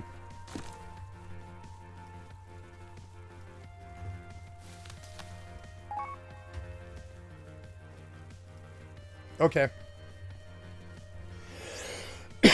Yeah, I've only looked at it like once, so... Jesus Christ, it startled me.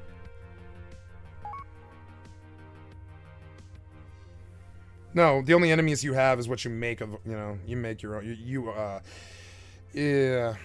Never mind, I'm just gonna let it go. Scarecrow spawn. Okay, so this is my big base, right? The core looks like this.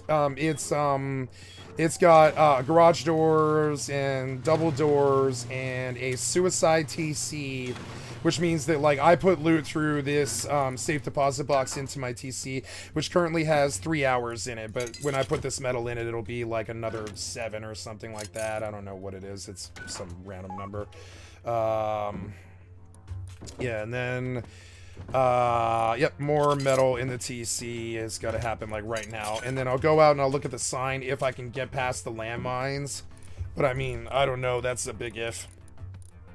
We'll it's definitely good to break them, you know, to blow up the mines, so I'm gonna go out there and try to do that.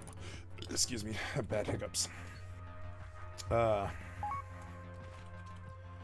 They go and they farm sulfur and they spend points in the RPG chart, and then they like farm up sulfur. It's not hard, and then they find landmine in the boxes. They research it, and then they get a T2 or whatever, and they start or whatever it is, T1, I forget, and they start producing them, and they make like 500 or 2,000 of them or something like that, and they go and they lace like 500 mines all around your base because they're children and they don't know how to act.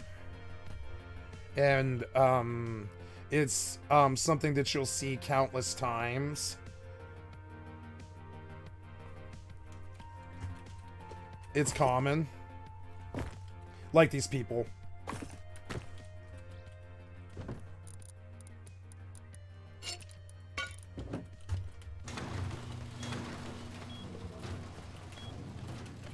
People on the long, hard, fast road to the middle.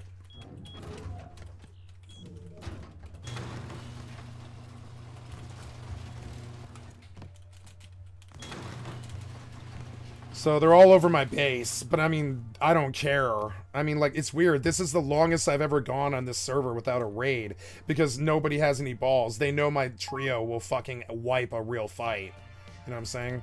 So it's like, the protection is here, and I gotta say, I love my brother and sister who protect me here by just having their presence here, because these kids can't push us. They know they'll get stomped. You know what I'm saying? And they don't push us either. I mean, they push us, but they don't ever raid, because it's like, oh man, fucking scarecrows scare me. Jesus Christ.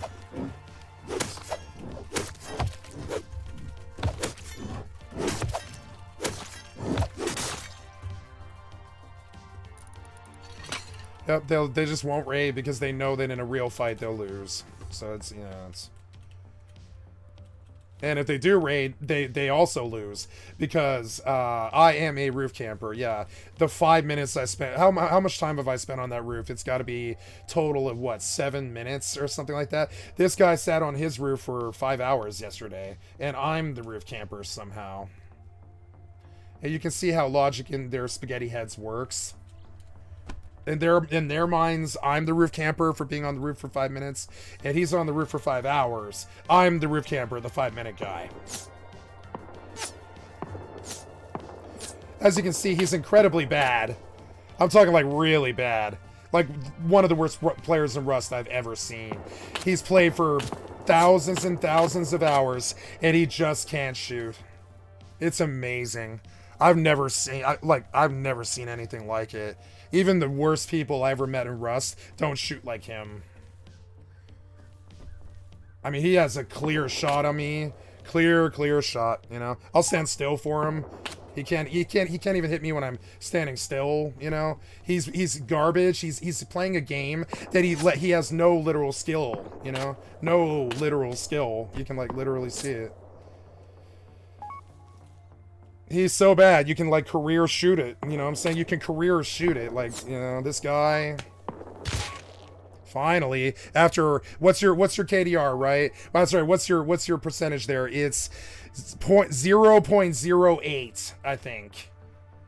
And that's your life. That's what you're always going to be your entire life. 0.08. If it's what it is right now, after all those years on UKN, you know, or not years, but months on UKN, if it's that bad right now after all those months on UKN, you have higher problems, sir. You must work on your skill. You will never be able to step to us at this rate if you're shooting like that. Go back on your little butt-loving UKN or whatever it is you do with your little beamer delusional lifestyle, and understand that if you shoot like that, you shouldn't be playing shooters. You need to go play World of Warcraft or ESO or pretty much anything that isn't a shooter. And as I always say, I'm not saying anything that isn't true. You know, the crowd would agree with me. They saw you shoot. This isn't your game. And you can see me, I just dumped the toxic on him, and it's all some fucking game, right? It's all some game. I dumped the toxic on him, and it just goes back and forth, and back and forth. And hopefully he makes me famous. Stupid people make people famous.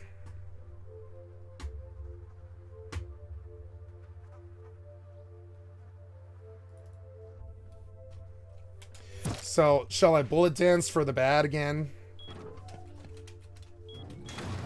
We can go through this again.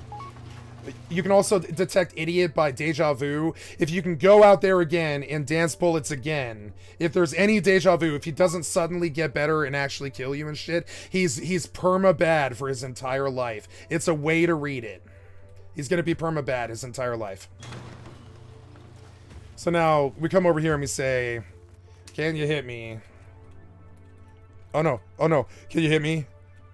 Oh no, oh no, can you hit me? No. No, he's not gonna do it. Because he knows that he just whiffed 26 shots on stream. On a clear target in the meadow. Now, I fired at him at his base 2 days ago. I fired 16 shots and nailed 13. And I counted them. Because if you play Rust, you should be serial about it. You should count your shots, and you should understand what landed and what didn't, and all that shit. And IWAN, KDR, or whatever it was like, I didn't kill him, but I did land like 13 hits on the 16 shots that I made. And that's the difference between somebody who can use a lot of work to get good enough to defeat his enemies. That's my shtick, right? Is somebody who puts in thousands of hours of work to get good enough to defeat his enemies. Now, this guy puts in thousands of hours of work and whiffs. So, and that's born bad. You can't fix born bad. If you're ever running a guild or a clan or a business in real life, you can't fix born bad. It's just not a feasible, you know, it's not a feasible thing for your business or your clan or like a working, working cohesive unit in an army or anything like that. If you're ever in an army unit, if you find yourself enlisting in the army, if you see born bad, you've got to get that away from you right away. It'll get you killed. And stupid, you can't fix stupid. So just understand, you know. I don't truck with it, you know, etc.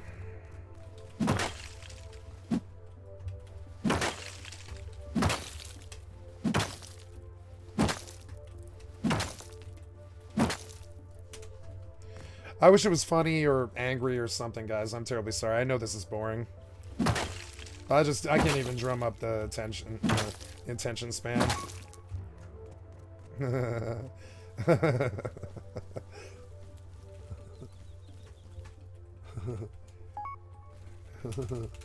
Yeah, my KD? No, my KD against him is not good, no. Like, in the last day, he's killed me, oh god, what, 40 times or something? All of them naked with, like individual loot that I picked up as I exited the base. So, no real loot. So, but he has killed me 40 times because I've only fought him, like, 4 times. I let him do the other 36. Because I don't care. Yeah, it's true. I mean, it is. Truth, I mean, I can't say it unless it's true, man. That, watching you whiff shots, no wonder he quit, you know. Get back on UKN. I think he probably did. He immediately went back to UKN. I guarantee it. Because you can see it right on stream. He thinks he's so good at this, but he actually wasted his life away. And all of those, like, spidery thoughts that he might actually be bad and all that work meant nothing and he actually is bad might be entering his brain finally. And he needs to go work harder. Because, you know, The 20 shots that you took and the 19 that you missed. I've met some people that play gun games who can't hit, but they're gonna hit better than that. Like, my mom could hit better than that, dude. She's gonna put the pixel on your fucking body, and she's gonna squeeze the trigger. You aim somewhere over the top right of my shoulder or something. You have a bad monitor, maybe? Or a bad computer? Maybe it's, it could be Nuxie. Nuxie had a bad computer, I think. It could be Nuxie. Do you remember Nuxie? I don't know. Did you ever meet Nuxie, Zelly? It's kind of funny. I have a lot of weird little predator dudes around me. It's creepy. It's just frankly creepy. Because that would be sinking to his level. The only reason he gets any recognition right now is because he shows up in my personal space. Otherwise, I would pay zero attention to him. Or if you guys ask about him, I'll answer questions. so it comes up again then, but I would prefer to just ignore him, honestly. As I load up to go shoot at him.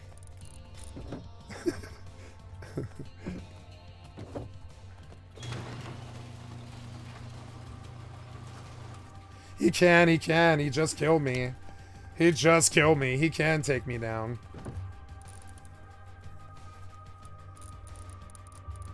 He absolutely can. That's ridiculous. You just saw it.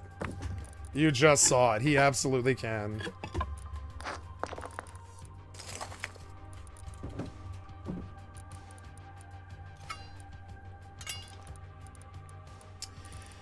Oh, yes. Time to pay the old upkeep.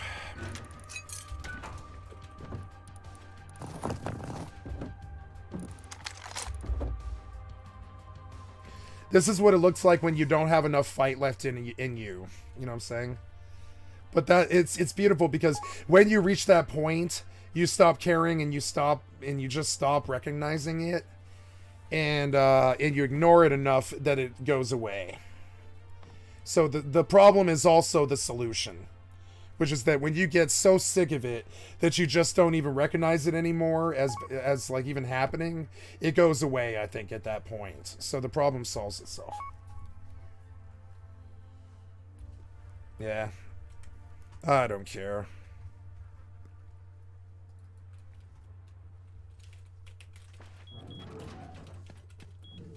Oh, so these floral wreaths are $14.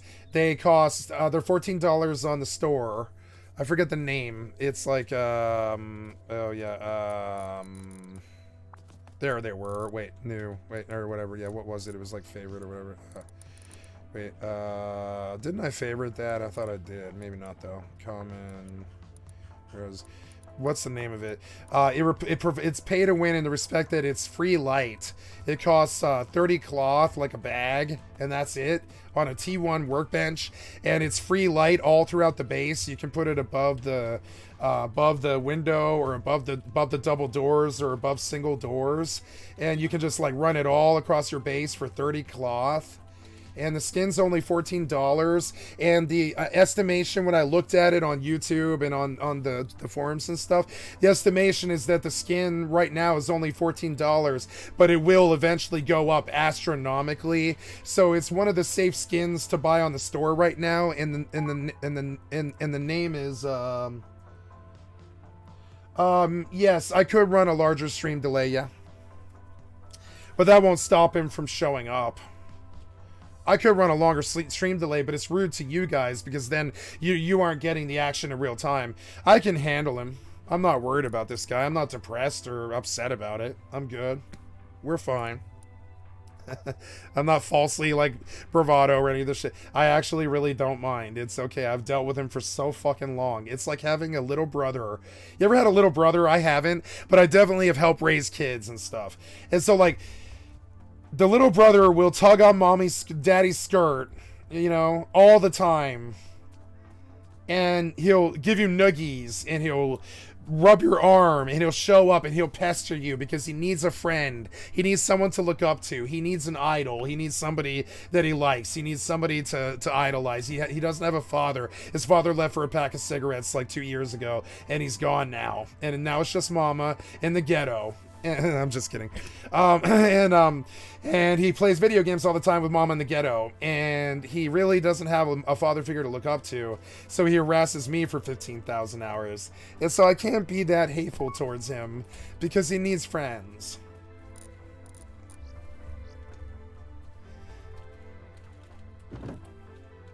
I know, right? Yeah, it would be fun, right? It's kind of an epic thing. He seems to really want to make something of it. And I'm like, Jesus, man, sooner or later, life is going to take over. One of the beautiful things that is coming that we always tease him about, right, is he's only got about, we teased him about this so bad last year. He used to cry about it. When September comes around, he disappears because he's not allowed to play Rust like a fucking little goblin when it's a school year. So he suddenly disappears, blessed silence, for like 3 months. And I love it. I fucking love it. They probably sent his ass away to boarding school. Right? He strikes me as a boarding school type. He's probably got daddy's money or something, and he's living with his mommy in the ghetto, one or the other. He's living with mommy in the ghetto, and he plays video games all day, and he's looking for a father figure. Or the other profile that fits, right, is rich daddy's boy who has daddy's money, and daddy is off cheating on mommy, and he goes to boarding school every September because he's a piece of shit. He's a little dipshit.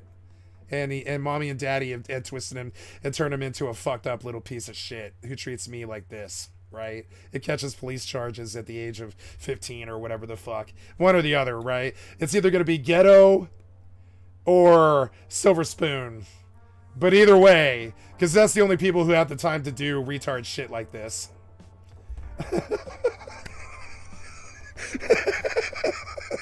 And excuse my use of the R word. I'm trying to get better about that. I really am. I'm sorry. I am an R word myself, and I'm trying to get better about that. I haven't dropped a lot of those bombs lately. I really don't normally do that, and I'm sorry for the offensive language. I'm gonna try and get better about that. I realize it's a bad failing of mine. I just call a spade a spade. Yeah, I know. My concern is like what happen what happens if he actually usually people like this, they reap what they sow. I watched it when he started crying in front of 25 people in that Discord. They reap what they sow. And so I'm worried about with the other cheek when something actually bad happens to him. What he's going to do to me when something bad happens to him. When something bad happens to him, he's going to take it out on me cuz he's sick. Like, I'm scared that when daddy beats him, he comes and takes it out on me. It seems like the type.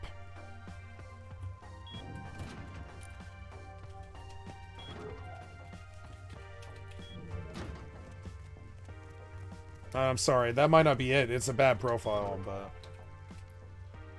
I know. I'm not saying, I have many disabled friends. I'm mentally disabled.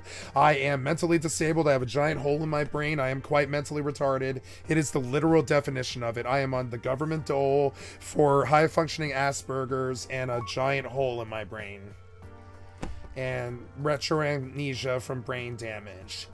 And so, like, I'm the person the R word describes. And I don't like that word any more than anyone else does. I just come from a culture who used to use it too much. And it's not a polite word. It's not the kind of word you would hear in polite conversation. And that's my real issue with it. But I let it slip sometimes when I see the behavior.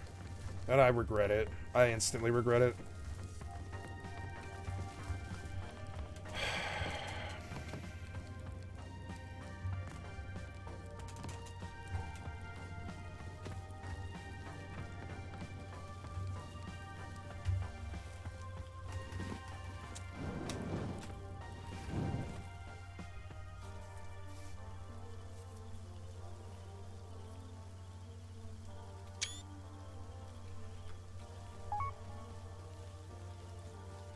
Boston is a good place. I grew up in New Jersey. East Coast for the win. Phillipsburg, New Jersey.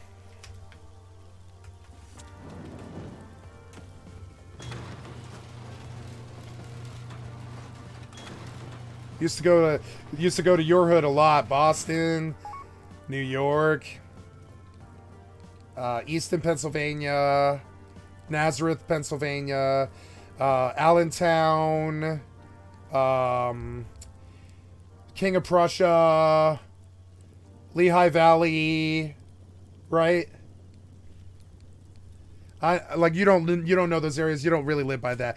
But I mean, yeah, it's like not that far from you. It's not that far from you. It's only like, I don't know. I don't even know what the mileage is from Boston to the Lehigh Valley. How far is Boston from the Lehigh Valley? It's actually kind of a trip.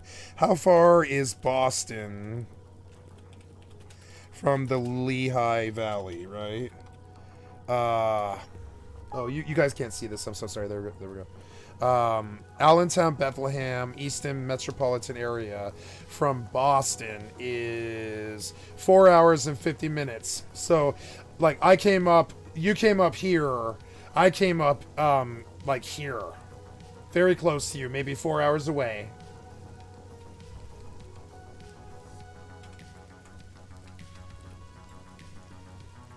No, I've only ever been to Boston 2 times, and I was like 5 years old.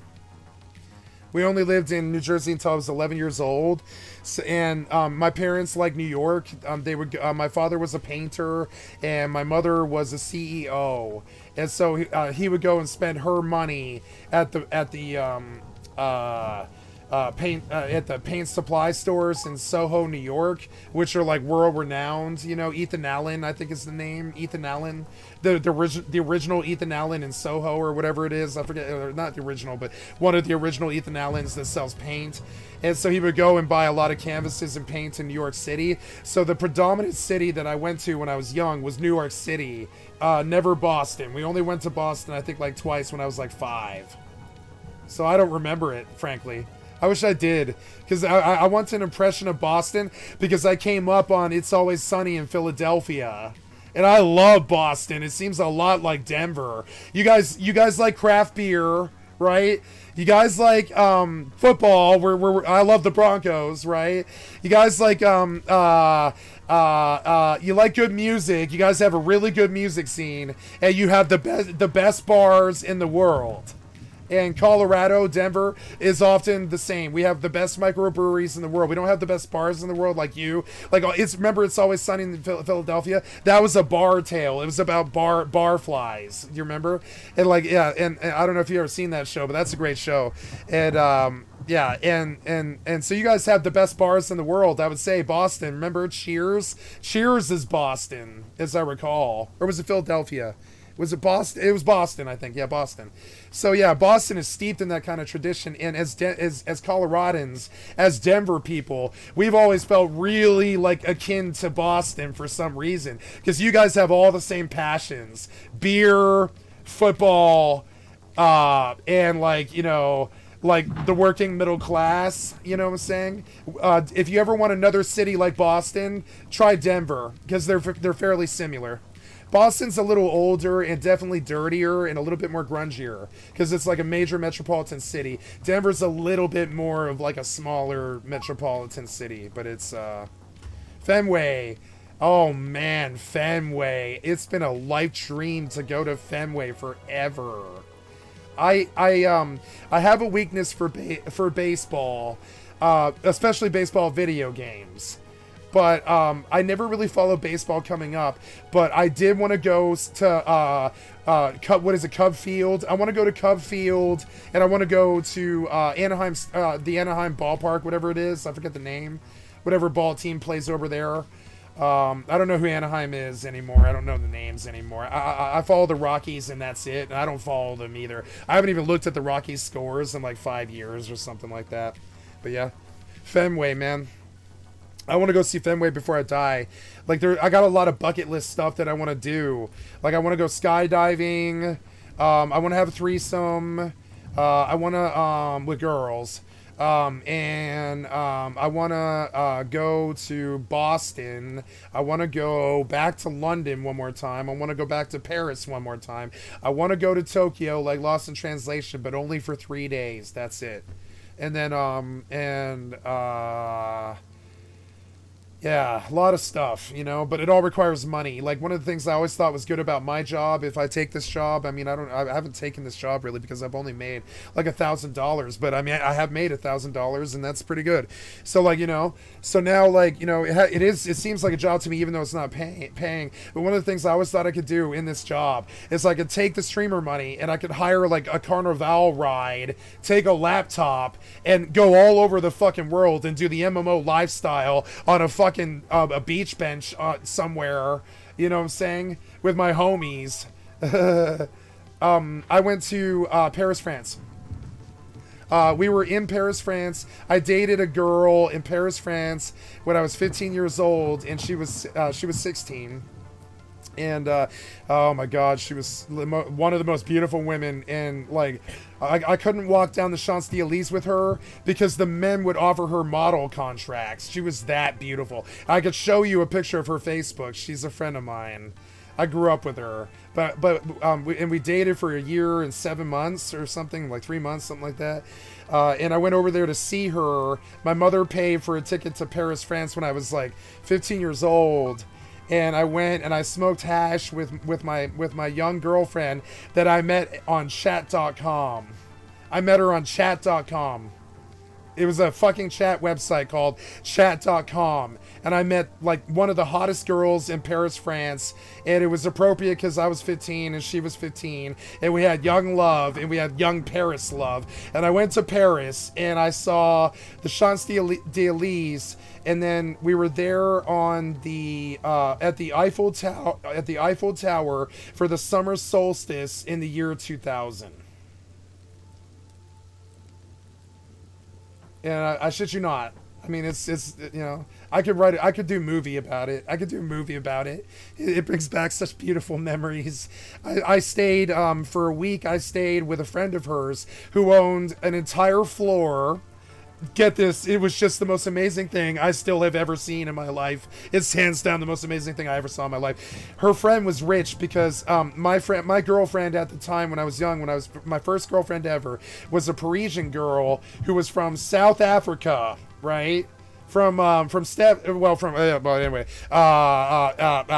you know, etc. And she was beautiful, and she was a South African girl in Paris going to the American School of Paris, which is a deep state, rich cultural elite school for the rich kids of the world. And I dated the prom queen of the American School of Paris girl, and I wouldn't say this if I couldn't drum her up, write her on Facebook, say hi right here on stream. I wouldn't say these things if I didn't mean them. I wouldn't say them. I'm dead serious. And she was so beautiful. I'll never forget her. I loved her to death. But we didn't have sex. We were too young. Her parents would have murdered me. Her parents would have straight shot me in the face. They would have slit my throat. Nope. But we did kiss, and it was amazing. It was just amazing. Young love, 15. I didn't know her. I took a swing. I took a leap of faith. I went across the pond, and I met this girl, and it was crazy. And at the end of it, she was like, "I'm not your type, and you're not my type, and we're not going to live in the same country ever.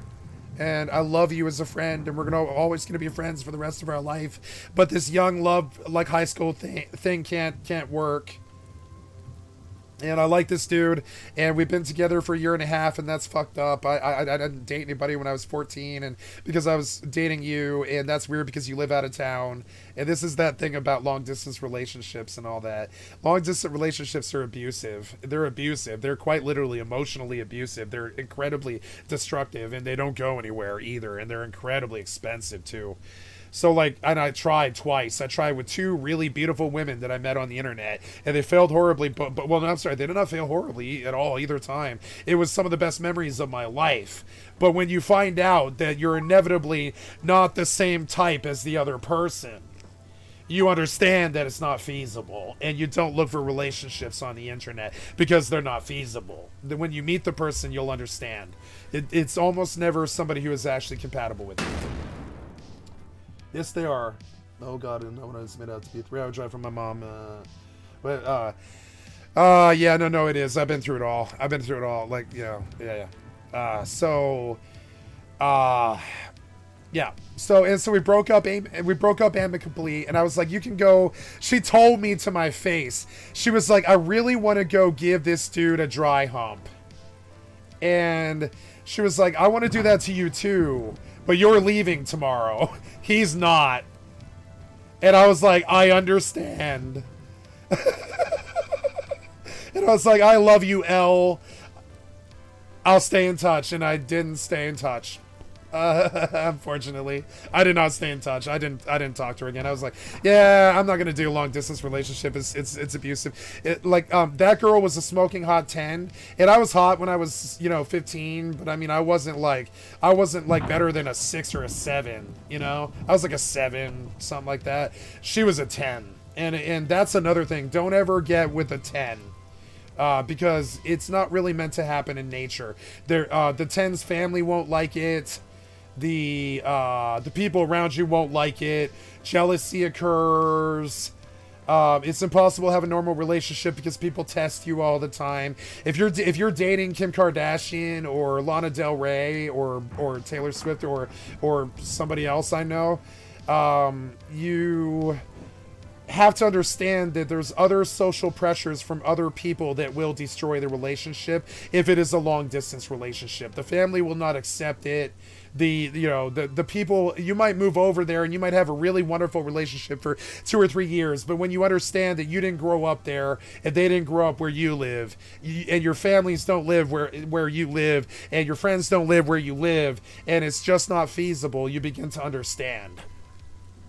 And I've done it many times. I've done it like 4 times, and it was always not tragic, but it's always like sad at the end. It's bittersweet and sad, and I wouldn't recommend it, and I promised myself I would never do it again, ever. You know what I'm saying? Automatically filters out. They're always worth it, This too. is the reason. That's the other thing. They're always worth it, especially if they're like super hot. You know what I'm saying?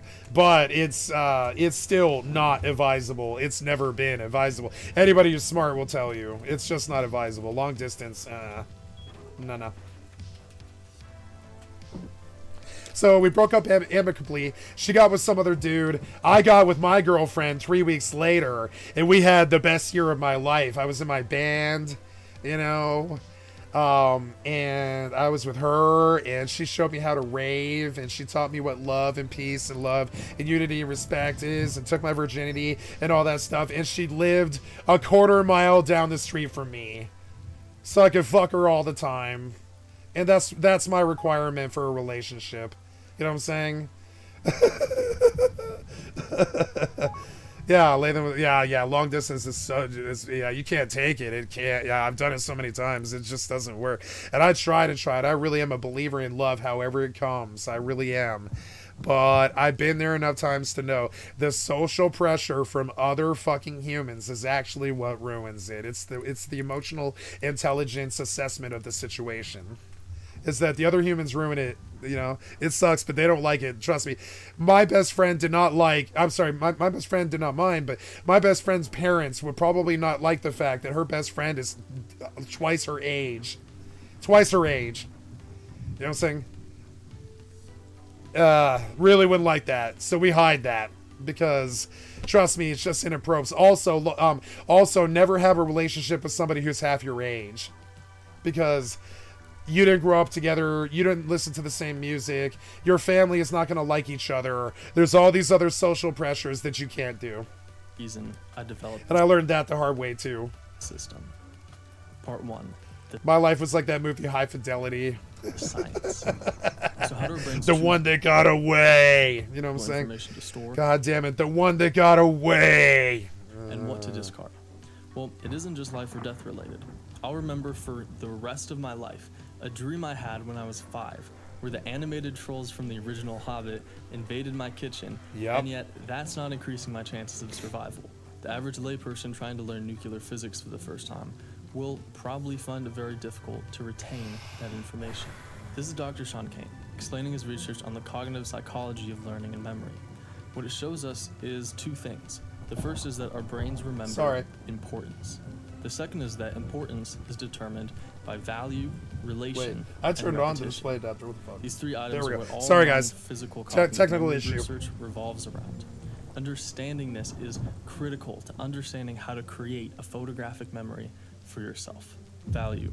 Our brains decide what is valuable based on its use.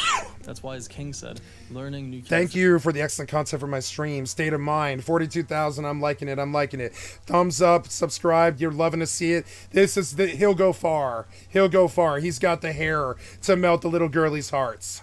Physics is difficult. When I was 5, my brain subconsciously decided that this recurring troll nightmare had value. Now, why was this? You know, most of the time what the case is that our brains have an emotion bias. If we elicit a strong emotion, like pure terror, our brains treat that event as valuable. Otherwise, why would we have not slept for days just because these stupid cartoon trolls won't stop entering every single dream you have? Relation. More than anything, I consider myself a filmmaker. I remember Len's character. I would say so now. More than anything else, I am now a filmmaker, and I don't like that. I don't like filmmaking, etc. I don't want it. I don't want this skill. Because all of this information relates to me. Relating information to yourself is something that happens consciously, but still impacts your subconscious. What's powerful is that if you start learning something new, like music, at first it won't relate to anything, but soon that new information relates to previous information in that same category. Repetition. Now, to get back to the nightmare trolls, another strong reason why I remember these little men. Hey, look, we've seen him before. Is the repetition of this memory. I've thought about this memory consistently since I was 5. Every time I've seen the cartoon Hobbit, I remember them in my kitchen, and on top of that, I feel like this is my first memory. So because of this, whenever someone asks me what my first memory is, I'm gonna watch this movie tonight. I haven't seen Ralph Bakshi's Lord of the Rings in a while, or I'm sorry, the Hobbit. I think the Hobbit was better than Lord of the Rings. Yeah, Lord of the Rings was horrible. It was mostly just rotoscope of footage of a English medieval battle from a Hollywood movie, and turned dark like it was Nazi like a rotoscope. And that's how they did the effects for Lord of the Rings when Ralph Bakshi did it in the 70s. And it was a really bad effect, rotoscope. It was hard to handle. It would cause seizures and stuff like that. And he kind of killed his career with it a little bit. But I remember The Hobbit being better, even though it wasn't a good movie, I don't think. I bring up the cold, sleepless I don't believe this was a good movie, as I remember. I don't believe it was very close to the source material, or even very good or well made. Nights of 2008. No, I think it's a cult status film, but I don't remember it being good. Is the problem? Repetition like this, not like Peter Jackson, ensures any memory can stay in your mind, no matter how bad you want those trolls to leave. Part 2: the memory system. When the German sociologist Nicholas Luhmann became a professor, he was asked what his main research project would be. In these 3 decades, he published 70 books. 70 books. Academic. He was like, "You want to know about the mind? I can tell you about the mind." And then he writes 70 books. Articles on a huge variety What's of this? subjects, What's this? from science to art. Oh, it's a friend. Yay. Yay for friend. I'm standing on a box, doing nothing. I'm going out.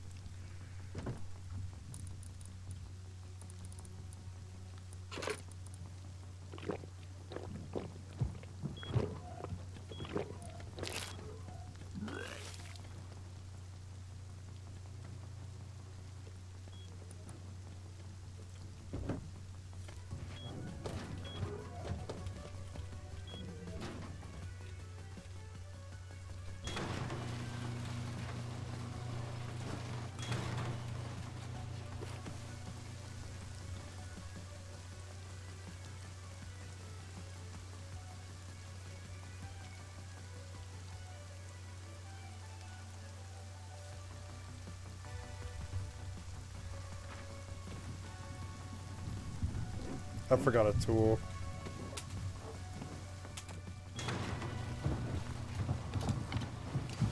Scarecrow.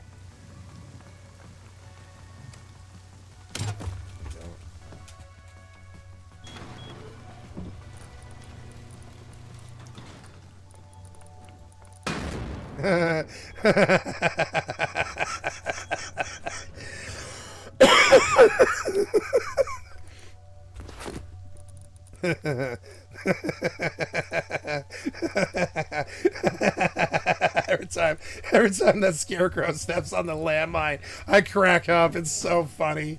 I don't know why it's so funny to me, but it actually really is. For some reason, it's actually really entertaining. It's genuinely entertaining to me. It's fucking scarecrows and landmines and stream snipers. Oh man.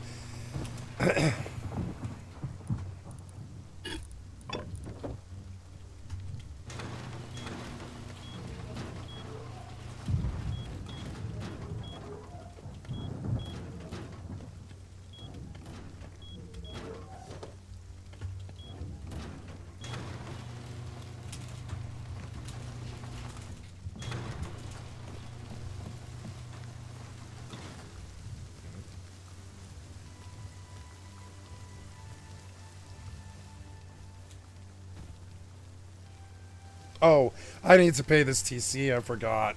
God damn it. I can't leave. I need to know what I'm at because I have to fix it. Yeah, I forgot about this. Yeah. Yeah, totally spaced it. Yeah, so... Suicide. Oh, wait, no. There we go. And then, I gotta go check the TC. I might pull the Sandpiper, I guess. There's nothing really they can do, per se. I don't know.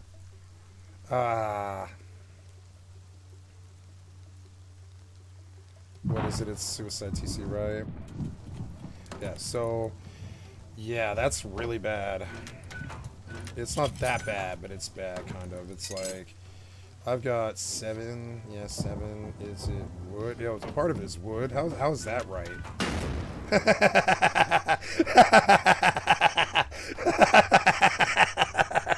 So stupid.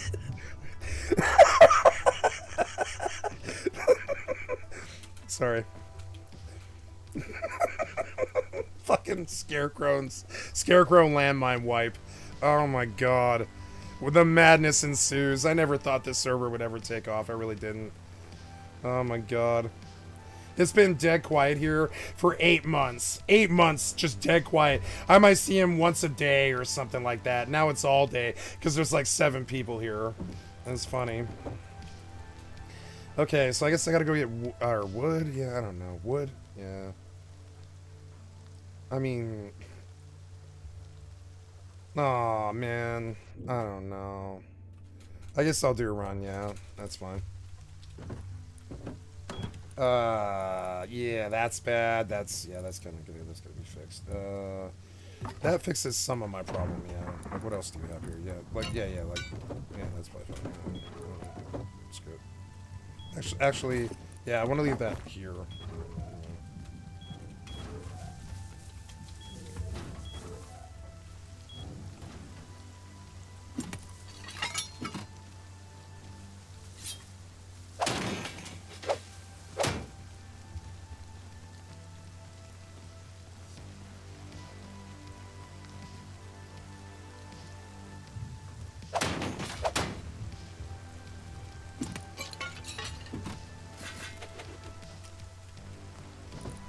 Ooh, nice.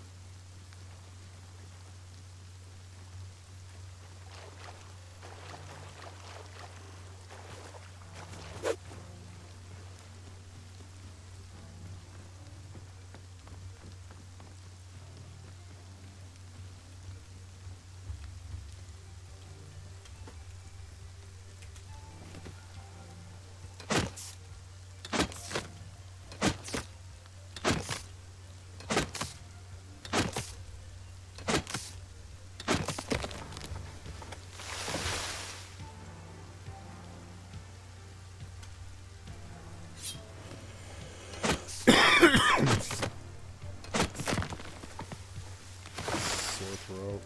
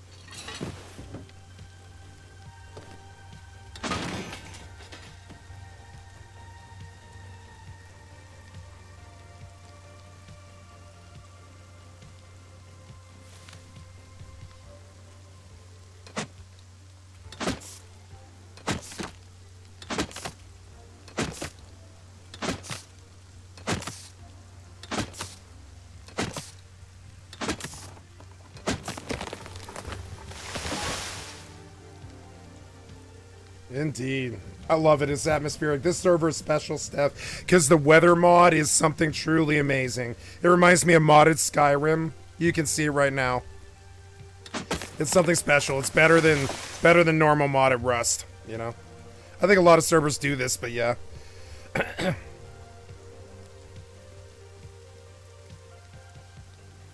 Yeah, I really love the atmosphere. It's good.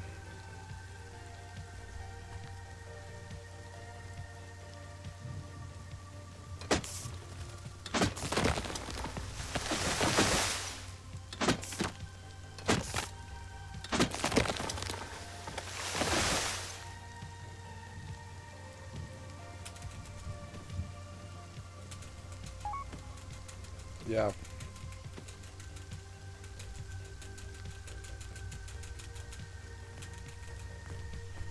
What time is it? Oh, 2 a.m. Okay. So, just a warning here, guys. I will be closing out here in half an hour.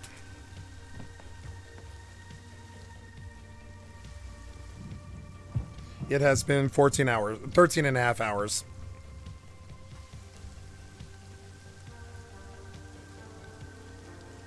Thank you for spending time with me today.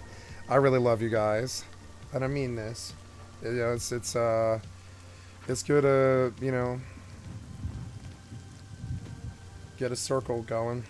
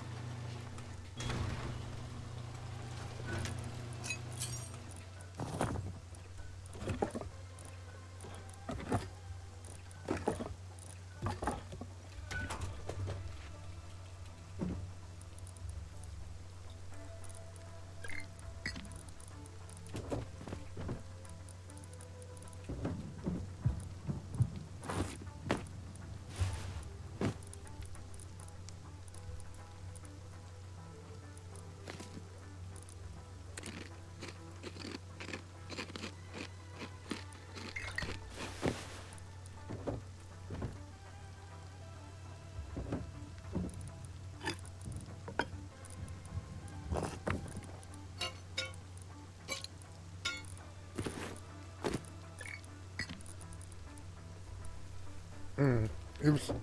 I didn't redeem my kit. Yes. You do not have enough space. Oops.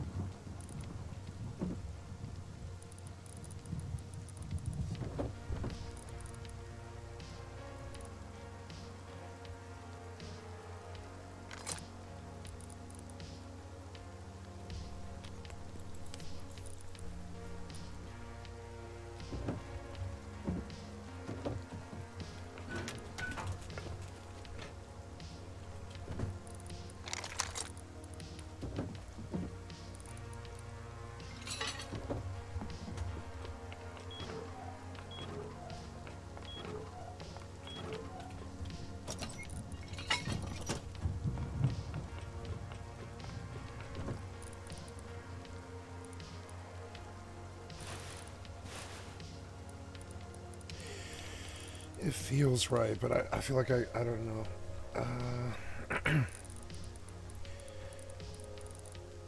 Yeah. Yeah, should be good.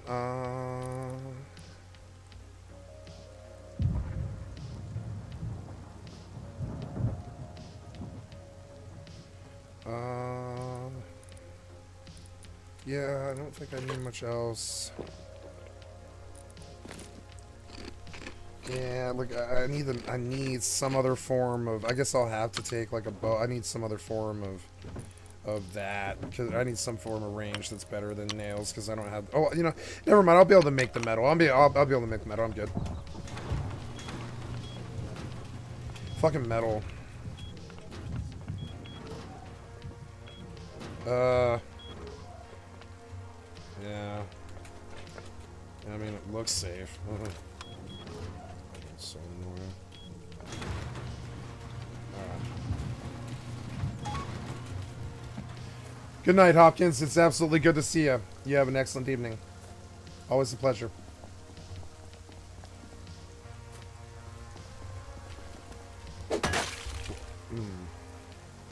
Okay.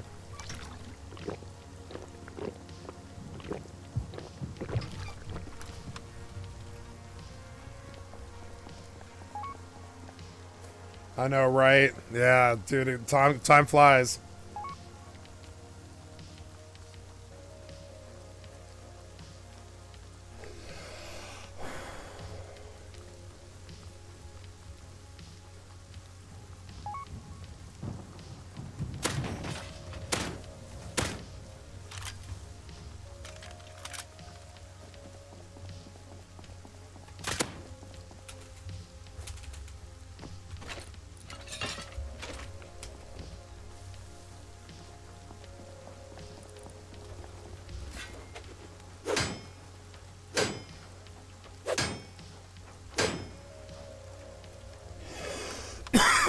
Excuse me.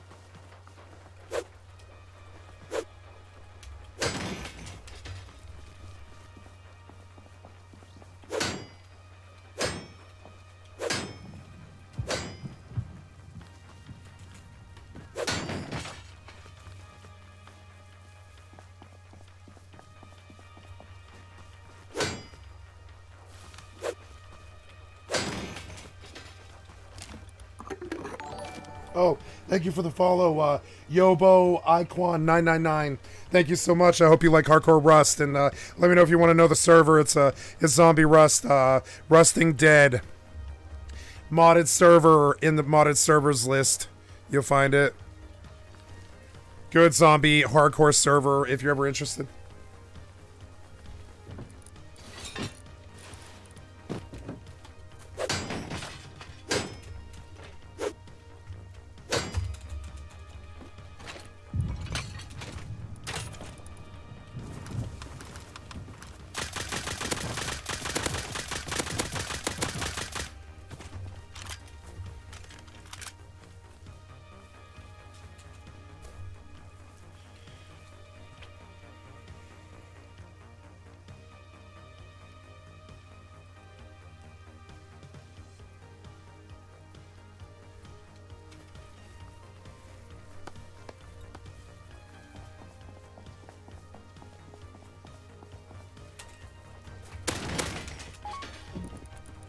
Yeah, it's good. It happens. I didn't think nothing of it. I'm sorry. Sorry I knocked you. But I mean, you know, it's unspoken. We all know. We all know it's good. I didn't do it on purpose.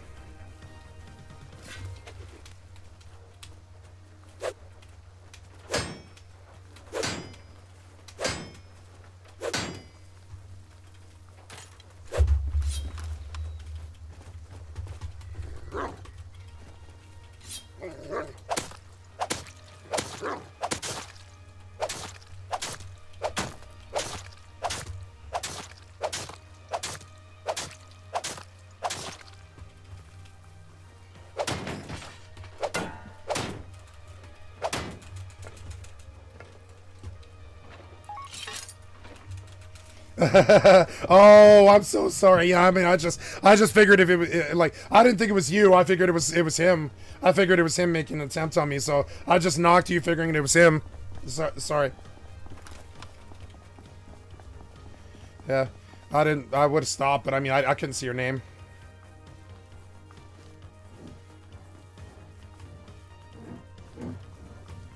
God damn it. Oops.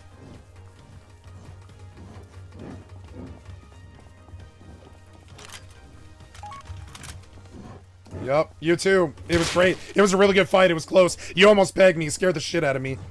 I was like, I lost this. I immediately thought I lost that, but I just pushed you because I got a bigger mag.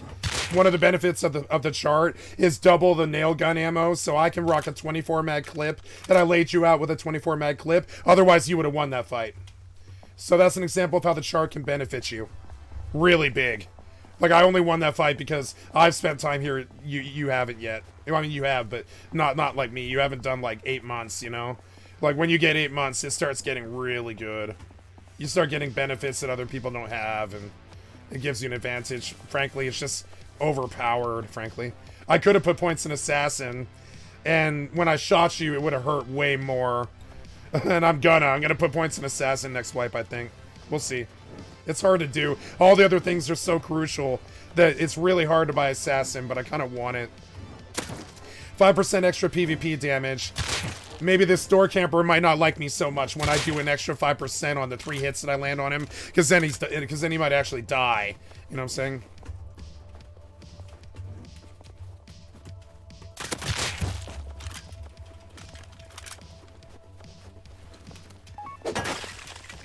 Yeah, dude. Right, Steph? I know you're good enough to understand. I know you're skilled, Steph. I know you can see the merit of this server.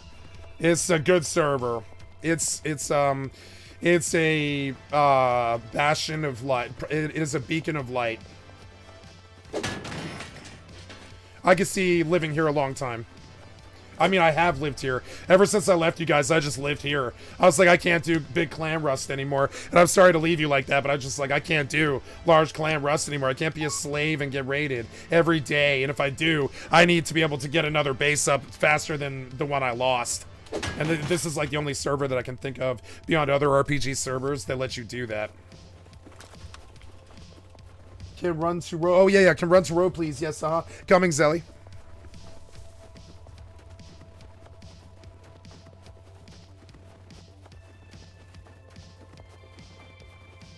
So I'm at the road now, further up from where I ganked you, like higher up. Oh, there's a base right there. That I didn't know that. I didn't know there was a base right there. Is it a garage door? There's a base on the snow hill, so watch it. There might be someone who's... It's probably him. He probably has a base there. Maybe not, though. That's someone else. Never mind. But anyways, I'm at the road by the zombies. Where do you want me to go?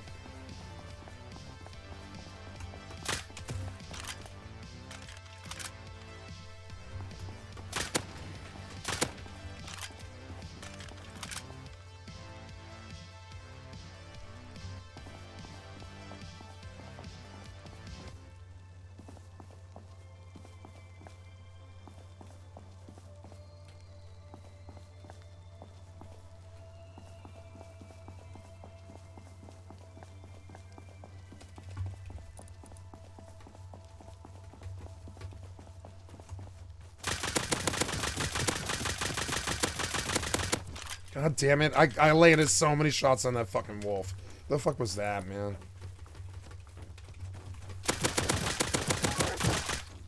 Go back to snow. I'm so sorry, Zelly. It's hard to sync up. Thank you, Aqua Dade. Thank you for Aqua Dade, you know what I'm saying?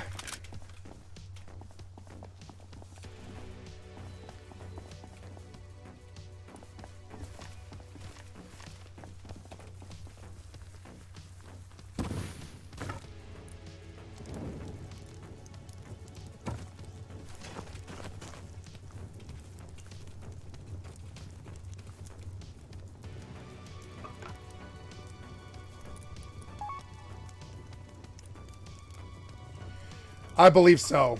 I mean, I've really tried not to overhype it because I'm scared. Oh my god, I need that. Yeah, I need that. Yeah, we need that. We need that big time. Yeah. Huge, Zelly. Very, very good. Yeah. Do you want to go back and research this? Or do you want me to use it to do something? Or what's your idea with this? I do. We all do. We all need this BP. You can take the scrap. I don't care. You can use anything in the base because if you don't, I'm likely to despawn it the minute I smell a raid. So please use everything in that base. I don't care about any of that loot. I'm not even using any of it. It's just sitting there. So like, yeah, if you want to learn a BP, I think we all need BP for this. Yeah, we all need BP for this. I'm gonna take it home. Do you want to roam more, or do you want to go home? Are you staying out here or are you going back?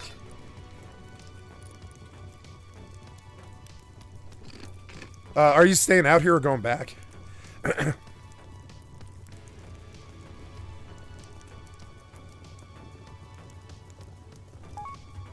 Okay, you want to go back together? Okay. Sorry, I'll try to use the chat in the future. It's all a learning process for me. I have a lot of loot. I'd like to diversify, though. Will you take the Molotov is the valuable thing. Let's run it on you. You take the Molotov and the scrap. And I need this metal fucking desperate, and I need that fuel desperate. And I wanna diversify this fuel. There you go. Thank you. There's a weapon and a. I think that's it. That's it. No. Take that. We're gonna make the high value U, and I wanna approach from the cliff. I mean, I don't know if he's there. I think he went to bed, but we don't know that. So I'm just gonna play it like we don't know. And so I want to approach from the cliff up top, and like I'm gonna do the run in right, and you're gonna stay on the cliff, and I'm gonna clear the door and make sure, and that way we don't lose this because we actually do need it. If you want to do something about these piece of shit wood bases that he builds. We'll need this. Yeah. I mean, I can't raid him, but you guys can. You know what I'm saying? I don't want to raid on this server. It's kind of like a, you know, we've talked about it. But you guys are open season. You don't have the same goddamn, like moral constraints that I do.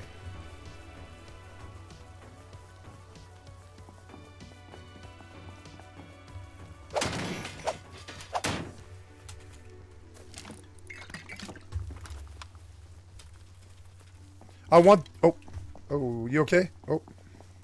Is he... Oh, he's Walker? Oh, Walkers. Okay.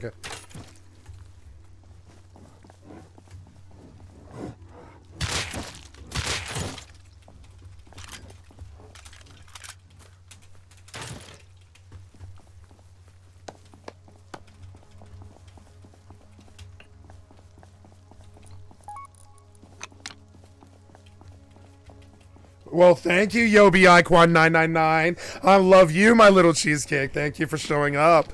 I hope you like Zombie Rust and good trio teamwork and good vibes and ambient music from the 80s and, you know, all around boomer vibe.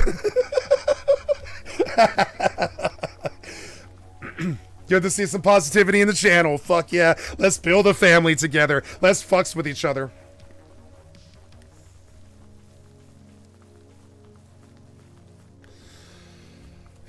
Just come. Just come. Just come.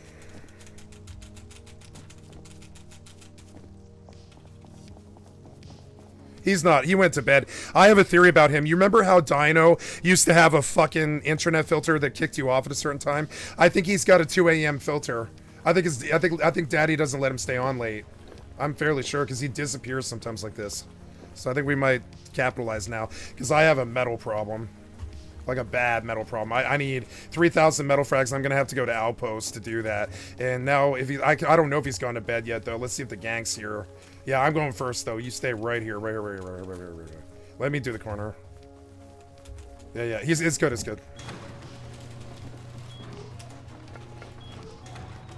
All right, right on. And yet you learn Molotov and make more.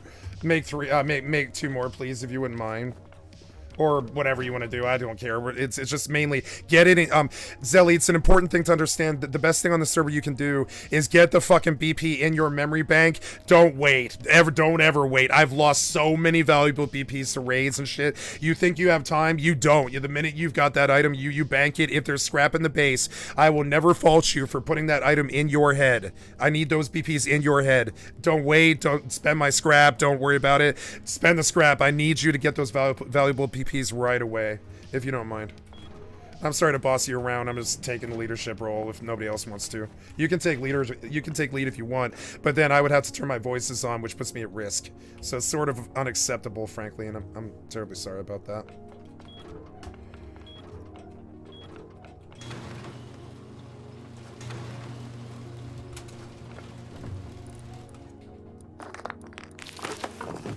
Or normally I would have you run this fucking trio. I would prefer to follow you. Like honestly, I came up with Thayette and Ailey, and I prefer female leaders in my party, especially the fucking trios and shit like that. I like it when Cloud leads. You know what I'm saying? So normally I would immediately promote you right now, but I can't do that because of the voice issue. I'm so sorry. Or I would have you run this like a tight fucking ship. You know what I'm saying? But I'm gonna take command this time, if you're willing. You know what I'm saying? 'Cause, like important things, like we have a metal issue here that has to happen now. So my thought was, and I'm gonna bounce this idea off you and see how you feel about it. I'd like to run that same corridor again, but we did the stop signs.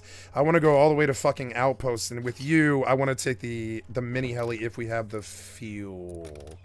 I don't think we do, so let's locate all the fuel in the fucking base and put it in the front box. I'll take a look.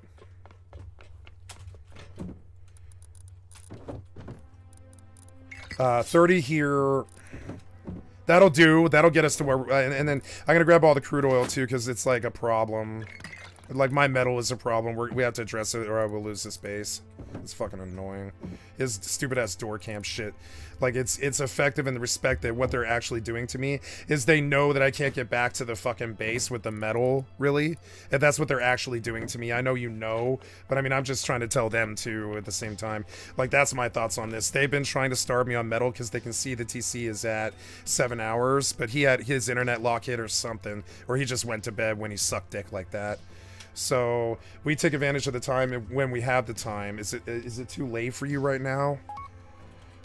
Get PP, please. Oh yeah, okay, yeah. Thank you. Yeah. Sweet. What else do we do here? We're gonna pop the crate and we're gonna go to Outpost, and I wanna run the road around Outpost and take the scrap that we get and gamble like 50 of it and take the rest and put it into metal. We'll buy like 1,800 metal frags that way, and all the stop signs will add another 1,800 metal frags, something like that. And then we buy the rest. Yeah, there's 364 is good. Yeah, that's good. That makes this a little easier. So we could just farm the ore, but he's been hitting the ore because he knows I have a metal problem. He's not bad, he just can't aim. So he knows what the issue is. He knows I'm starved, and so we now have to address it like now, and it sucks. Like Or I can't go to bed. No, I don't even like talking about this shit, you know. I can, yep. Let me pop. The problem is I can't get pipes. So, I don't even know if there's pipes in this base. Yeah, here's one. I got it. And then, yep, got a salvage hammer for you. The best method with you and I would be, was there a pump shotgun? You know, no, the best method is the water. We're gonna go water pipe for, I'm gonna go water pipe for this. And I need shells. So the metal that I've got, I'm gonna use, I'm sorry, not the metal, but the GP in this base I'm going to use for simple handmaids because it cracks the, or you can do it. Would you prefer to do it? You want the water pipe? Or I can do it, it's whichever if you, yeah, like we can travel as a trio if you want. I mean, I don't know where Steph is. You want bow, you don't want the water pipe? Okay. So then, I have 121 fuel. If Steph is here, we'll take the trio down the road. Otherwise, you and I would prefer to take the mini heli to Outpost because it's the fastest way. Oh, wait. I learned about something else today. No, we can stay here. We're good. What you and I do is, and Steph, if he's here, is we go and we go down to the bandit camp, run interference for me, and we're going to dump all the scrap that we have in the base on water jugs, and we're going to recycle at the bandit camp. And that's another way to skip the, for everybody in the stream and Zelly as well, that is a way to skip through the metal journey to go to Outpost. If you live by bandit camp, you can skip it. She knows this, but I'm just pointing it. I'm not telling her anything she doesn't know, but I'm just pointing it out. That's the play that we're making here today. We're gonna buy water jugs and we're gonna recycle them so we don't have to do the trip to Outpost and we can stay in town. So yeah, water jugs, and I'm gonna recycle whatever water jugs and like pick up anything metal that you can find, Zelly. All the metal in the boxes, all the metal scrappable stuff, the sparks, the spear guns, the bows, even the high qual stuff, the batteries, anything with metal components whatsoever, we need to scrap. So, and we don't have to fuck with this. We could be done with the pressure inside of 10 minutes, and then we can just chill back and go kill zombies all night or whatever, or go to bed, whichever you fancy. But the metal problem has to be fixed now. I have a nail gun with 64 nails. Would you prefer that, Zelly? Or well, not prefer, but would like, you can take the nail gun with the full ammo. You want it? Because it's really like the preferred weapon for this. It's for the defense anyways. Take the nail gun, yeah. And then I'll rock water pipe. That's enough for me. I can kill the zombies and I can kill the well, I don't need to kill anything. We're just going to bandit camp. But yeah, mainly take the main weapon, the automatic weapon. I'm sorry, semi-weapon. All metal all the time. The fuel remains in the base. We don't need it. So we now have 150 fuel. That works for like mini heli journeys. Another thing that we can do is we can go. I want to take you in the mini. I want you to fly me to you remember your base at Sand. The other thing we can do tonight quickly is I want you to take me to your base in Sand. I want to cannibalize my Sand base because they're harassing me there. It's full of landmines. It's a piece of crap base and it's got a bunch of nice stuff in it. And I'm just going to grab the nice things out of the base and just leave it because it's a compromised base. There's nothing I can do with it. I don't want to build it, and all the shit inside is just going to get stolen by either our friends that I've recruited to this server or the fucking shitheads. So I'm not down to give him any mats. So we're going to go get that. Sorry. I don't like going over there. It's too far. But yeah. No, I want to take you because we're going to go drop the laptop at fucking what I want to do is I want to I don't know if you can hear me, Steph, but I want Steph to go to water treatment on foot, and we're going to drop that. We're going to go over there in the mini heli, and we're going to pop the crate with the laptop, and we're gonna let him loot that while you and I go to you and I are going to bandit camp first. We're just going to bandit camp right now. That's it. Other stuff later. Oh, and I have metal ore somehow. That's cool. That fixes a lot of problems too. Nice.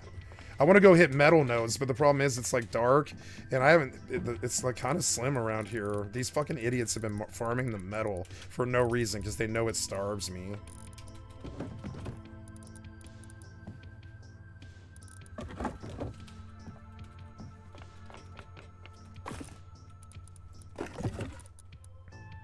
They don't even use it. They let that. We should do something about that base. I just don't have satchel, so that's another objective. We pop milk crates till we pull satchel.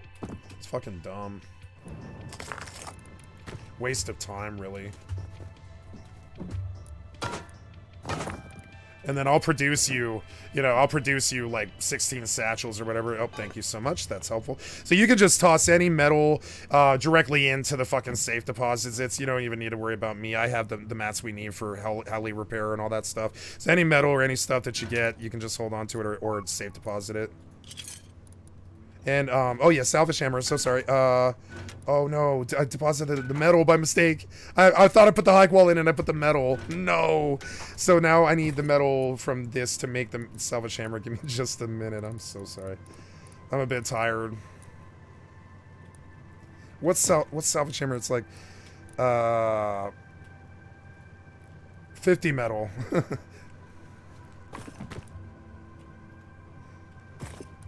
I also have a sword if you would prefer that. But I mean, we're not really breaking anything. We're just going to do a recycle run.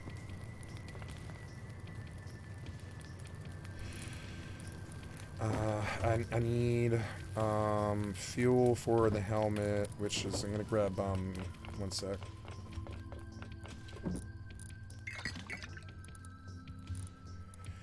Fuel for my candle hat.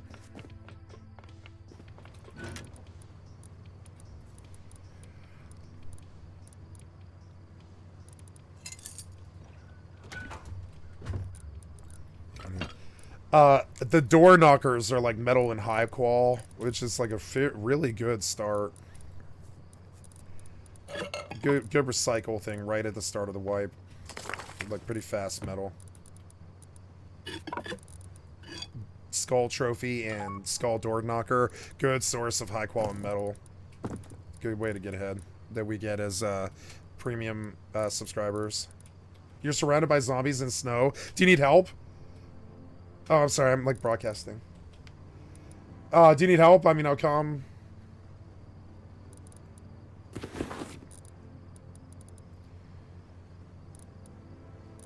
Do you have a weapon? Because if you don't have a weapon, I've got to come help you.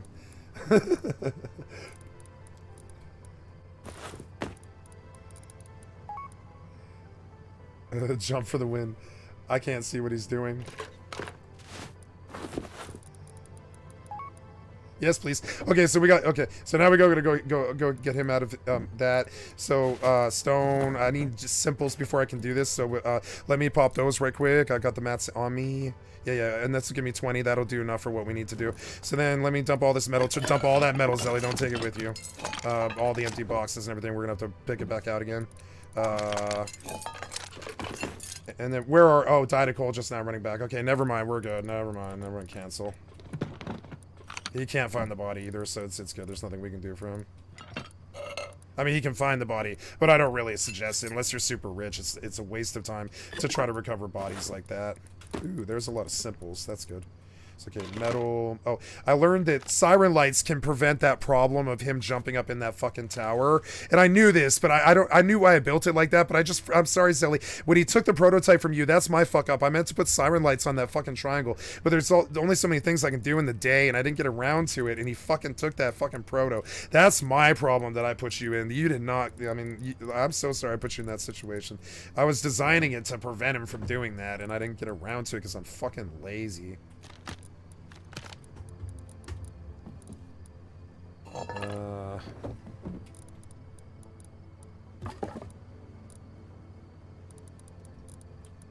The siren lights like pretty much fix it. I put also I got their ladder, by the way. I have ladder BP if you want it.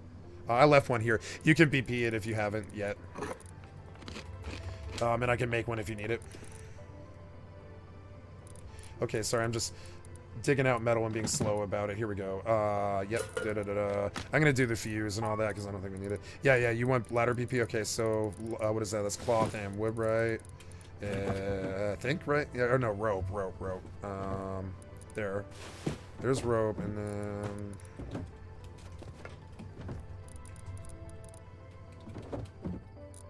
There's the rope. So I'm gonna make us some ladders just for the base, and I'll stick it in the front box.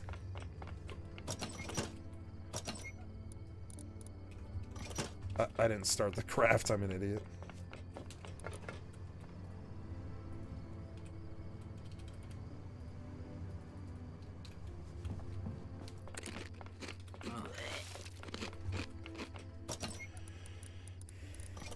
Airdrop.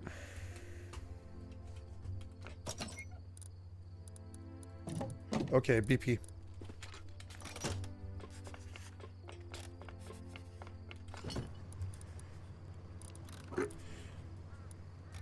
Could probably go back in through his windows and just blow the 2 doors and take all our guns back. But I don't know. I don't want to farm sulfur.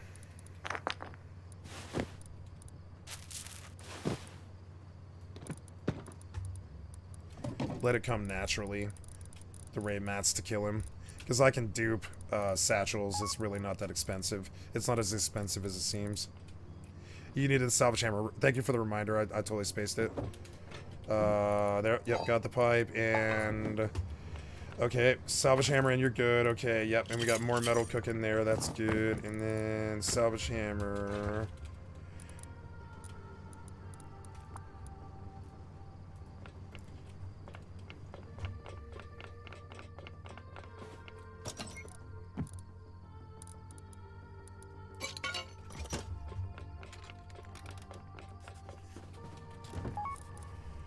Yep.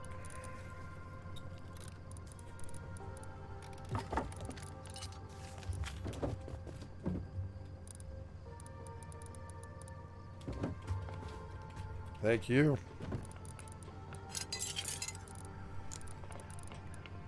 Good to have some support against these idiots. Fighting private wars and little tiny servers like an idiot. But I always do that. I used to sit on Nerzal, and I fight private wars against the Horde with my friend Kyle. Like you and I are doing right now. Little 5-man fucking wars against idiots on small servers, Nerzal. Very, very reminiscent thing for me. Fucking mop. Golden Lotuses up on the hill by 7 stars. Oh, were you Horde? I think you were. But by 7 stars, yeah. And fucking we would just dominate that farm spot, take all the Golden Lotus and shut them the fuck out, and they hated it. We would 2v5 them all the time. Fucking idiots. I hate Nerzal, fucking Horde. They act like these people. Yeah, I only went Horde like last year.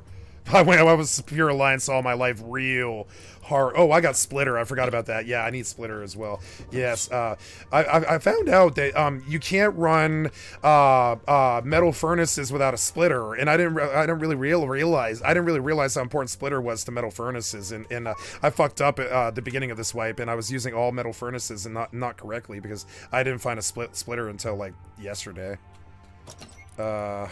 The Molotov blueprint is yours, or is for Steph, right? So I'm gonna put it under the bench for him. Steph, there's a Molotov BP under the bench in here if you ever get back here. For you, and also I'll make a ladder BP for you as well before I leave here, and I want to wait till dawn anyway, so I don't want to leave out in the dark.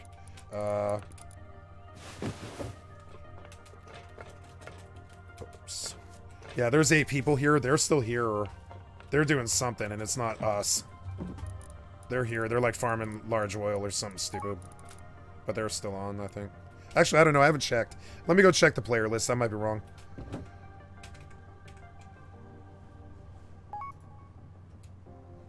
Oh, yeah.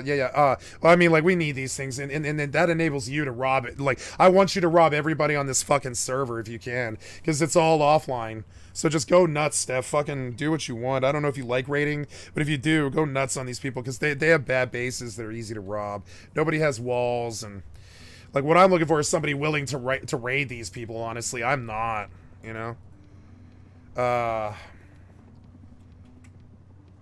Okay, so what am I doing? I'm checking Steam for the players list, right? So let's see if these assholes are still online. I don't know. I mean, god damn it, fucking Steam is so fail. Can you get your front end a little bit better, please? I think it's because it's got hardware acceleration still on or something. That might be it. I might need to check for it. I always forget this. I reformatted my computer like, I don't know, 10 days ago or something. There's always these little hidden settings that you look for, and it's so annoying. You guys can't see this, but it's like, oh, that might actually be really fucking private. There we go, never mind. Check DM. Okay, checking DM, yep. Checking DM. Yep.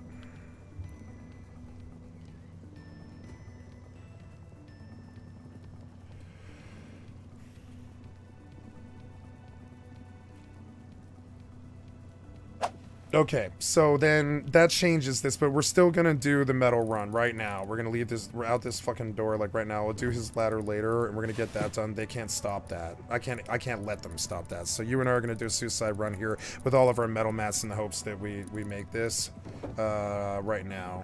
So let me just double check I'm not missing anything. I guess the weapons are actually, I was gonna decomp the crossbow, but oh, and its patrol is out, which is also now a problem. So it's the best time to do this is right now, but we leave the weapons in the base, Ellie. Leave the weapon in the base, but I don't want anything on us at all except the metal, and we're going naked too. I don't want the kits on us, please. Just the stuff.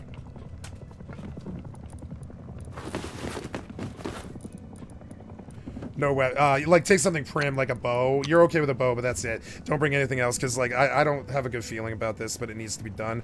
We exit, out the top.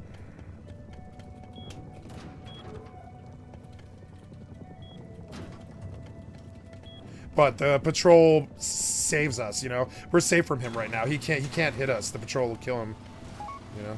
He can't sneak around with a gun anyways. He can kill us, but it's harder for him. Nice, yeah, go optic dank, fuck yeah, dude. Take the targeting computer to water treatment or train yard to get your guns. That you have the main map for the gun.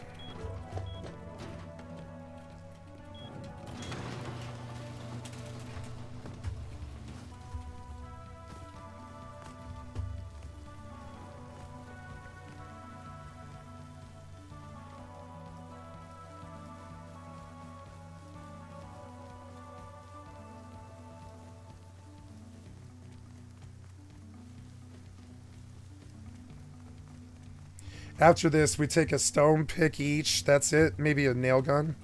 Now that we have metal. And we're going to go separate to different places because we need to cover 2 different areas. Pop 4 metal nodes each and we're done for the night. That's all that needs to actually occur. Because I also need tomorrow paid too. It's not just today.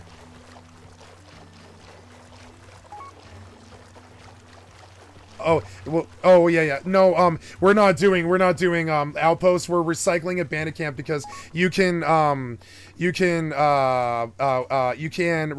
the jerry cans for metal and skip the trip to outposts entirely. You can just scrap the fucking shit. What I did do is forget the scrap. I forgot the scrap, but that's all right. We're gonna do this run first and see if it's enough. You know, I don't think it is, but whatever.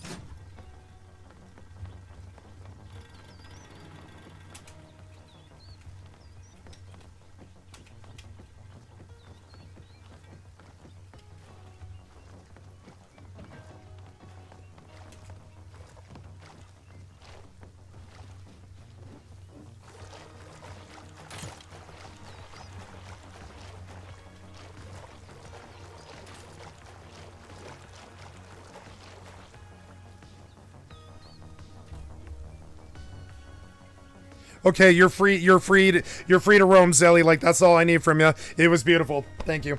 Just bank the metal in the box if there is any, and I'll deal with the rest. Thank you very much.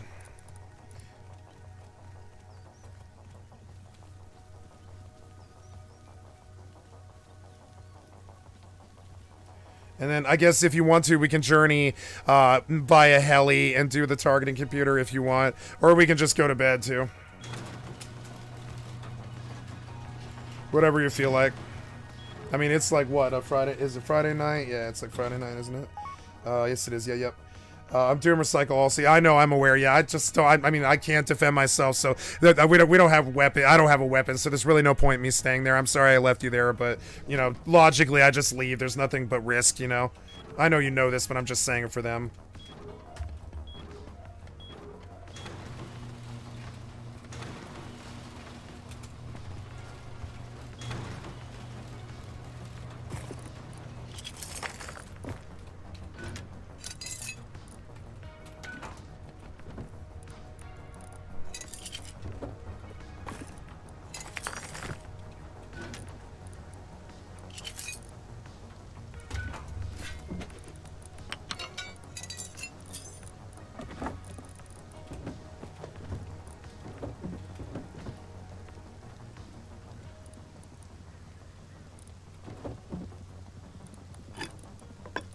I need scrap and oh no yeah I do need scrap, but I'm not doing this. I'm not doing this without arms. Yeah, like I don't know. I don't want to leave with that though. I'm not leaving with that. I'm gonna do this and yeah, and then yeah, that's good. That'll get me further, and then.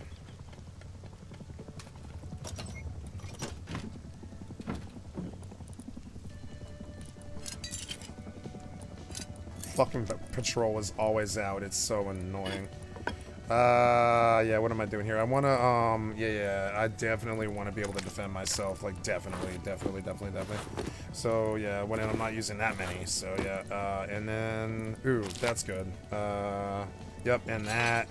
Yeah, and we're just going to go through the, oh, no, that is what I'm looking for. I want that, and I want to make fuel. Go to resources, make fuel. Nope, I missed the cloth somehow. How did you miss the cloth somehow? I thought I just picked out cloth, didn't I? I thought I saw cloth. What happened to it? What? What happened there? Oh my god, what happened to this cloth that I just fucking picked up? What happened there? Oh my god. You just ate my item or whatever. Stupid ass client. You ate my cloth. Are you serious? It was like 200 fucking cloth. Where did that go? Oh my god, you ate 200 cloth? That's unacceptable. Fucking Christ. Fucking Russ and his worthless client.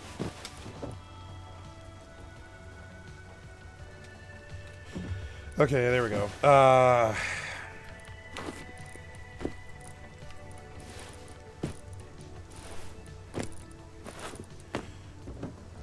I gotta change of plans, Zelly. I need you to kit up, and we take 400 scrap down there, and I forgot the scrap on that run.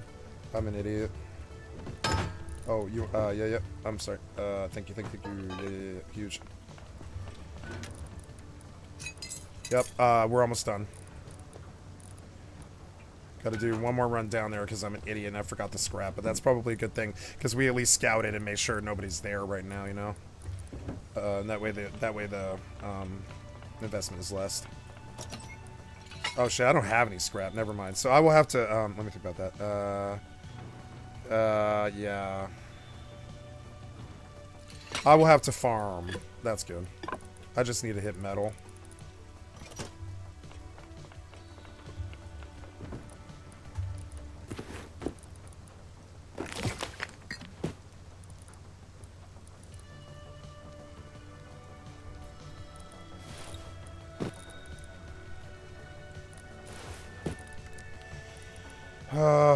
I don't know where the metal will be from here.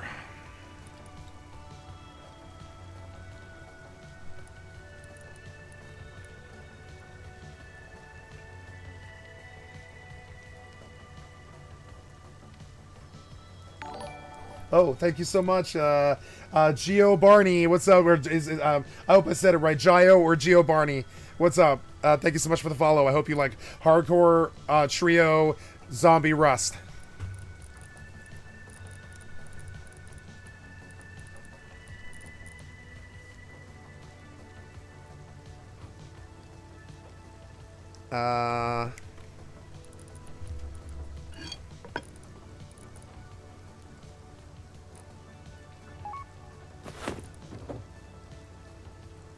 Yeah.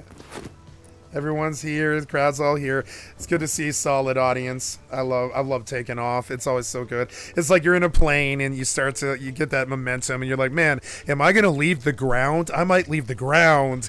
I'm gonna fucking defy gravity. I'm gonna defy gravity. Like Cursed. Or Charmed or whatever the fuck. I haven't seen it. I haven't even seen that.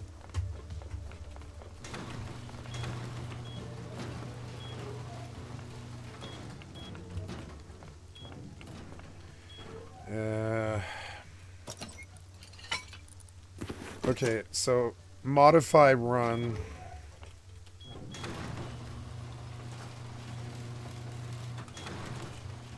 If you're ready.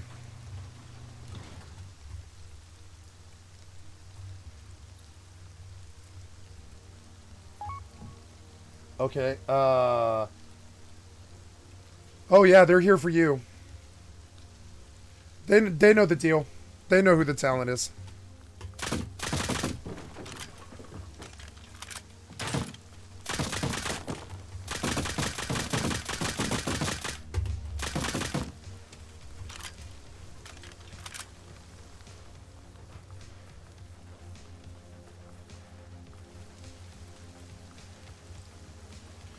I want to run to Outpost and, I'm sorry, not Outpost, but, actually, no, Outpost is actually probably where I want to go, but we're going to do a very circuitous route. And I know the path maybe better than you do, so I'm going to take point. And, Steph, I don't know, hey, Steph, if, I don't know where you are currently, buddy, but we're going from my place to Outpost, and you're welcome to join if you want, and if you're off on your own thing, it's as good. I'm just extending the invitation so you don't feel like you're left out, but we are making our run to Outpost now. I'm going to stop at the gas station by the base and all that, and if you're with us, it's good, and if not, you know, no biggie. I understand it, you know, if you want to do your own thing.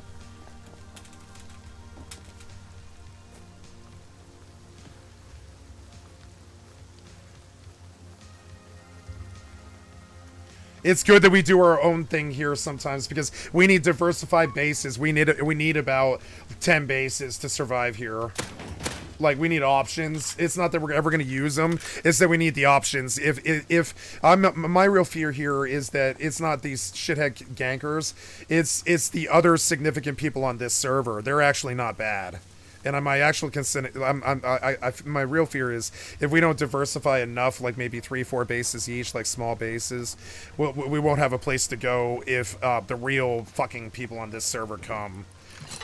And they haven't, and that's bad. They should have showed up by now. That means they're planning something, or I don't know what it is their deal is, but usually they make power plays like day 1, and they're like 5 days late. They might have just stopped playing the wipe. Oh, it's F1. I mean, we need this. So, yeah, I need metal, or, down there is good metal, maybe sometimes. Let's see.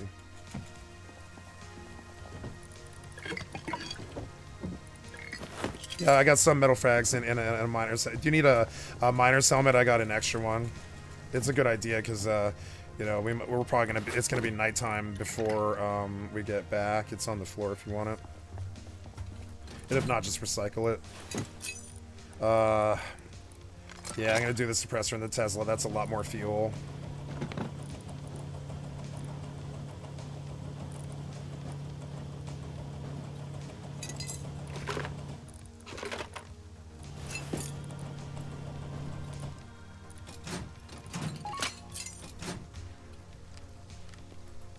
Okay, so I mean, but the outpost run will probably end before nighttime. Like, nighttime will hit before the run is done. So just make sure you have some source of light. Is the only reason I offered it.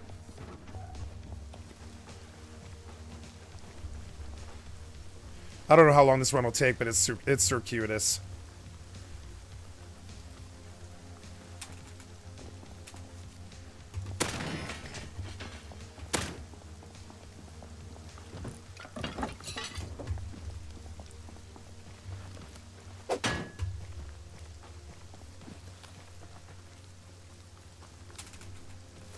I forgot my goddamn shells.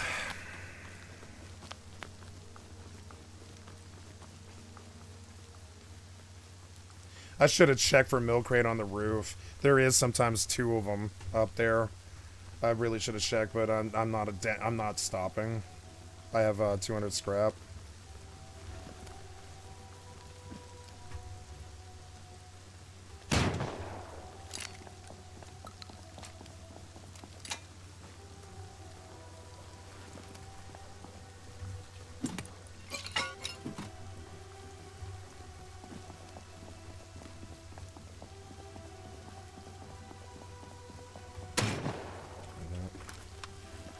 Fucking missed. Can't believe I missed that, son of a bitch.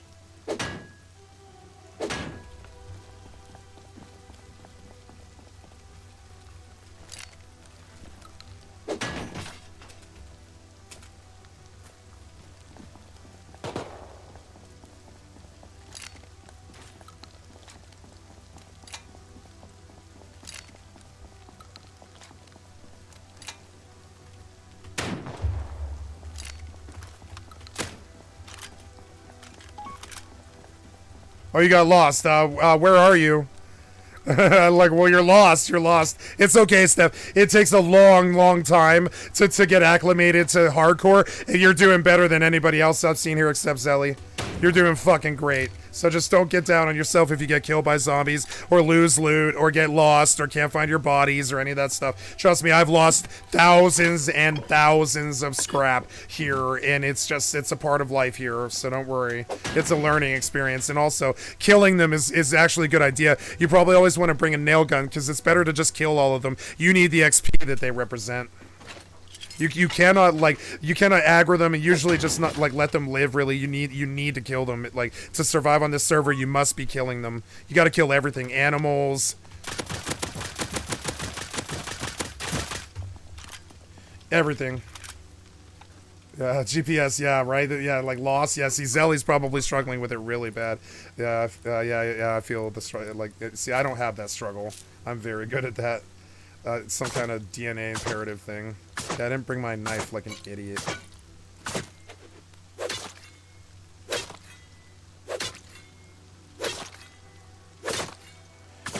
It's really good to bring a knife because it's a lot more feel if you do. And I forget every single time. It's so annoying. Very good. Yeah, Revies are good. We need them. I capped a duo with a Revy and crashed a heli just 5 days ago. We need him. Revy can pull weight on this server. Revy, don't underestimate it. Compared to the bows that everybody else has, it can be very powerful. The man with a pistol in the land of fucking prim nakeds is king. I mean, I've been saying that all my life. I've said it to you before. I mean, the man with a pistol in the land of nakeds is king. Even if it's a revolver, you know what I'm saying? So... Oh, what did you find? I'm sorry. I didn't see it. What's up? Very good. Oh, I'll take it. Yeah, you got an extra one now? Can I take it? Oh, that's not good.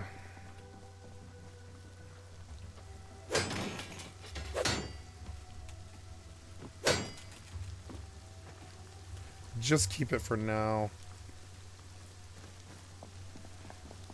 We roam. I mean, I can outplay them at any given point. They would have to be on top of us for this to be a lost run, so we just keep going. As long as we keep moving, they can't do anything.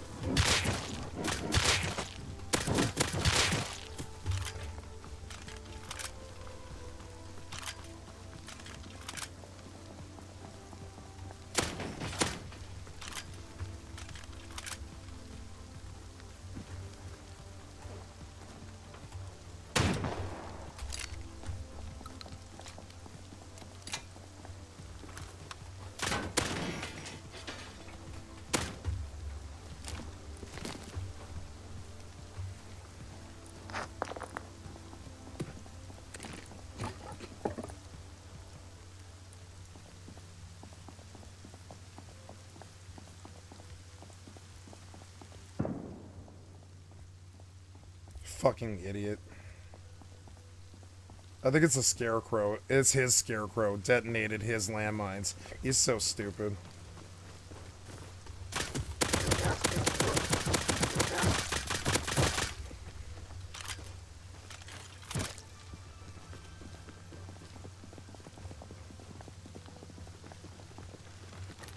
Don't shoot him. Oh, why didn't they? No, he's not an enemy. He's not an enemy.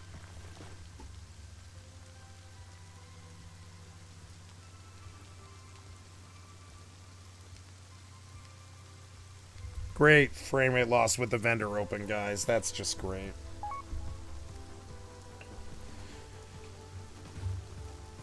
I lagged out when I opened the vendor. He's a vendor. So, okay, so they look like real players. Oh.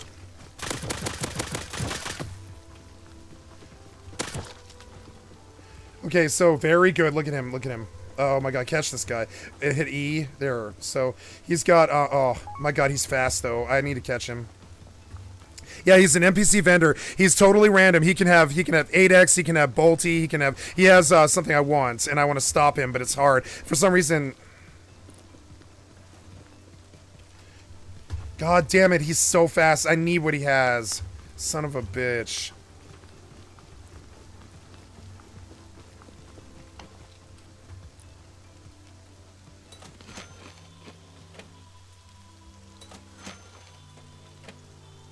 I couldn't afford the large furnace, but I don't want it anyway until we have a wall. But I pulled a small oil refiner off him and a large solar panel for you.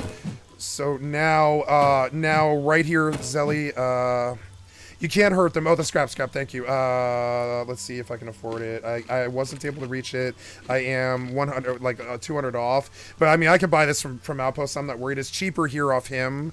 But I don't want large furnace on this server at all. It's just asking for it. All these kids, they'll just hop my fence. I don't want a large furnace on this server. I don't need it. I have blast furnace out of the charts, so yeah. You want so this is for you. So now we come over here. Come with me. Oh, no, I'm sorry. Let me think about... Yeah. We come over here with me. One sec. And so on this server, one of the things I do, at least anyways, one of the... Oh, shit. See, that's them. This is the real people on the server. These are the actual people that are the actual problem. And we haven't seen them. So that's... I mean, they're being peaceful with me. And that's maybe good, but they haven't been for the last 6 months. They're the real problem here. So that's the actual... Like, you and I know the difference between pissants who fucking shit all day and the actual people. These are the actual people. They have a... they're nice to me, but, we have an unsteady, shaky thing here. And I missed what you said. I'm sorry. Can you build around him? Can I build around who?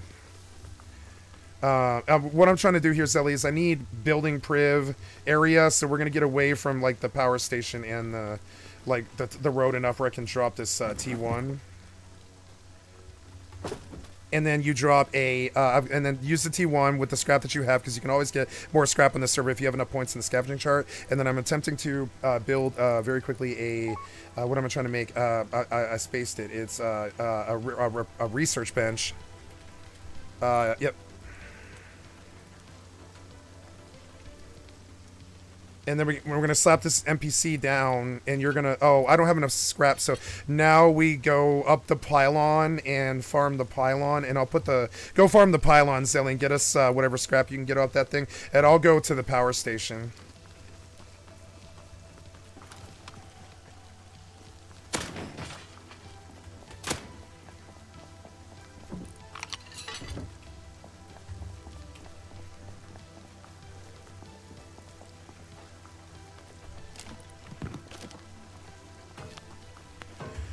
If you hear gunfire, it's going to be me popping signs, okay? Don't worry about it. I'm just popping signs.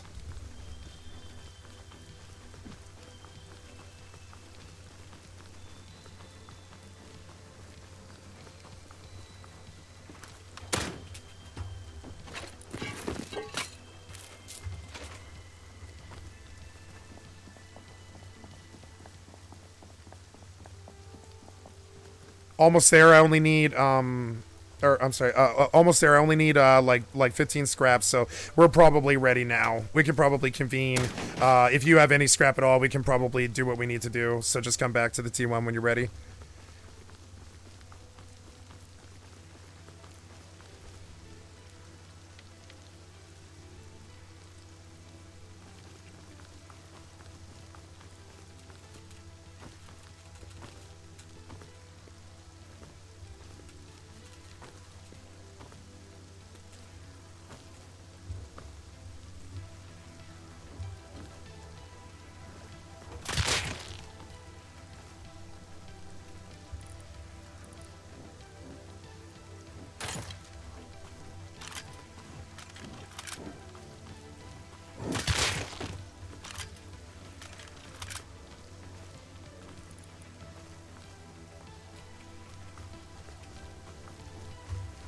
Okay, did you pull any scrap?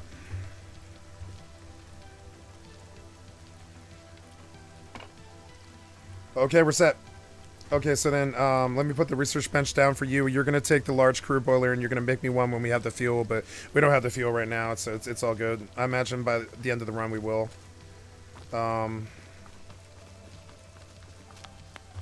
I forgot where I put the T1. It's like over here by the road, and it's like by the pylon. So I went the wrong way, I think. Where was the pylon at? Yeah, yes, it's over here by the pylon. Yeah. Oh, yeah.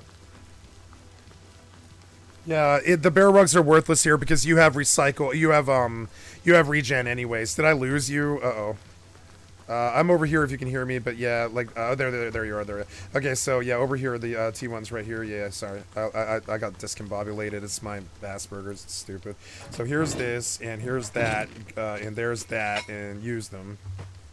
And you're gonna take the research bench when we go, and you're gonna take that solar panel. And when we reach 75 scrap, either you and me or whatever the combined effort is, you're gonna research this solar panel and get it in your head if you don't have it. If you don't have it, I'll take it. Or I'm sorry, if you have it already, I'll take it. And if not, we put it on you first because I don't need them. I have 22 high qual. Which is fairly rich for this server. And normally I would go back, but with the safety of the duo, I'm going to use you to survive this and actually profit. T1 needs to be closer. Closer? What do you mean closer?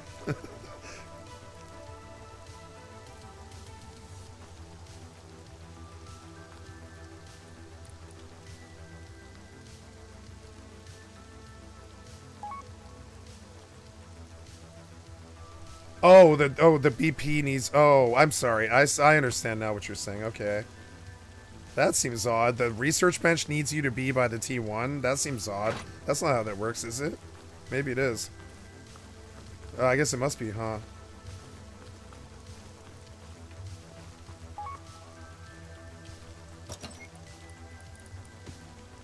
Well, yeah. I mean, we don't have any scrap. Like, so you're just going to take the solar panel and the research bench with us. It's good. And then when we reach 75... Oh, did you get it? Oh, you got it. Yeah, it was fine for me. It's glitching, Sally. I don't know why it's doing what it's doing. It's modded. This is the most modded server in Rust, if it helps any. So if shit breaks, expect it, because it's not. It's like this server is held together by, like, you know, duct tape and glue. So shit like this happens a lot. You'll lose items and all types of shit. It can be frustrating. I just lost 200 cloth not half an hour ago. And I know I didn't lose that. It's not on the floor, you know.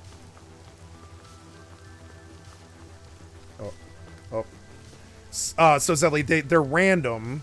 They're wonderful. The best thing they sell that I've ever seen is Balti for, I think it was like 150. But you can see Baltis for 1600. You can see Baltis for 150.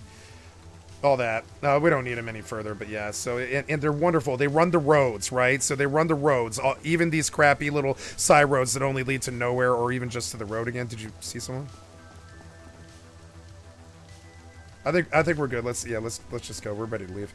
So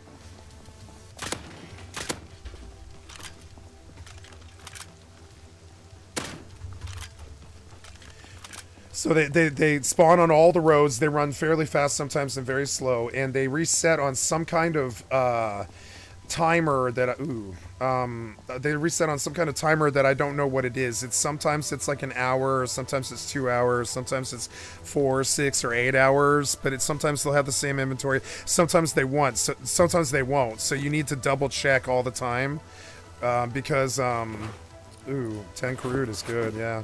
What else is it? Break the barrel. I'll break the bag.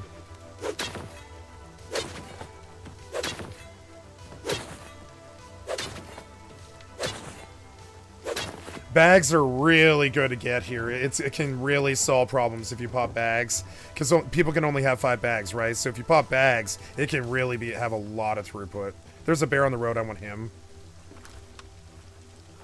Someone's been here. I don't wish to stop here, but we are going to get the milk crate and leave. And I want him. I need him. We need the fuel. Fucking frame rate drop. What the fuck, man? I don't have a knife.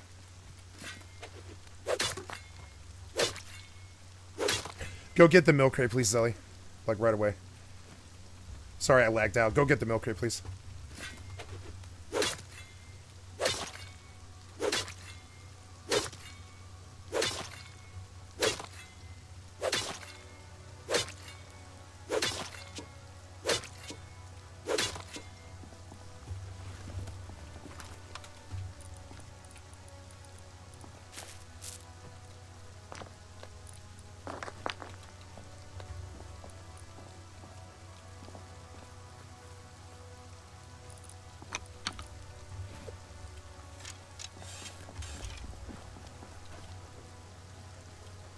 Clear.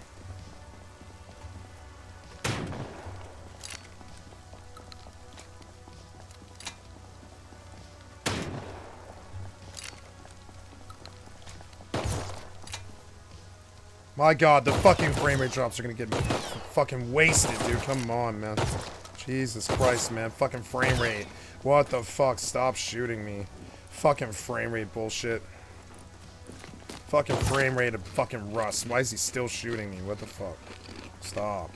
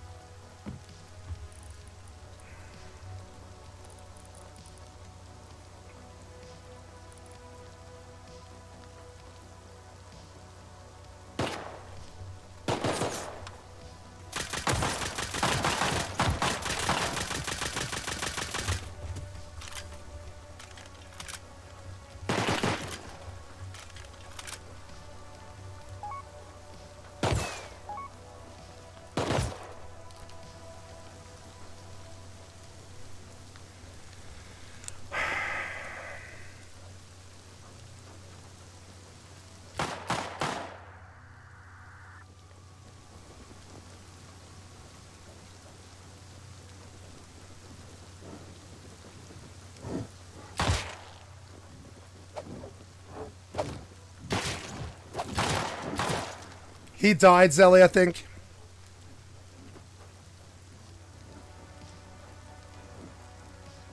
He died to the zombies. I can hear it. He did die. He died. He died. Oh, no, no, he's not dead. He's not dead. Where's...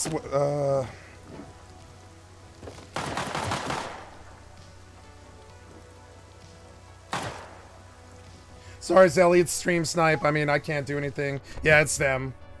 It's them. They changed their names. It's Joke and whatever, you know, his butt buddy. I'm so sorry. It happens though. It's gonna be part of the gameplay. We're gonna take loss, but with the nice RPG chart, it's okay. We didn't lose anything that we needed at all. We didn't even lose a revolver. We didn't lose shit. I mean, we lost. No, we got what we needed in our head, which was the large crew boiler. Because I was scared he was gonna do exactly what he did. We got the large crew boiler in your head, which was the only thing we had that was of value, right? And so we win. You know, we win. It was like 20 high qual or something. It's okay. I can replace that immediately. We got what we needed from that.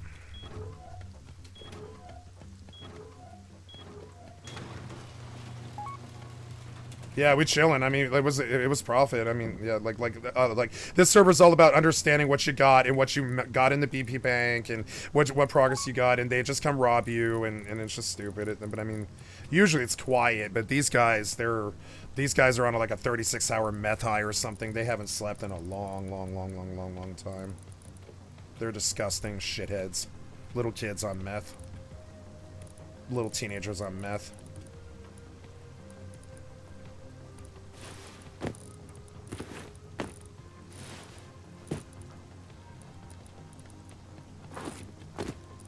So now it's just stone picks. I'll make a couple. And we just go real cheap here with like a shitty prim set, and we try to pop whatever metal nodes before bed. like another, you know, I'm going to bed here like pretty much now, so we go out and see if we can get like 2 or 3 metal nodes maybe across the street or something like that, and then we're done for the day. Or at least I am.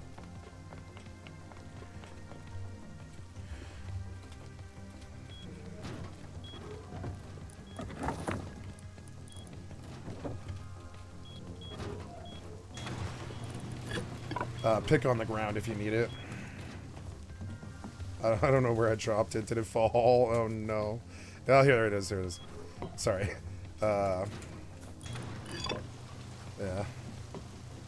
Okay, let's see if we see any metal nodes. Do I see any metal nodes? I don't think so.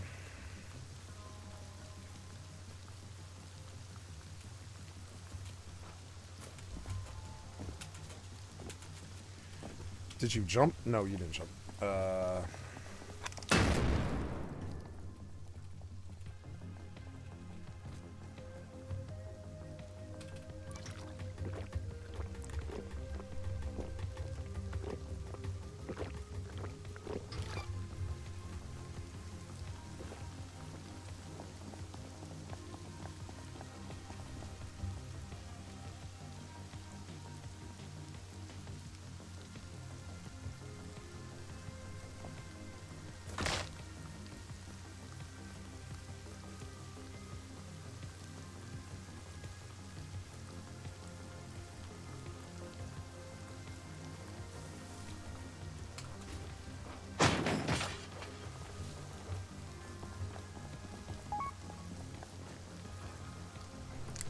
You think you did, huh?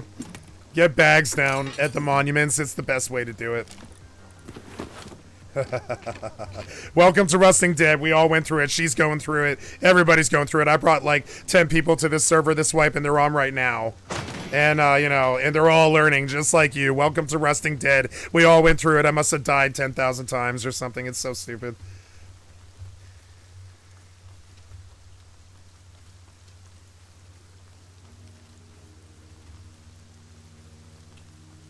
If you acclimate your mind to the monuments and where they are in relationship to each other, you never really get lost. It takes a while, though. It took me 5 months to do it well. I really wanted it. I was working against the odds, and all the big boys were raiding me and shit, and I was like really alone. And it took like 5 months to learn. It took 5 months to learn how to really navigate this server in the dark. It took forever. And I can do it, but I still can't recover a body. I mean, I have. On stream, I've recovered like 50 bodies or something and really got a lot of my scrap back, you know? But,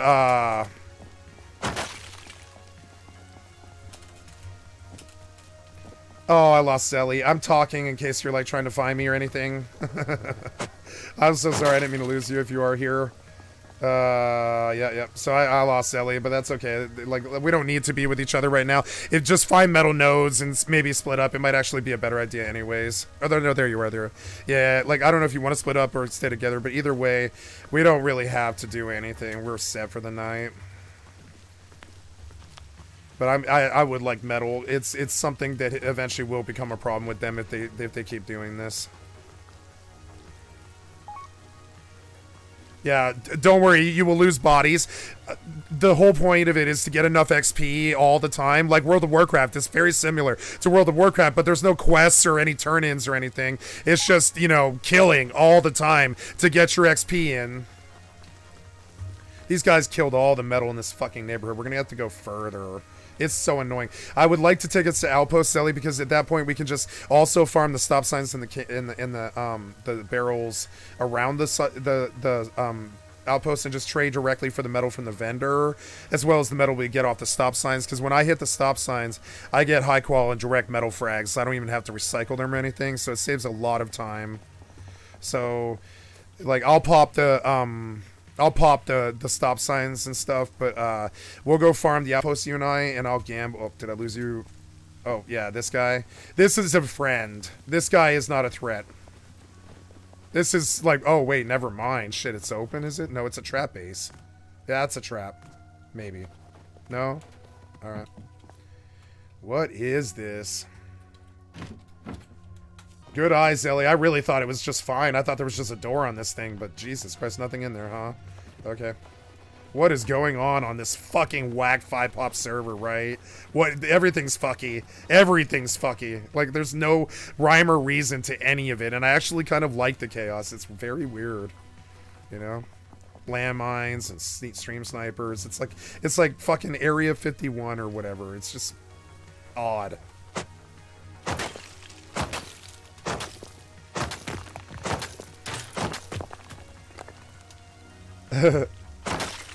Yeah, that's gotta be 110 or something like that. You gotta really lead that. Yeah.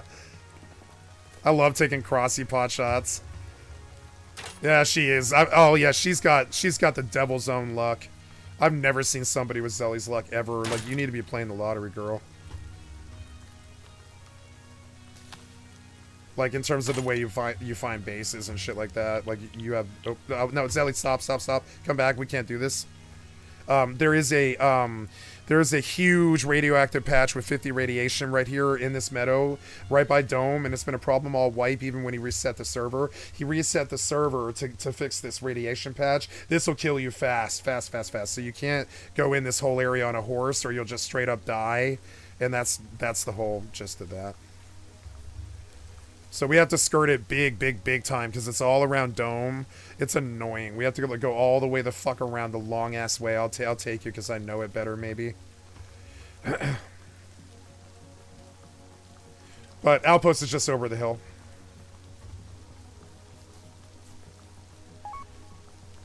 Yep, no problem, but not mine, right?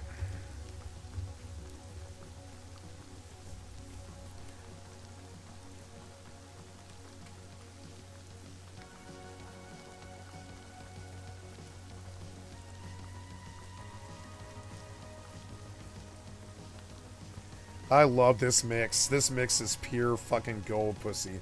Straight liquid gold, bitch. Hot as shit on the streets. It's just like perky and 80s, and that's what I need. Perky and 80s, you know? Yeah. Steph gets it. Oh. Fucking frame rate loss. What in the fuck? Oh, sorry. This server and all the mods in 1440p do not mix.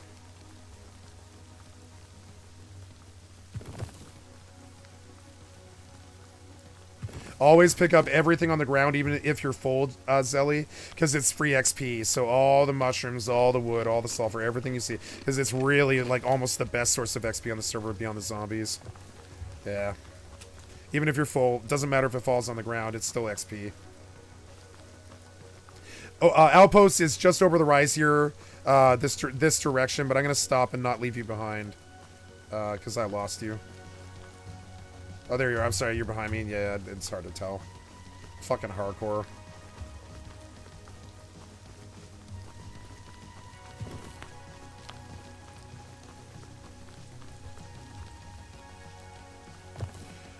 Hardcore to the mega.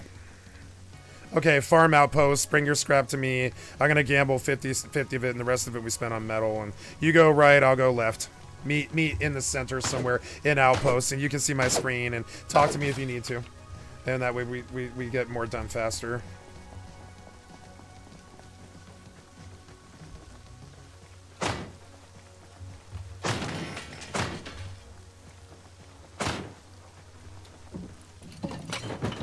He may be right behind us, Zelly. Just, you know, heads up, Zelly. He might be right the fuck behind us. He probably is. So just watch your back here. You know what I'm saying? I don't know if you can hear me. But he's probably right behind us. I mean, I would guarantee it. So just watch your back here, okay?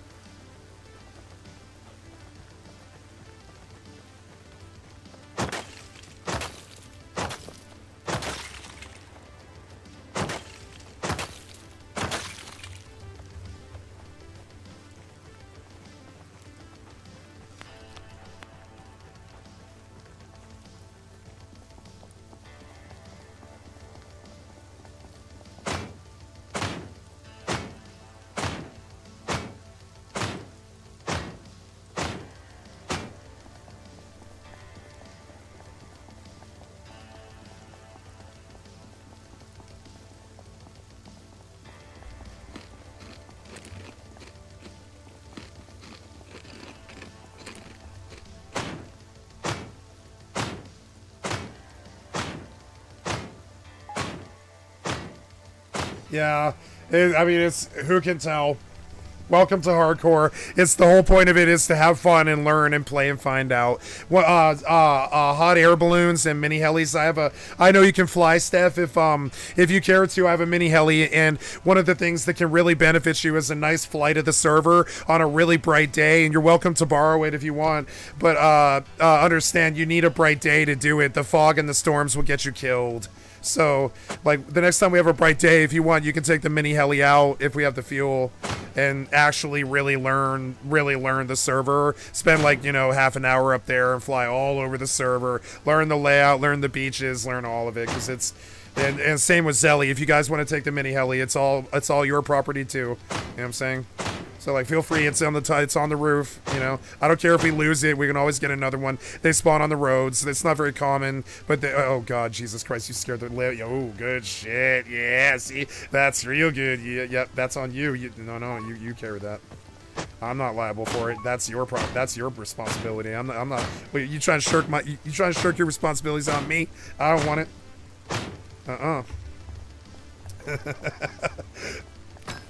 Oh, you want me to do something? I'm sorry, am I ignoring you? I don't mean to. I'm just selfish. Thank you. Okay, I gotta recycle and then, do I have wood? No. Yeah. We were, never mind. That's actually good. I don't have 5.56.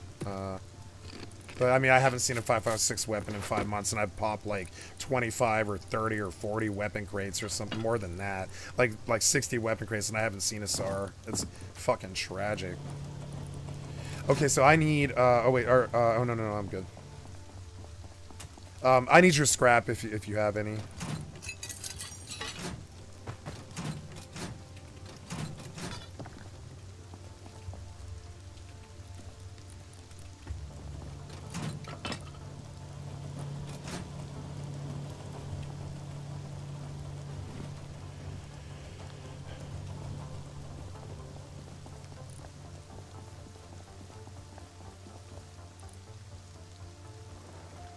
Shit, I did not pull... Oh, wait, maybe I did.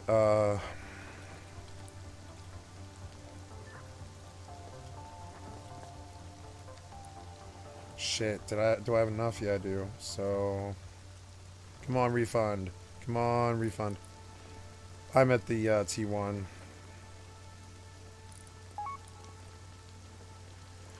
In the base? Yeah, in the base, on the roof. There was always 2 mini helis, but we had a hacker. We got 2 guys. We got these guys that've been stream sniping for like 48 hours over the last 72 or something, and just door camping and stealing nail guns from us because they're idiots.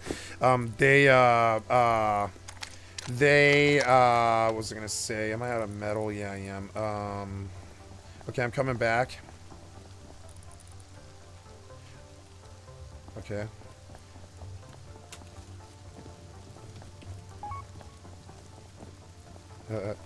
So here, this is for... Oh, no, I'm sorry. Yeah, is this right? Do you have any cloth, Sally?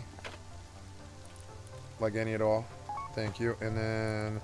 perfect. So here, this is for you, and I'm going to go make one for me. Oh, sorry. I turned off the light. Did you find it? Yeah, there you go. Yeah. Put that on. So we need this because I need you to be able to shoot in the dark, right? So keep the helmet on once, you know, keep it on. I know you don't like it, but I would prefer to keep them on because if you don't see the zombies, you catch a bite, and that will cause us to lose the loot. The zombies spawn on top of you. So if you can't see that that's happening, it's really bad. The other thing I want to do here is make a miner's helmet, which I don't... Oh, do you have any metal frags? Metal frags? I need it for my miner's helmet. Thank you. Perfect. And then I'm going to make one for me. And then here is a nail gun for... Or, I'm sorry. Yeah, hold on just a second. Okay, here is a nail gun and rounds for you. This will be the best way to deal with the zombies in the dark, because at night they come in a higher volume. You'll see sometimes 50 or 60, so you need these. I'm not forcing you to use a nail gun. You need the bullets. Here's the nails on the ground. There you go. You need the bullets, and then as we hit stop signs and stuff, I'll be able to make more nails for us and all that. But we're also going to be farming in the dark because it's something that these pussies aren't willing to do. They're scared of it. I've never seen them at night. I mean, they'll hit us at night at the bases, but they won't hit out on the hardcore server, out on the road. You know, it's hard for them. So I have 120 scrap, which I'm going to dump on metal frags because that's what we came for. Yeah, I only got 400 frags off that, so it wasn't as much as I wanted, but I mean, it's still profit. And so now we turn on the helmets, and let me think about this. No, I want to pause here and boil this. It's not much. It's just a few seconds. And how's your food? If you need any, I have 7 mushrooms. They're on the ground. If not, just leave them, and I'll pick them back up.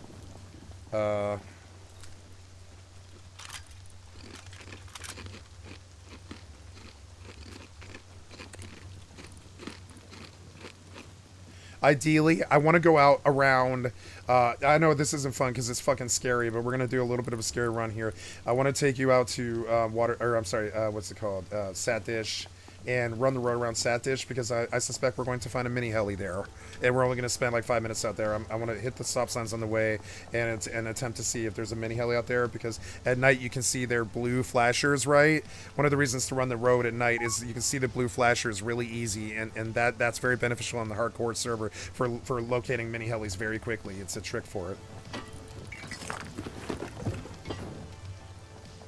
I know, I'm sorry, but like I am more inclined to use it.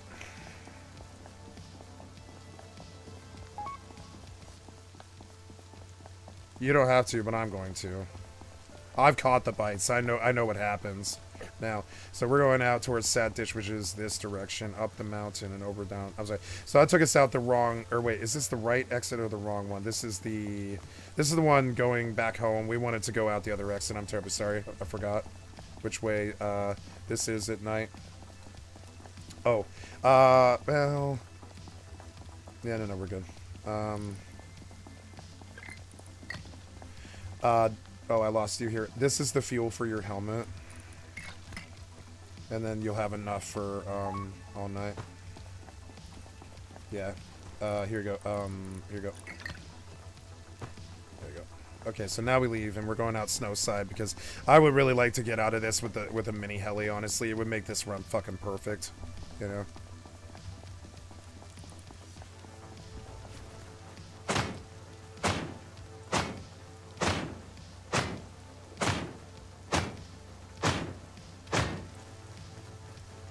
I've seen one in snow and one in desert lately. It is 2 in the morning, so it'll be daytime before it's very long, which is good. And so we're just gonna follow the road to Satdish, and I want to see if we see a mini heli on the road. And you have to like kind of stay on the road, or you can't even see the heli. It's so dark. Yeah. The Satdish is a very good place to farm zombies. Yeah. And the 2 big mini heli spawns is like one in snow, one in sand. One's kind of like out here by Satdish, and the other one's way over there on the back road. I'm sorry, the one in snow is always over there by launch site. It's behind launch site. We could go do that when dawn hits, but I can't do it at night. I don't know which way launch site is from here. Is it the red light? If I can do launch site, I can get us to the mini heli spawn at snow because I know where it is. But I mean, I would need daytime to actually navigate it. I don't believe I can do it in the dark. Yes, I do. Yeah, is it an airdrop? It is an airdrop, yeah. So, yeah, let's go for the airdrop, yeah. Did I lose you? I'm sorry, no, okay. Yeah. Ooh, weapon flashlight, that's very good. Bunch of high qual for the base. Okay, let's just full out run now. I'm not gonna farm, sorry. I know I'm slow. Because we're not gonna make it, huh?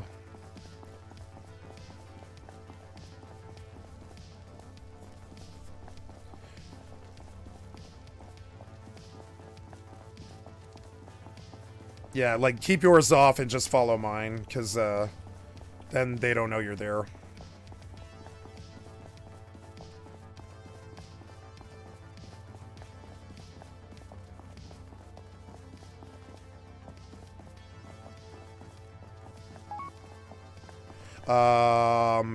32. Yep, here we go. And I also have leather, if it helps. Zed's coming in. We want you to kill them. You kill them. Yeah, headshots only, Zelly.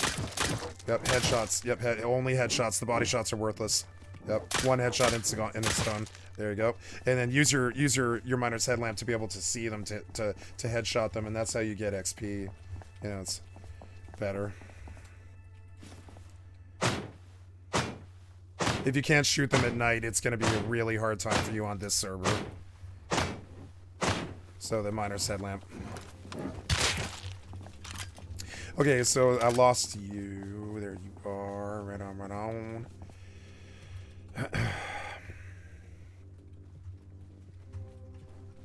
Wolves on like our back left Satish side.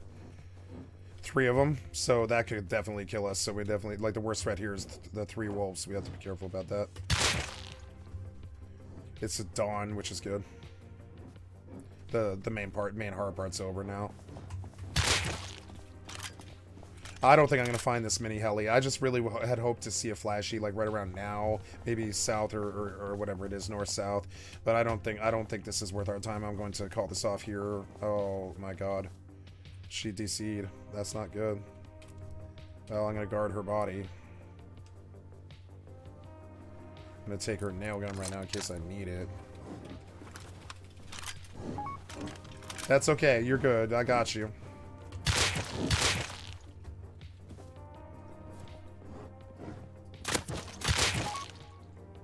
I mean, it's Rust. I mean, I'm surprised you haven't crashed like 5 times today like me. I mean, yeah.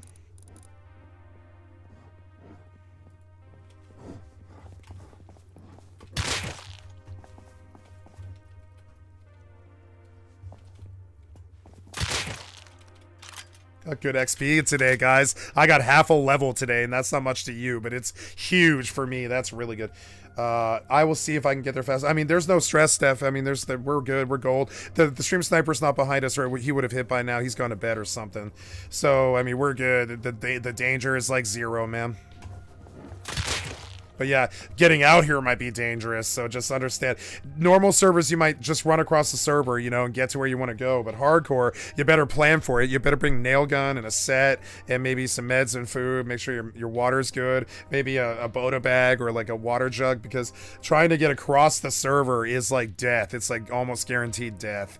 You know, see, I mean, at least if you're not used to it yet, it's like death. They'll spawn right behind you and just bite you. It's disgusting. Like the zombies, they will spawn on your back and they will bite you, and you'll understand it when it finally you'll understand when it like happens enough that unless you're moving, you will get bit.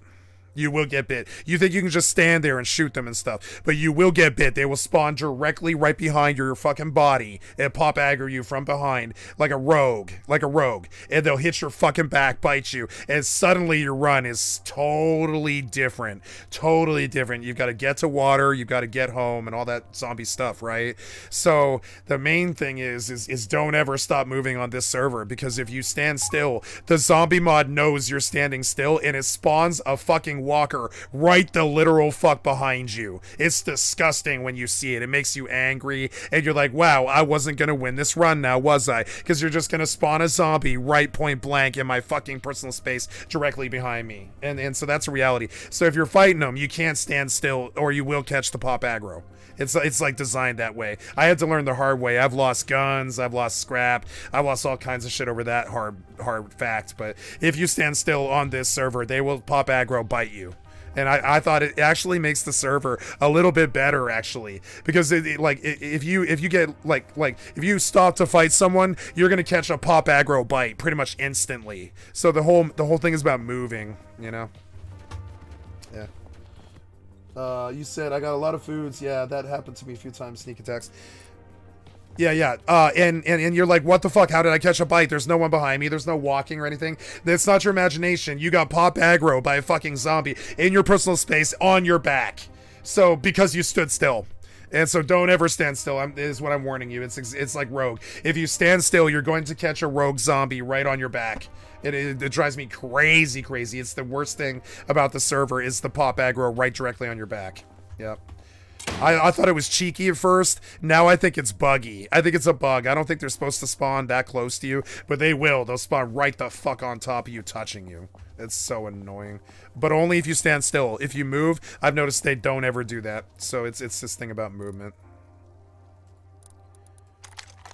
The zombies are full of all kinds of little idiosyncratic behavior. Like, for instance, the best defense against a horde is either height or cliffs, because they can't do cliffs. They can't go down cliffs or go up cliffs. So cliffs are really powerful, but they also cause this huge problem because once they realign and they get their like pathing, it's called pathing, you know, MMO pathing, like mobs and stuff. Yeah, like the pathing is really crazy. So once they clusterfuck like 60 of them and they're on a cliff, the AI will enable them to just circumnavigate the cliff against you, and you're suddenly gonna have horde 5 feet behind you when you really didn't think you would. That's another thing that happens. They'll circumnavigate those cliffs if they get enough numbers. It's something about it. If they get a big enough horde, they just swarm around the cliff. The AI is written to just get that big pack around the cliff somehow, so it does. But they won't get around the cliff if there's only like 5 or 10 of them. If there's 20 or 30 of them, though, they will catch you. You cannot stop. If you can't use the cliffs as some kind of, no, you can't reach me, they will. They'll like somehow magically trickle like shitty old Pikmin mobs used to do or whatever. They'll like trickle out like those mobs you used to see in old games, and you see them trickling out. You're like, damn it, you're abusing the laws of the game. You can't trickle out like that mob, but it does. And it comes and abuses that, and you suddenly you're fighting the ones in front of you, and suddenly you turn around on the horde, and the horde is 5 feet behind you, even though you left them at the cliff 100 meters back. They're 5 feet behind you when you wouldn't expect it, because they'll circumnavigate if they have enough numbers, and that's something else I had to learn too. It's hard to describe it too.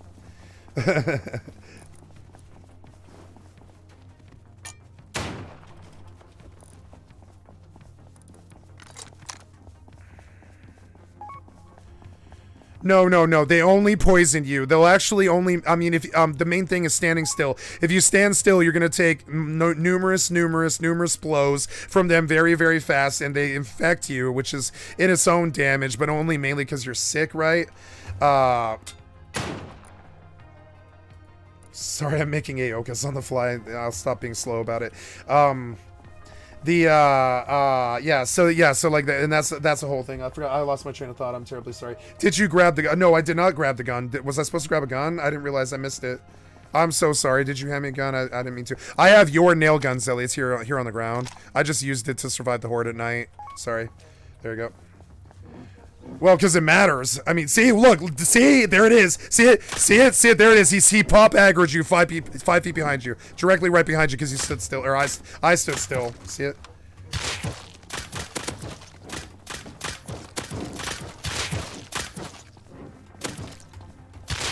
This server will teach you nail gun real good. Nail gun is a grubber's paradise. You'll get AKs and all kinds of shit off nail gun if you get super good at it. And it's so cheap.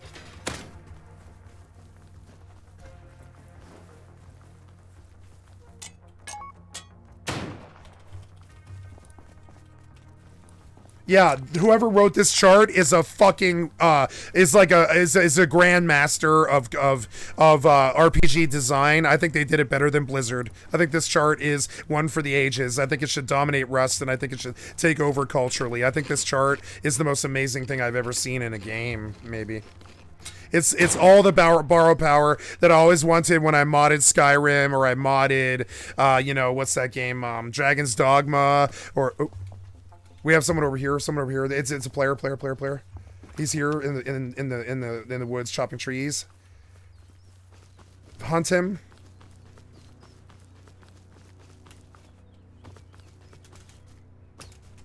You better run, whoever you are.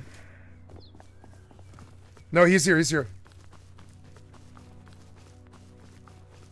Yeah, you better run. All right, so leave him be. It might be a friend, so we just leave him be. It's not the sniper. He's the only one I want.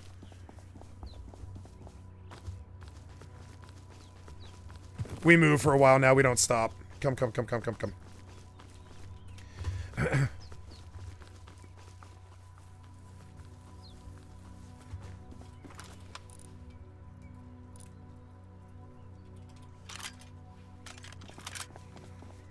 I'm on the road if you need me.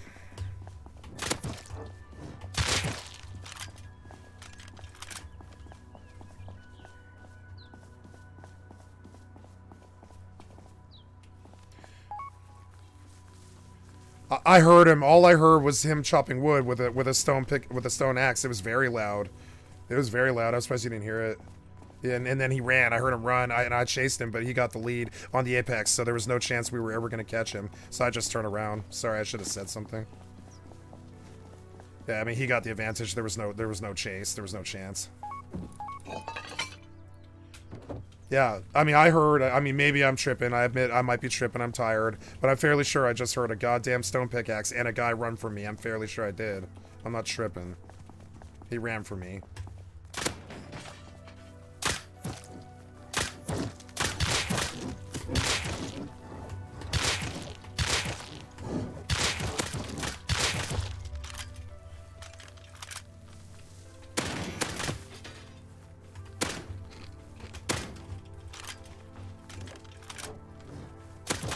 The walkers, so there's walkers and runners. Runners are the ones that fuck you. The walkers are okay. They're not fast. They're easy to deal with. The runners will fuck you. The runners always have to be taken care of first. They run fast. They run as fast as you, you know, so you have to take them out first. They will get you. They will kill you.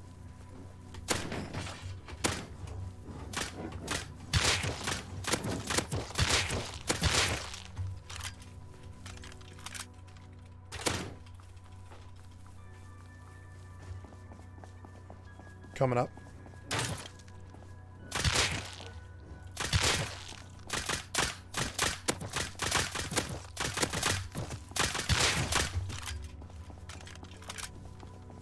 Fire in the hole.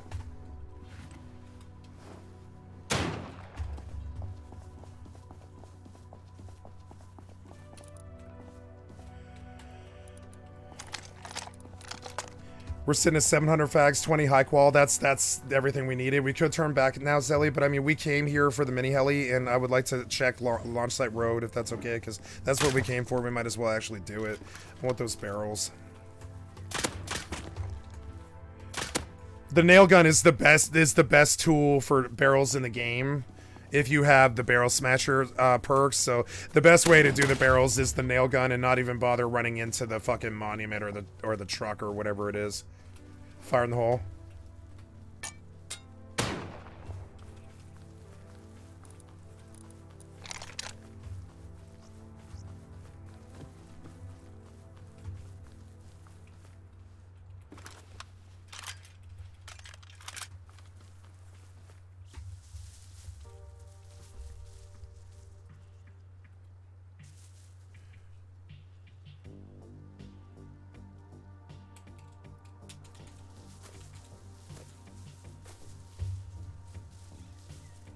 Pause in the bush, observe the plane.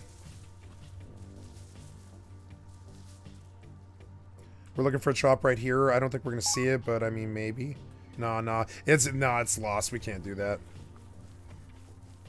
Yeah, get barrel smasher. It's one single point. The next point you spend, you should probably spend it on that if you don't have it. It's like one of the best things in the chart. Yep. That's your next level. Something to look forward to. It's like, wow, remember when you actually look forward to leveling, you know?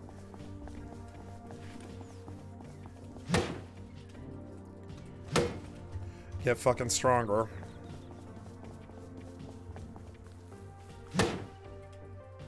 It's in the scavenging chart. Fairly low. The one next to it to the right is called, hold on, let me open it. The one next to it is called, next to it to the right is called Loot Magnet. This skill gives you a 20% chance per level. 5 levels gives you 100% to add the loot straight into your inventory when destroying a barrel.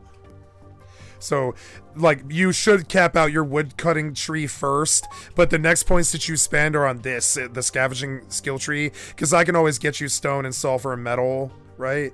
But okay.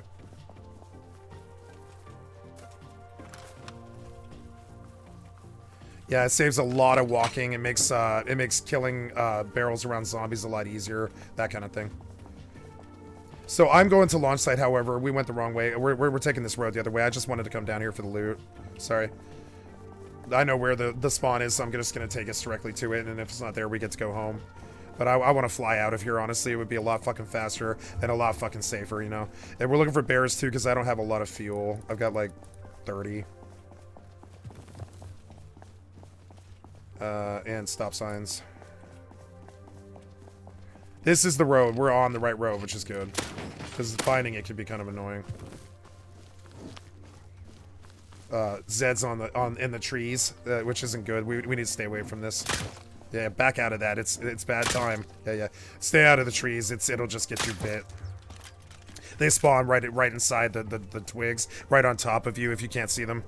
It sucks. Oop. Oh, thank you. Thank you. Yeah. Let's see what this is. No loot. Fire in the hole.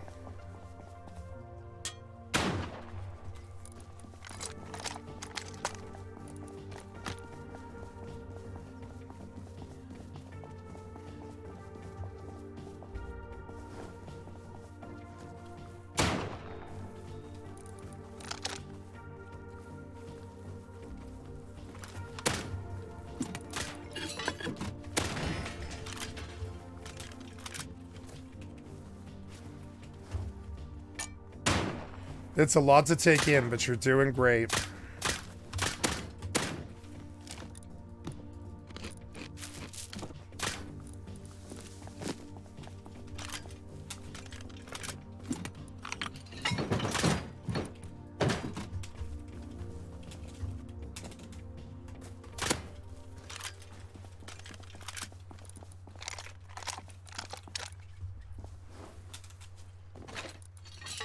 Next time I won't leave you, Steph. I'm sorry. It's just we were under pressure. If we didn't get the metal in the base, it was a problem. But yeah, we won't leave you next time. It's just that he had us under pressure. 5 hours of shitty-ass door camping, you know? I had to get the metal in the fucking base. So annoying. Contact, okay? I don't know where you are, Zelly. I see him.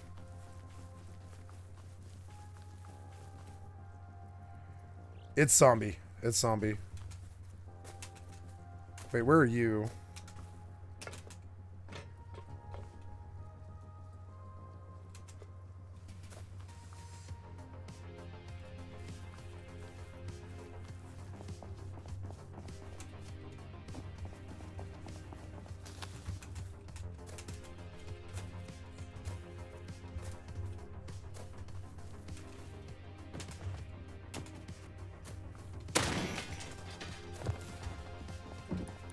Ooh, free revolver, that's good.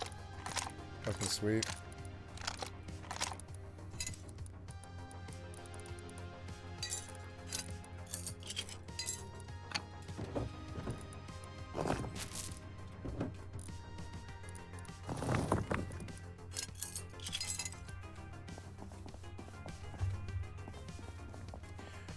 So I lost you, Zelly. I'm still on the road where the car is in the middle of the road. Like on top of the car in the middle of the road, and I realized that you might have contact, but I lost track of you and I didn't see the contact, so I have no information, and I'm just going to stay here until I either see you or them, because I don't want to kill you, or I don't want to kill you. And that sucks, so I'm just trying to communicate.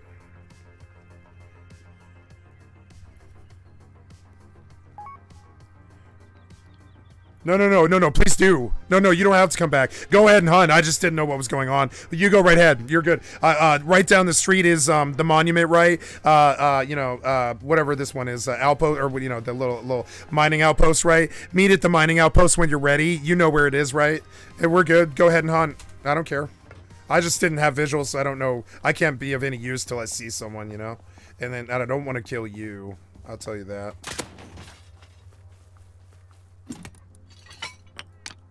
Yeah, I mean, yeah, hunt. I've got 300 scrap. We're good. I see you in outpost. Are you in outpost? Yeah, you are. Yeah, you are. I saw you.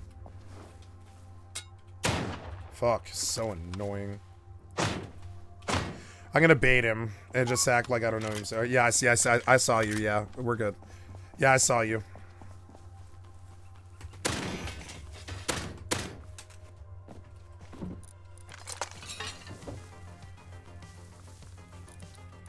God damn it. Fucking frame rate. Oh.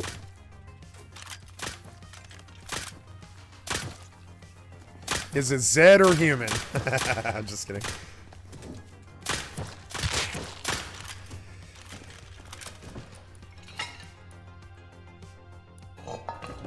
So nail guns don't take T1. So another nice thing about nail guns is you can just make them on the road.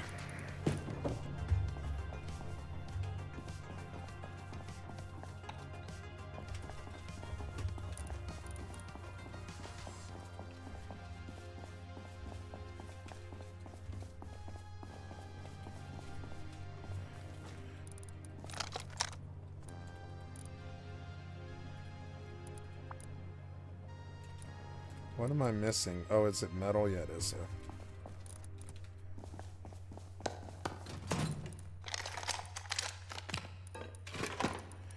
Recycle all tech trash at this point. We don't need it. Well, I guess you need it, but I don't need it.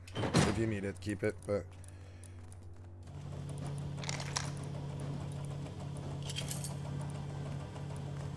Oh, Zelly, this is, well, I'm carrying it, but I have a 5.56 for you to research. And we should probably do that now, so I'm going to throw down I'm going to make a T1, and we're going to go train, both of us are going to train 5.56. Because we won't see what, we could see an AK, but we won't see a SAR. It's really fucked up. You can get an AK on the server, but you can't get a fucking SAR. It's so stupid. We got to go way out, so, oh, I don't know if I have enough metal, actually. You got any metal frags?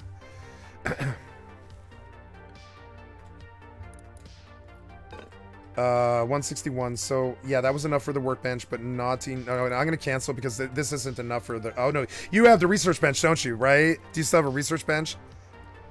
Then we don't need. I mean, we don't need the T1. We're good. Oh, they killed us. That's right. That's right. That's right. So, okay. So the heli spawn is right around the corner. So let's get let's leave the neighborhood now and get home. We're too rich. When you're ready. Ooh, this was huge.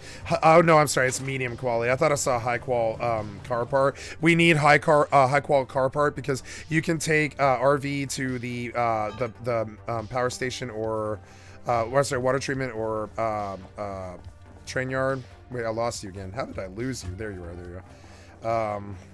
Yeah, so I think the spawn that we're looking for is right around the corner on this road by the backside of launch site. So I kind of have lost where launch site is in relationship to us right now. So keep your eye open for that because, oh, bad frame rate. Sorry. Frame rate drop.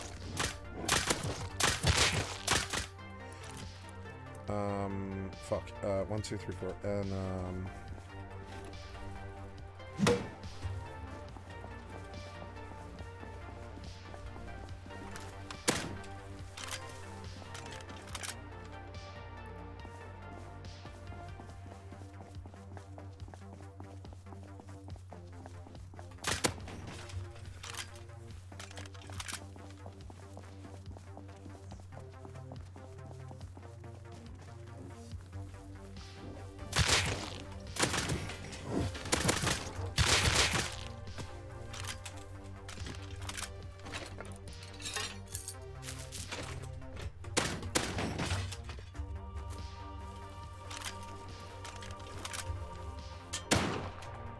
fucking frame rate, man. Come on. I have Gibbs on 0 too. What the fuck? Like, I'm gonna have to reformat tomorrow, I think. I'm getting bad frame rate shit. So annoying. I don't want to reformat tomorrow.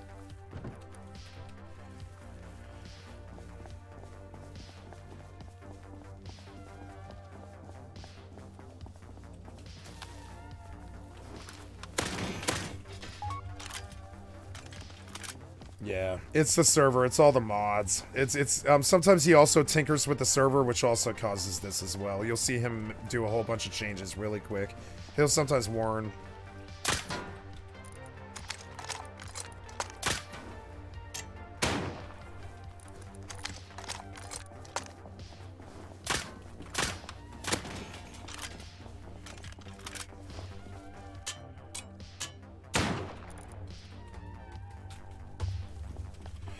Okay, so the road behind the launch site, which I saw just a second ago when the fog kind of abated, it's like, which direction is launch site from here?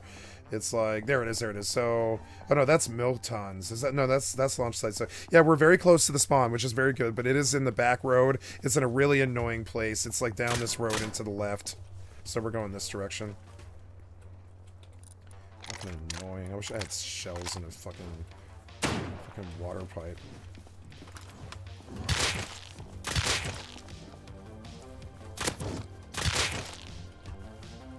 Another reason I fire the Aoka is it summons the zombies, and that's, you know, usually 300 XP a pack, which is like really good money after a bit if you just keep doing it.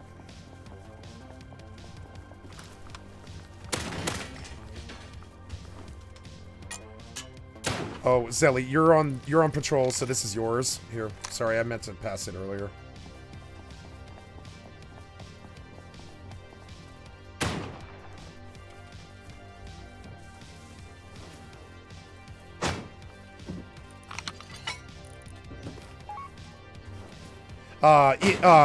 Three zombies are 100 XP each if you're rested, and every time you fire a weapon, usually 3 zombies spawn, right?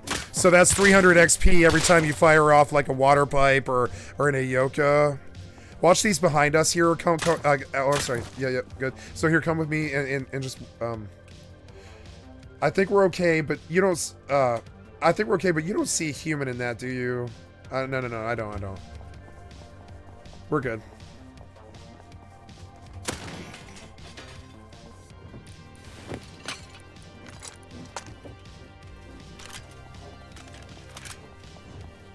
Like, there's this period where you want more zombies. You're like, I want more XP. I want to kill more. And then it becomes about how can you spawn them? How can you get their interest? How can you get them aggro to you? And you start firing off guns kind of recklessly. You start trying to get hordes aggro to you. You start killing more and more and more and more when you realize how much you want that XP. You know, you start looking for the zombies, and that's when the servers really got its hooks in you. You start going out with like a pump shotgun at night and spraying packs, you know, looking for, you know, 15,000 XP a pack or whatever, trying to catch a lot of kills, you know. This the server kind of starts to you know, starts to sort of like, you know, take you over. It's kind of funny. It drives you after a bit. It's so fast that you can miss it, but it is there.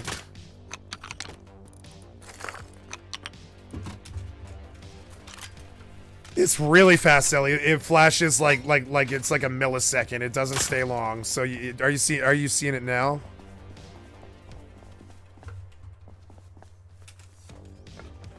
Here, for this op, Sally, I'm gonna turn on voice just so you can talk if you need to, and like, or I don't know, maybe I should just leave it off. Actually, I think he'll use it against me. I'm sorry, but normally I would turn them on. I think I'm going to. I'm going to turn on voice, but you don't have to use it if you don't want to. You know, just for discretion and shit, but I would prefer if you are able to talk to me, you know, because it's getting scary for me not being able to talk to you. 1 second.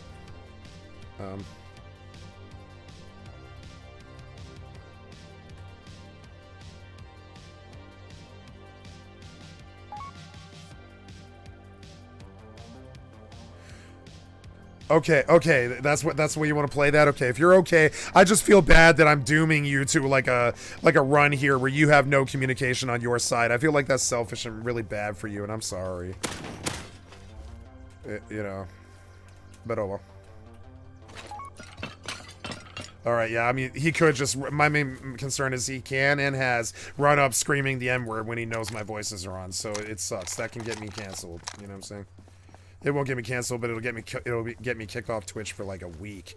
And a week is a long fucking time when you're a streamer. I learned something new about buttons the other day, but I learned that you don't need a battery for buttons and heartbeat sensors. You can connect a heartbeat sensor to a button and what else is it? I think it's like a blue light, the blue helicopter light, right? And it will flash the light if somebody is door camping you without a battery.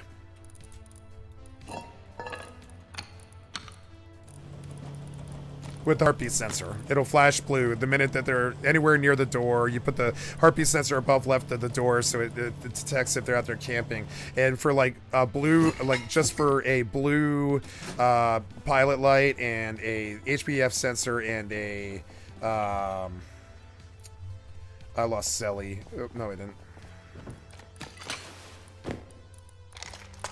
Okay, 800 metal frags, which is good, and we're almost to where we need to be. It's like, yeah. No, they can. Like what they do is they can. No, it's not like that. It's a whole game that they play. They come in yelling the M word, right? Or whatever. It could be lots of different things. They can trick you sometimes even. And I lost you, Zelly. Are you here?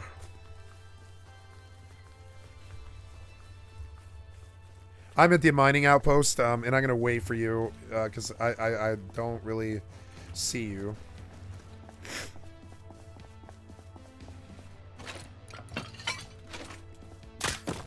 Ah, thank you. Sorry, yeah, like, you want me to follow you? Were you doing something? I didn't mean to be rude. Are you okay? Okay. So, the spawn, we actually passed it, and this heli wasn't there. I forgot, but that was actually the road. It wasn't there. So, okay. So now we get home, and we want to do that ASAP. So, balloons, boats, horses. If we see a stable, that's helpful. I don't remember where stable is around here, but it is around here. Large barn is and stable are around here somewhere. I just don't know in relationship to mining outposts. I haven't lived out in this direction. Also, I have a base. We are not that far from our sand bases too, so we could drop there and take a mini heli out to get the loot. That's another option. But I don't know which direction that is from launch site. I think it's this way. I think. I'm fairly sure. Oh, I don't have any AO. Okay, god damn it. Keep trying to fucking make them.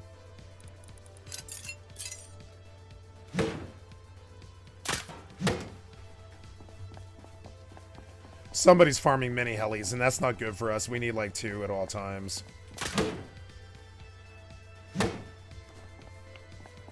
A good way, I was telling you about a trick with it. If you fly around the server at night, you can see the blue flashers on the road, and that's a really good way to get another heli really fast, you know? Once you get one mini heli, you pretty much snowball to a bunch of other mini helis because you just fly around at night, find the flashers, and you know, like, yeah.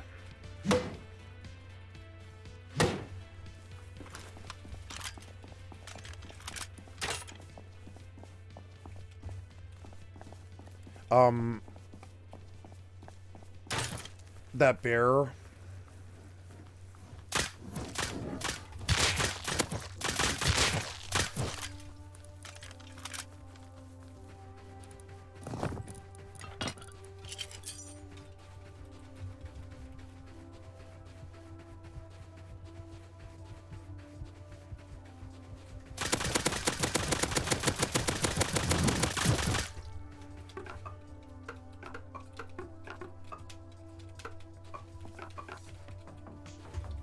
Do you have a knife or a dagger? I've got an axe. Otherwise I'm just an axe. Okay. Good fuel. Yeah. Oh yeah. We got like a nice probably 86 fuel or something like that. That'll get us home if we see a mini heli, because they do spawn randomly, but they sometimes do have spawns that are set. I need this metal, and I didn't make a pick. There we go. I'm making a pick. 1 second. Sorry.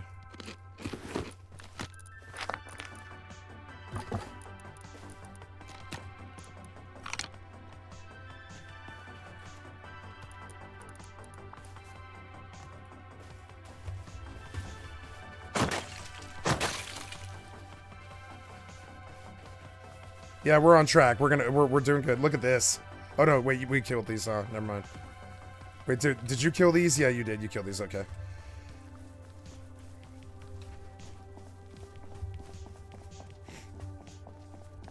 Fire in the hole.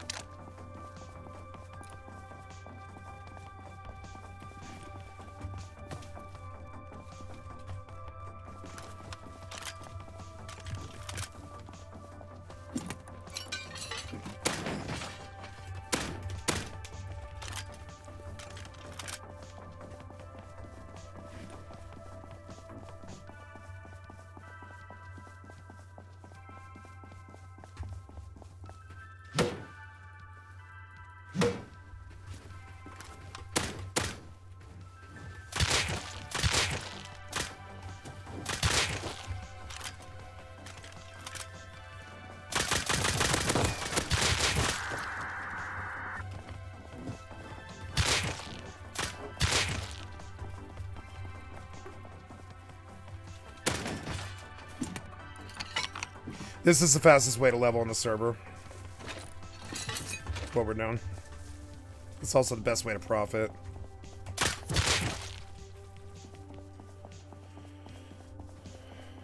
Well, it's beyond large oil.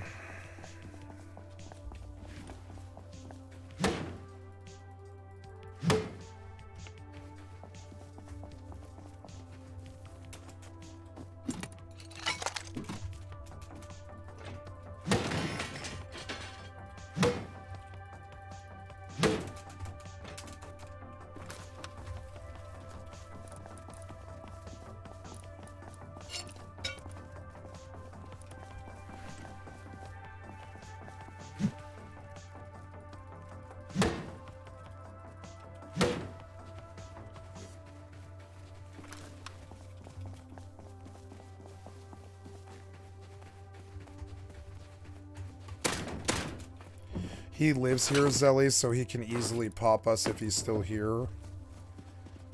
That's my base. Yeah.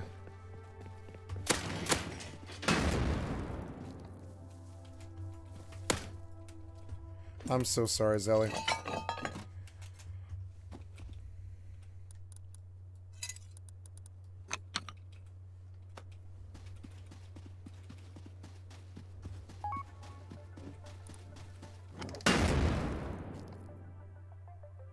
He's put landmines outside all of our bases, including, by the way, your 2 bases. He's put landmines everywhere. Okay, okay. I will do so. Yep, yep.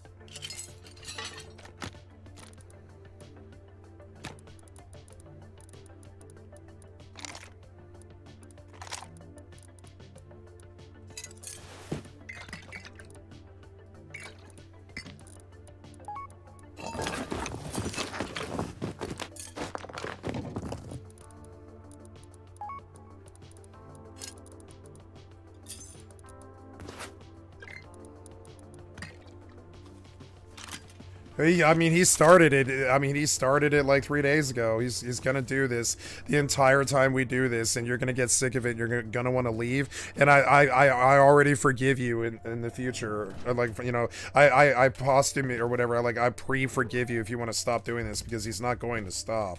You know, it's a form of abuse, and it's not like, you know, you have to deal with this suffering. You know, but yeah. He won't stop. He's never stopped. People don't believe me when I say he's never stopped. He's there every single fucking day, unless he's in school. School or harassing Skycat is his life. You know, he doesn't go to the bathroom or, you know, talk to girls or go anywhere or do anything. He just harasses me and goes to school. That's it. Yeah, I know. I'm aware. Fuck him. I watched that and I was like, wow, I am so sorry. My God. I've been dealing with it all day, and my whole thing is responding to it is bad, so I'm just gonna be quiet now. If we ignore them, they'll go away.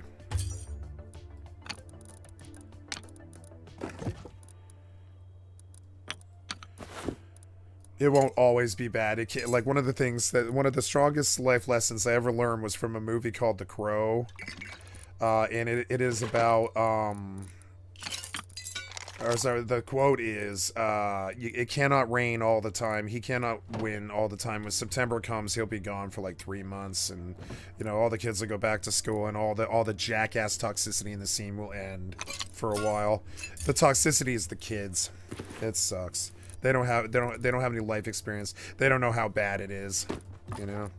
They haven't gone to jail yet or any of that stupid shit or lost their freedom, so they don't have anything to lose. They've never lost their freedom yet. But when they do, they'll understand.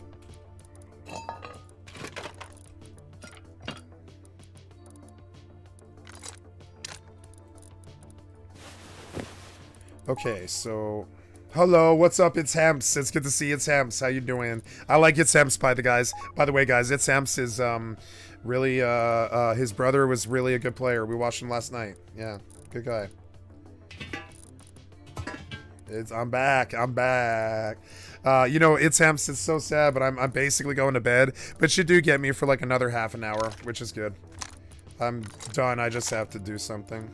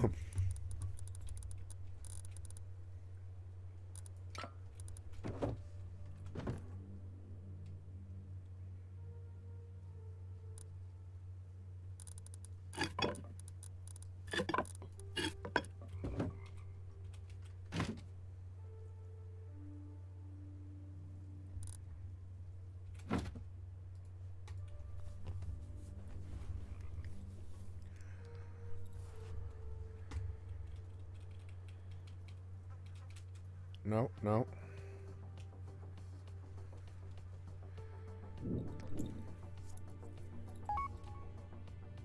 Oh yeah, they've been at it all day. They just quit. They went from, I think it was 3 in the afternoon until 10. I think, or no, it was just now they stopped. So they went. They clocked in an 11-hour day door camping. They laced 600 mines. They have killed me 45 times and taken like 30 nail guns or something like that. Oh, did you really full-blown crash? Come on. Really? I don't want to do a reload right now. Stupid modded buggy server. You did. Something about spawning in crashed you. It's so annoying. I hate the spawn thing. Yeah. One of the things you'll know about Rust is it's full of born losers who have too much time. I'm one of them. And yeah, so they do stuff like this all day long because they're children.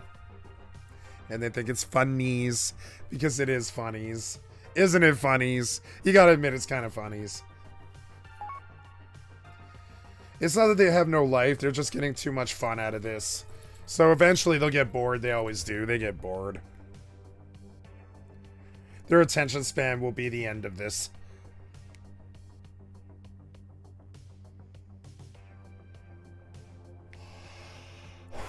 Like, I like to think that a girl or a boy might touch them sometime during their high school age for a few months, so he'll leave me alone.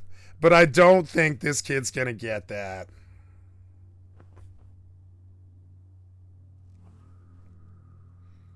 I don't think I don't think that's his thing. Normally, you go on about your own life, and you don't worry about other people. Only born losers do that. If you worry about other people, you are a born loser. Anybody you ever meet all across the world in many different languages will tell you that. If all you do is worry about someone else's life, you are a born loser. Every human on this planet will confirm it too. Everything I've said here. You know what I'm saying? Yeah. Yeah, like straight up. If they were normal people, they would have quit. Yeah, I'm not gonna... I didn't want to get off on this. I'm so sorry. I gotta be quiet now. He asked. See, everybody asks. They're like, hey, are the shitheads back? Are the shitheads back? Do you know how many texts I've got? Are the shitheads back? Like 400 of them. Are the shitheads back? In the last 8 months, are the shitheads back? Oh my god. It just goes off the hook. You can go back in the chat history as a mod, and you can see how many people ask all the time, are the shitheads back? All the people that come in this channel. It's so bad. It's just like, man. Yeah. Yeah, they're back. But when the spring, when fall comes, they've got to go to school, and Daddy doesn't let him play video games very late when it's school time. So I don't see him. I mean, maybe he's full-blown just, like, dropped out of school at this point. Who knows? He strikes me as maybe the type. So, we'll see. Maybe I'm counting on something that isn't going to happen. Maybe he dropped out of school this year. Because he strikes me as a type. He's on Rust 18 hours every single fucking day. And, like, I don't know, man. How do you do that when you're 15? Do the truant police not come for you? Are you chained up in someone's basement with nothing but an internet connection or something? Do you never leave the house? How is it that you, as a high school student, can play Rust for 18 hours a day? I couldn't do that when I was in high school. How can you do that? I've heard your voice. You're like 15. How can you? You're a homeschooled idiot who doesn't do his homeschool work. I can guarantee it, because that'd be the only scenario that I can see here where that kid, or maybe he's a little older. Maybe he's 18 and he's out of school now or something. Oh, I'm so sorry. Yeah. Hold on just a sec. I see that. I'm moving to it.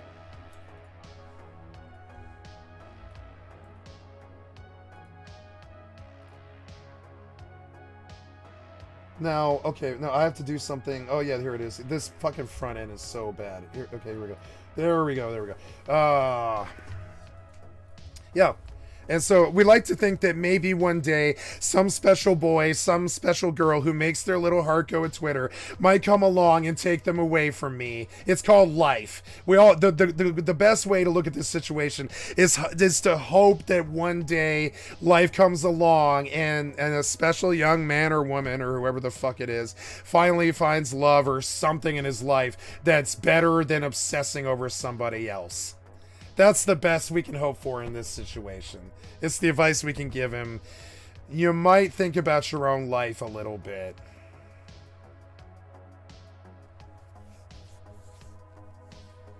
I think it's cool that you want to pay attention to my life so much. Thank you. But if you, I've told you so many times, if you spend all your time doing that, you're going to have a bad life. Anybody will tell you. Why do you want a bad life? Because of me? Did I fuck your mother in a past life?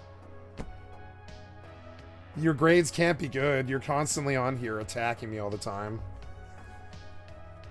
He's a failure in life too. It's like, man.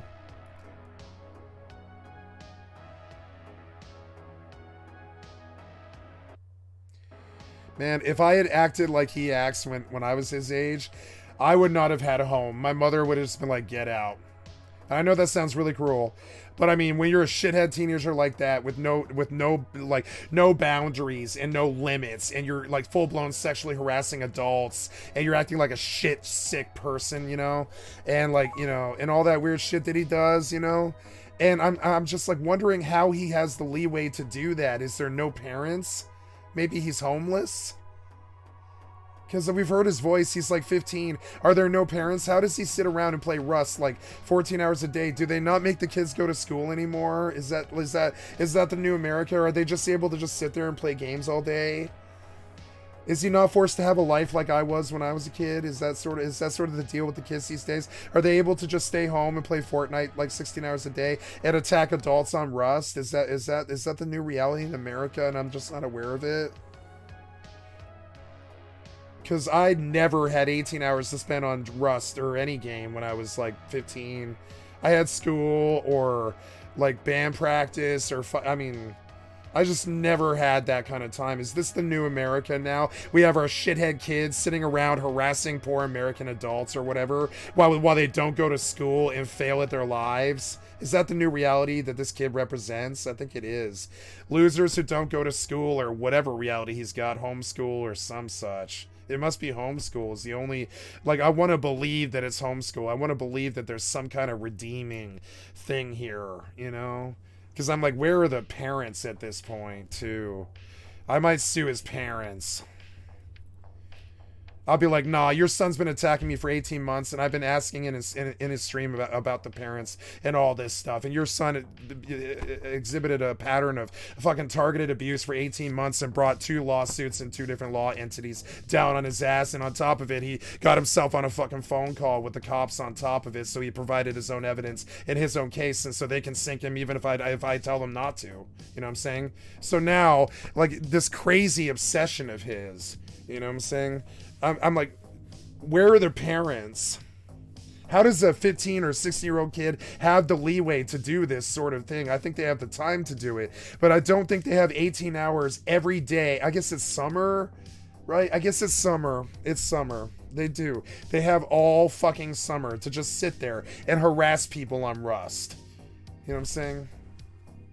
Where are the fucking parents? My mother never, ever, ever would have let me do this. She would have heard me. She would have saw me sitting there going, I've got him. I've got him. I got him. I got him. And his mother, if he had any real parents, his parents are shitheads too. His parents are going to ask him, what are you doing? For 18 hours, you've been sitting there with your butt buddy talking about how I got him. I got him. I got him. I got him over and over again. And we're sending you to boarding school now because you're fucking around on that computer 18 hours a day all fucking summer, attacking some 40-year-old dude and fixing to go to jail when you turn 18 over it too. Where are the fucking parents? Where are the parents? I'ma sue his fucking parents too. I'm dead serious. I'm gonna be like, you should have fucking watched him. He spent 18 hours, for 3 months, he spent 18 hours a day attacking me and everybody I know. Where were you? I'm gonna sue you for fucking negligence, and I'm gonna report him to the fucking, I should, you know what I can do to him? I'm gonna report CPS on his fucking ass, and I'm gonna tell the authorities, this is a way I can get him. I'm gonna tell him, or no, I'm sorry, I can't get him because it's summer. It's legal for him. It's legal for him to sit there all day, every day for 18 hours. You know what I'm saying? Why did this load take 25 minutes? Fuck you, Face Punch. Fix Rust. Fix Rust, Face Punch. This 25-minute load was unacceptable. How long did this take? It was like 13 and a half minutes or something. Get your shithouse client in order. Fuck you, Face Punch. I'm sick of you stealing my time like this. I look at this loading screen, I go on a fucking 15-minute rant, and the load screen's not even done. That's disgusting to me. What is wrong with your 15-minute load? Get it fucking fixed now. I just reset my computer like 2 hours ago. What is going on with Rust? It's the server. It's the mods. All the mods on the server causes the load to be like 15 minutes long. It's the same problem that mods always had. Remember when you do Bethesda games and you put like 150 mods on Skyrim, you know what I'm saying? And the performance drops to like nothing. You can't load unless it's like 5 minutes. And you can't attack anything without frame rate loss and all that because you have like 150 mods loaded. That's what's wrong with this server. It sucks. I think you should narrow it down a little bit because the load is just disgusting. Did I die or what? What happened here? I don't know. You seem like you didn't kill me. You didn't kill me? Yeah, you didn't kill me. So the summer of abuse began. I left school on, you can hear him bragging in his own mind. I left school on, whatever it is. What's before June? It's April, May. It's like May, right? So May 20th, he like begins his summer of abuse, you know? He's like planned his campaign of abuse. I'm gonna sit in my house for 18 hours a day, talk to no one, get no play as a 15-year-old, touch nobody, get nowhere, have no friends, and attack a 40-year-old for 18 hours a day all summer. That's my life's plans this summer. And you can just see the fucking the clients fail, the kids fail, his brain fail, the spaghetti heads, all this stuff. It's too much for me now. So now I gotta reload again for 25 minutes. Thanks, Face Punch. I would really like to go to bed, but you held me hostage on a 45-minute load when I'm trying to do 5 more minutes of work. Thanks, Face Punch. I really would like to sue you for that stolen time, but I'm addicted to your product and I do this to myself. So thanks for the 7-minute load into the 7-minute load into the 7-minute load into the 7-minute load into the 7-minute load into the 7-minute load into the 7-minute load 5 minutes before bed. I really appreciate it. I really appreciate that, Face Punch. Load crash, load crash, load crash, load crash. I really, really like that, Face Punch, and I would really like you to explain to the community why this is happening in 2023. I think you kind of cash grabbed there and you fucked up on the optimization of the clients, and I think you cash grabbed and kept a lot of money, and I kind of want to see what you did with it. What'd you do with all that money? Because it wasn't fixing the client. What'd you do with all that money? Is it Rust 2? You got $30 or $40 from everybody I know, and I don't see a client that even remotely works. So where'd all that money go? It's not Unity. What happened here? Are you gonna fix your client? You didn't fix it 2.5 years ago, and you haven't fixed it now. And it's acceptable for me to I'm not even yelling or anything like that. It's acceptable for me to register the complaint of it's unacceptable in 2023 to face 21 minutes of load for a video game. It is. It's prosecutable almost, and I'm sick of it. It's valid for me to get angry about it. It's a debacle of a sick, sad fucking problem where they crash grab the money, they stuck it in their bank account, and they pass the cost of the business over onto the consumer, and I have to do a 21-minute load to get in the game that I'm addicted to. Why? You needed that money that bad, or you couldn't fix your client?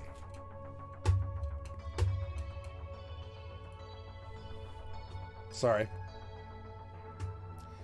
Can I load Rust yet? Have you permitted me to load Rust yet? There you go. Thanks. It took 5 minutes just to even get the client. I love Steam, let me tell you. Thanks for stealing. How much time? Let's see.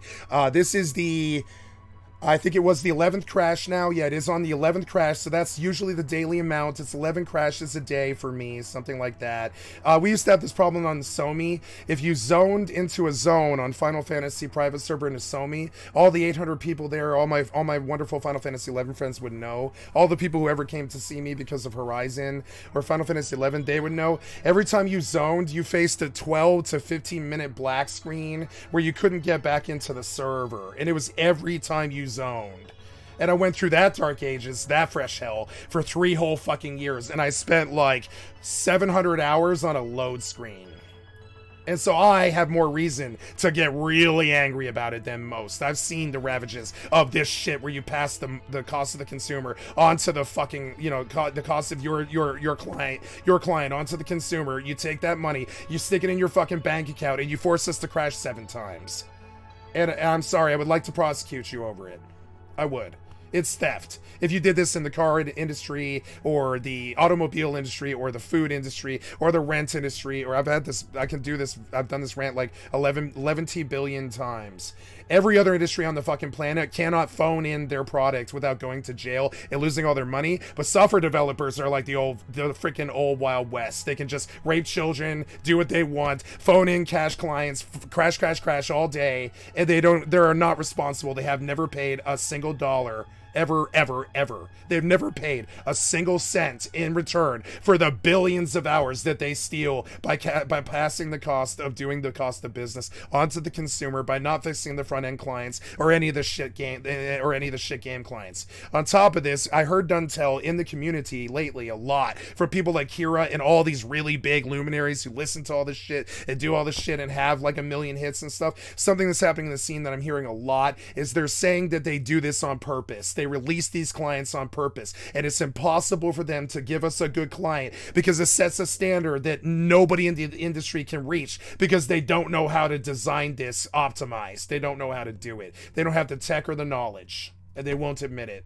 They cannot make a good client. If they just admitted it, instead of just saying nothing at all, I wouldn't be doing this rant. I wouldn't be doing it. But I really am kind of sick of you passing the cost of you doing business onto me and stealing thousands and thousands and thousands. It feels like stolen time. Thousands of hours of stolen time. And I don't see any money for that. I don't see any value. It's just days and days, months and months, weeks and weeks, months and months and months and months and months of my life. I've stared at your Rust loading screen. I've stared at for weeks of my life. I've stared at this Rust loading screen, and I won't prosecute you for it, but I won't ever truly love you. I won't ever truly love you. What you did here, I will never forget it. And when I'm done with your clients, I will never touch it again.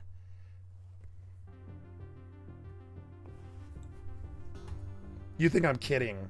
I can't wait to never launch Rust ever again. I'm sick of this. This load was another 7 minutes. Why? Because the game needs a 7-minute load? Why? Is it Grand Theft Auto? No. There's no cars in it. There's no buildings. Why does it need a 7-minute fucking load? All the trees?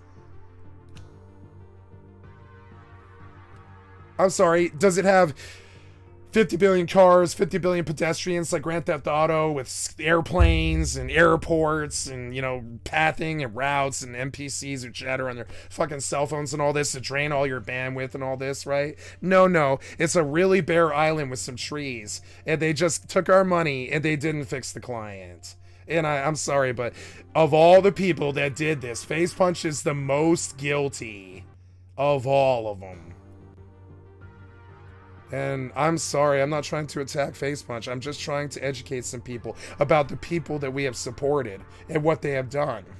And this is why we look at PAX Day and we think maybe PAX Day won't cash grab. Maybe PAX Day cares. Maybe PAX Day cares about Rust stealing at least an hour of my life every single day on load screens. Maybe they care about my time enough. New Worlds never, ever, ever made me sit on a load screen. Not once. Not in the entire time. The New World's load screen is like 90 seconds, right? And at no point in the, how many hours, hundreds of hours do I have on New World? At no point did a load ever take longer than 15 seconds. And I look at this Rust garbage with 7 fucking minutes of my time stolen at least 10, 11 times a day. 77 minutes of my daily time stolen by a shitty load screen that isn't necessary and is a cash grab by a shitty triple anus asshole who took the money and ran, you know? And I'm sorry, but I really, this, after the third load, you're just like, Jesus Christ, are you ever gonna load? Are you ever gonna load? I mean, I don't think so. Well, so I'm going to end the rants now, and I'm terribly sorry. It's just, I mean, why are these criminals allowed to steal our time?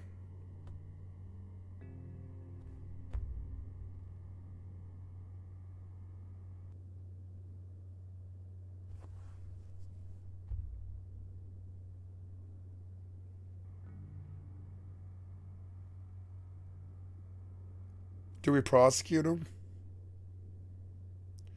I don't think they're criminals.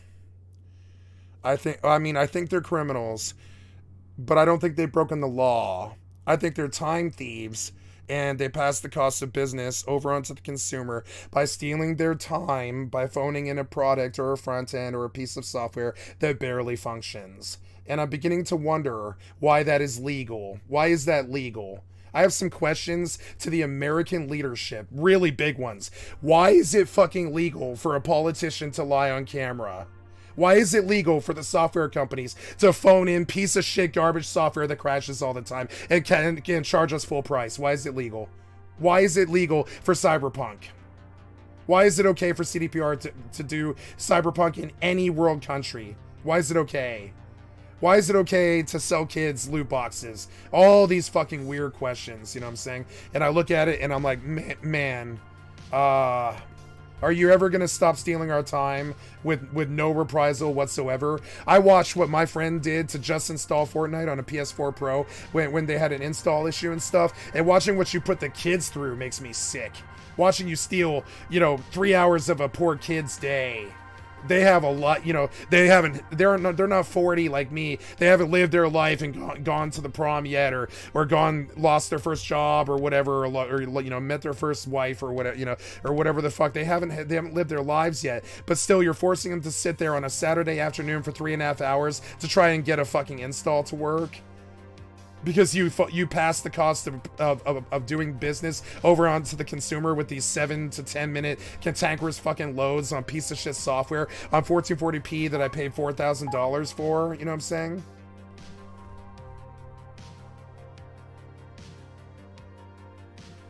Oh, I'm sorry I missed all the chat. I can't alt tab without crashing the client to a 4th time and lose 45 minutes to a Rust load. And I hope Rust dies.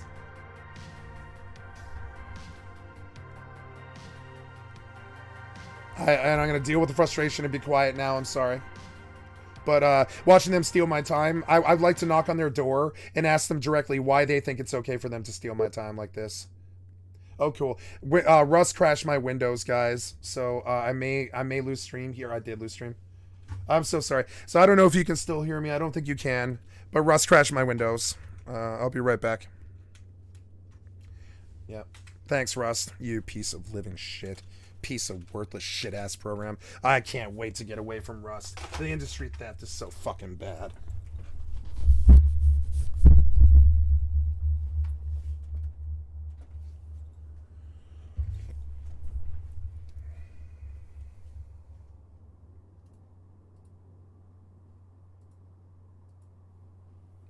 My God, what are you even doing? You're still loading. I can't even believe it. I can't even believe that. Wow, it all recovered. Okay, yeah, so sorry guys, catastrophic failure across the board, but Oh, the only thing that died was Windows. Rust killed my Windows, but Windows dying did not stop my stream because Streamlabs was more dependable than Windows for once somehow. Terribly sorry, guys. I don't build. I don't commit the billionaire software theft. I don't know. I don't know why they do this. Terribly sorry. I didn't mean to get off on it either. It just was, 35 minutes of a load screen.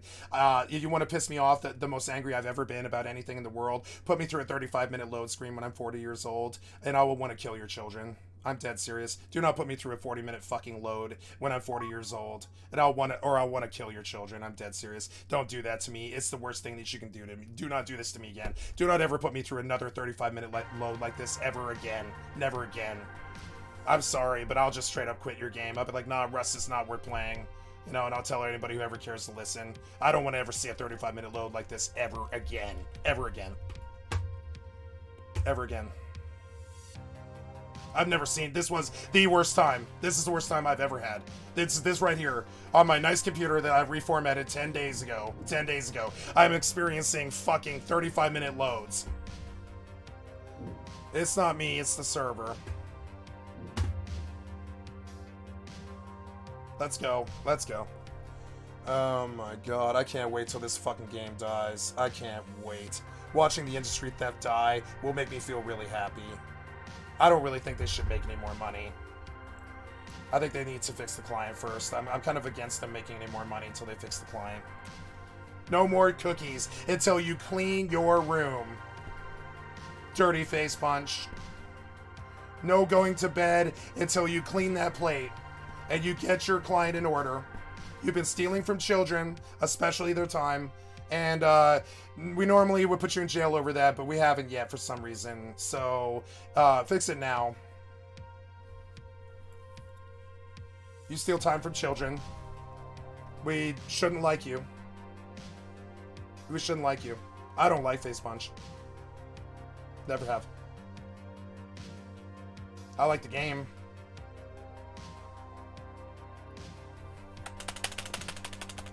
Face punch is not CCP, I'll tell you that. CCP did not do this. CCP did not pass the cost of consumerism over onto their fucking consumers. They did not do that. I mean, they did not pass the cost of business. They did not do it.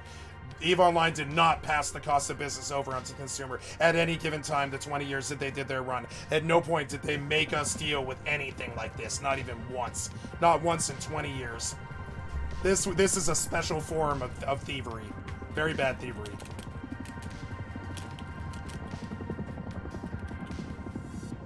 Oh man, are you gonna even render or?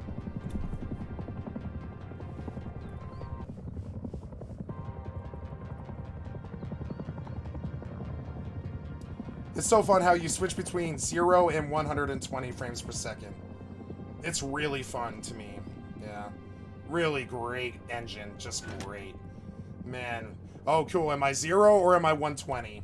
Am I 0 or 120? Am I 24 or am I 120? I'm 120. No. 53, 97. Am I 0? Am I 90? Am I 108? Am I 100? Am I 80? 104, 26, 97, no, 107, 62, 89. Yeah, it's illegal. It should be illegal. So I believe there should be a law. There should be a law against that. That is stealing. Yes, yep. Uh-huh. Yep, so there we go. Finally, I get to go to bed. I'm obviously too tired and cracked and dealing with terrible fucking loads because the game doesn't want me to play it anymore. And the server's down. I'm tired, and I exited on a rant, which is so shitty, and I'm so sorry. I did not mean to exit on a rant. Just you face a 35-minute load and see how you feel.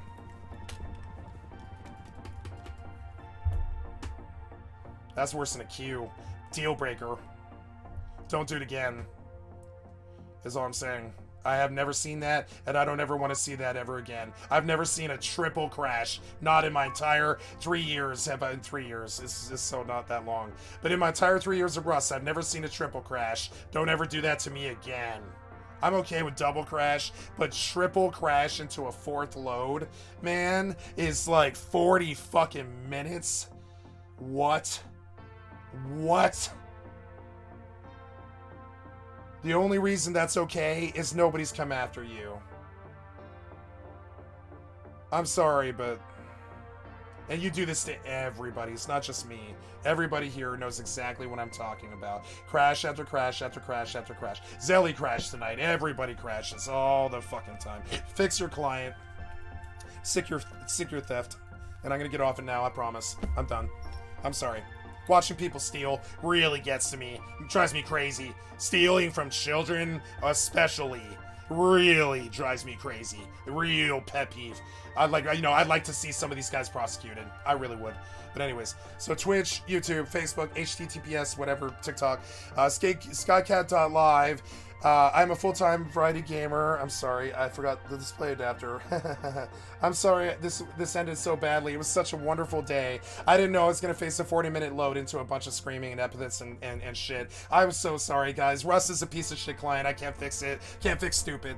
Can't fix stealing. Can't fix industry theft. Can't do it. So we just try to get better. We try to get less angry about it. We say anger is a contract you must sign up for that you shouldn't sign up for. And I'm righteous. My anger's righteous. It's really, really righteous. It is really, really actually valid. But it doesn't matter. It doesn't matter. Anger is a contract. I'm going to end on a Saguro video because I feel like it needs to be done for me. I'm going to do it for me. I love you guys, but I'm also gonna do this for me. I'm gonna do this for me. I need a reminder about the anger, so I'm gonna do it on fucking stream because I know that you guys care. I know you do. It's like I struggle with this every single fucking day. So we're gonna talk about anger here before I leave because I have too much of it. And the trick to anger is that it is a contract that you sign up for that you shouldn't sign up for, essentially. It's this agreement that you must be angry, that you have to be unhappy, that you are unhappy with the evil, shitty people of the world, that you should just be getting down to a sick beat instead, right? And it's like, so this guy kind of helped me with it. During the phase where I went through in the last year, I went through PTSD recovery and I went through a lot of relapse prevention and all this other stuff. And on top of it, I was looking on the internet for a solution to my anger, my righteous anger. Because I know that if I were to say these things, if I were to say anything that I'm saying in a courtroom, A, I'd have to back it up, which I'm not sure I can do, but I feel like I can. And B, I feel like they would face lawsuits. So I get really righteously angry about it. And that is not pleasant for you people. And I am terribly, terribly sorry. I get righteously angry at how many billions of hours they must have stolen from children this year. And I'm sorry. So it's a really bad thing. I will try to get control of it, and the best thing I can do is just work on it every day and try to get better, which is what my advice to everyone here is. If you have anger issues like me, and you fly off the fucking handle over a 40-minute load that you just didn't deserve, that you didn't ask for, and you most definitely did not pay for. You paid $4,000. You want to see not that. You don't want to see that. I paid $3,000. I paid $3,000 2 years ago, and I really don't want to see on a brand new computer that came out that year, late 2020, third quarter 2020, Alienware R11, and I did not pay $3,000 to face a 40-minute fucking load time. Is that me? Is it my computer? Or is it Rust? And so with that, we're going to get off the anger again. You can see how easily it just takes over my mind and throws a smoke bomb on my fucking reasoning. It kills everything that has to do with my logic. And I start just making crazy claims and letting it take me over and letting it control me because they just steal, and they just steal. They just steal all the time. They do it through time. They don't do it through money anymore. They do it through time, and that's worse. I'd way rather they stole my money than steal my time. Absolutely. If Russ was like, if Russ said, would you pay us $750 every year to never have a crash ever again, I would say, take my money, please take $1,000 to never. I tell my mom, I'm sorry, we have to put $1,000 into my budget to pay Face Punch to not steal my time anymore. I value the $1,000 less than I do the time Face Punch has stolen. I really do. The time the Face Punch has stolen is so much more valuable to me than the fucking $1,000. And so I think about it all the time. I'm like, why do I put up with this? Why do I do this to myself? Why do I sign up for it? Why do I go looking for the anger? All this shit. You know what I'm saying? But now you're asking. Sorry. My question is, So it bears stating, you know what I'm saying? Like, I have to get control of it, but the problem is there's a reason the anger is there. There shouldn't be. There really shouldn't be. You guys have been stealing for far too fucking long, and I'm sick of it. I'm sick of watching. Like today, I heard that some dude stole all of the money that the Neopets universe had in a Bitcoin rug pull and then spread it out across 50 demonic banks that run online and only Bitcoin, who protect large-scale grand larceny thieves who steal money from legitimate businesses and hide it across 50 different Bitcoin banks, like some kind of mafia Cayman Islands offshore online fucking banking thing. I wrote a 3-page paper about it today on a YouTube comment on a fucking Kira TV video. That is the forces of darkness building their corruption. It's a bunch of fucking nasty, shitty people who are about to go Super Saiyan and morph, full-blown go Super Saiyan and morph from just nasty shadow shitty people who steal our time constantly to full-blown nasty criminal Bitcoin banker software developing fucking governmental agency destruction child rapist people who steal money from us, steal time from us even worse, and abuse our children by wasting their time with horrible products that do not live up to even some remote standard of fucking like some sort of standard with software whatsoever. There is no standard in software like any other fucking industry. Why? Right? And so now you can see the anger has taken over again because the righteousness is something that I just cannot handle. I've never been able to handle it. It's people stealing right in front of us. Like, why have we not put them in jail? I'm sorry. It's just like kind of crazy. So that righteousness, that is what I've worked on all this year. All this year, I've just looked at the problems more, which did not help. And I doom scroll. I'm a doom scroller. And I fucking look at the problems and I think about it and I'm like, Jesus Christ, I just watched Face Punch steal 40 minutes of my life. And I would march through the offices right to the guy's fucking door, knock on the fucking president's door and demand why that was necessary. I really would. I would be like, why did you steal 40 minutes from me today? Did I wrong you in a past life? Did I go on your property and steal your newspaper? Did I fuck your wife? Did I do something to you that you needed to steal 40 minutes of my life today? And the answer is going to be, I don't know. No, our software just doesn't work all the time, sir. Why? Then don't release it. Why is it legal for you to release a piece of software in this condition? Prosecution. I want it now. I, as an American, demand leadership, and I want leadership, and I demand prosecution of these billionaire despots stealing our time. It's worse than the money. They steal our time. I watch it. I think about how many hundreds of hours my mother lost this year to fucking Outlook. Fucking Outlook. She lost like 600 hours this year to Outlook's front end. And it's not like she's pondering and trying to figure it out. She's on the phone with the Microsoft techs who can't figure out Outlook. And if you don't believe me, I can bring her on stream and she can tell you all about it. You know what I'm saying? And I wonder why this is legal. I wonder why it's not basically the same charge as crack cocaine. Why is it okay for you to steal our time, but it's not okay for us to smoke crack cocaine? Seems like smoking crack cocaine might actually be a lot less damaging than stealing our time. You know? Maybe. It's probably not. But it's like it's gonna kill you. But it's a lot less like destructive than stealing 40 minutes of my time on a whim. That's really destructive. Probably less destructive than something evil. More destructive than something evil like crack cocaine. So the righteousness seeps back in, and I'm like, righteous anger. I'm addicted to it. I've got to inhale it like opium. I'm an opium anger addict, and I need my pipe. I gotta smoke my anger. You know what I'm saying? Righteous anger. Oh, the billionaires are stealing from us. You know? And I'm sorry I lose control all the time. Watching him steal makes me sick. Everybody's like, chill out, dude, it's a load. Nah, a 40-minute load is a 40-minute load. You can't explain it. It's a triple crash into a fourth load that crashed a bunch of times on a computer I reformatted 10 days ago and have installed no clients except for Rust. There's like Rust and Baldur's Gate 3. No installs, no apps, nothing. Fresh install of Windows. And you're fucking me on a fucking 40-minute load. No, you stole money. You should face prosecution. You didn't optimize your client. And I'm sorry, I've got to get off the broken loop. how to deal with deep-rooted anger? It depends. Who is the victim? Me. You. I don't know. Suppose you're angry with your mother, you behave one way. You're angry with your friend another way. You're angry with your professor, completely different way. 40 minutes to spend 5 seconds loading a TC. It should be against the law. Yes or no?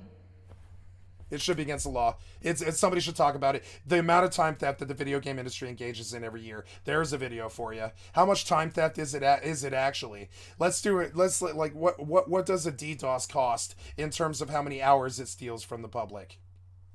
And we can take scientific look at this. How much time do these companies steal? I want to see some prosecution. So who is your victim? They steal because they take the money and they don't supply what they offer, what they promised. And I mean, that's like the actual core problem of it. Right now. I can't stop. I'm so sorry. I'm trying. I was not designed to stop. I was designed to scream at them until it stops. You know what I'm saying? I was not designed to stand by and just accept it all. You know what I'm saying? I'm gonna fucking talk about it. Accordingly, you should do. Good night, Zelly. I'm going to bed here in like 5 minutes. I'll see you tomorrow. Just gonna finish this video and go to bed. IOY, thank Steph as well. If you guys are bailing, good night. Good trio today. We got a lot done. I don't know if you noticed, but we pulled 8,000 metal frags, Zelly. And I'm fucking proud of us. You have yourself a wonderful evening. And anyone else that's bailing as I leave here in 5 minutes, I'm leaving in 5 minutes, I promise. Now, you are asking this question as if anger is a natural part of you. It's not. Are you angry right now? Yeah. What's your name? Skycat. Rohini, are you angry right now? Really angry. Yeah. Then why are you bothered about anger? Once in a way you get angry. Yes? Yeah, right. It's hardcore. The best I can say is play and find out. The best you can do. Understand that putting bags at monuments can really help you. What I did is when I first came to the server is I built 2x1s at all the monuments, and that's what everyone else does too. And then you just pop bed, pop bed, pop bed, pop bed, all 5 beds at all 5 monuments. You go to the closest loot crate. You bring the loot crate back to your base. You BP anything that you got, and you warp to the next one. And you don't fuck with getting lost.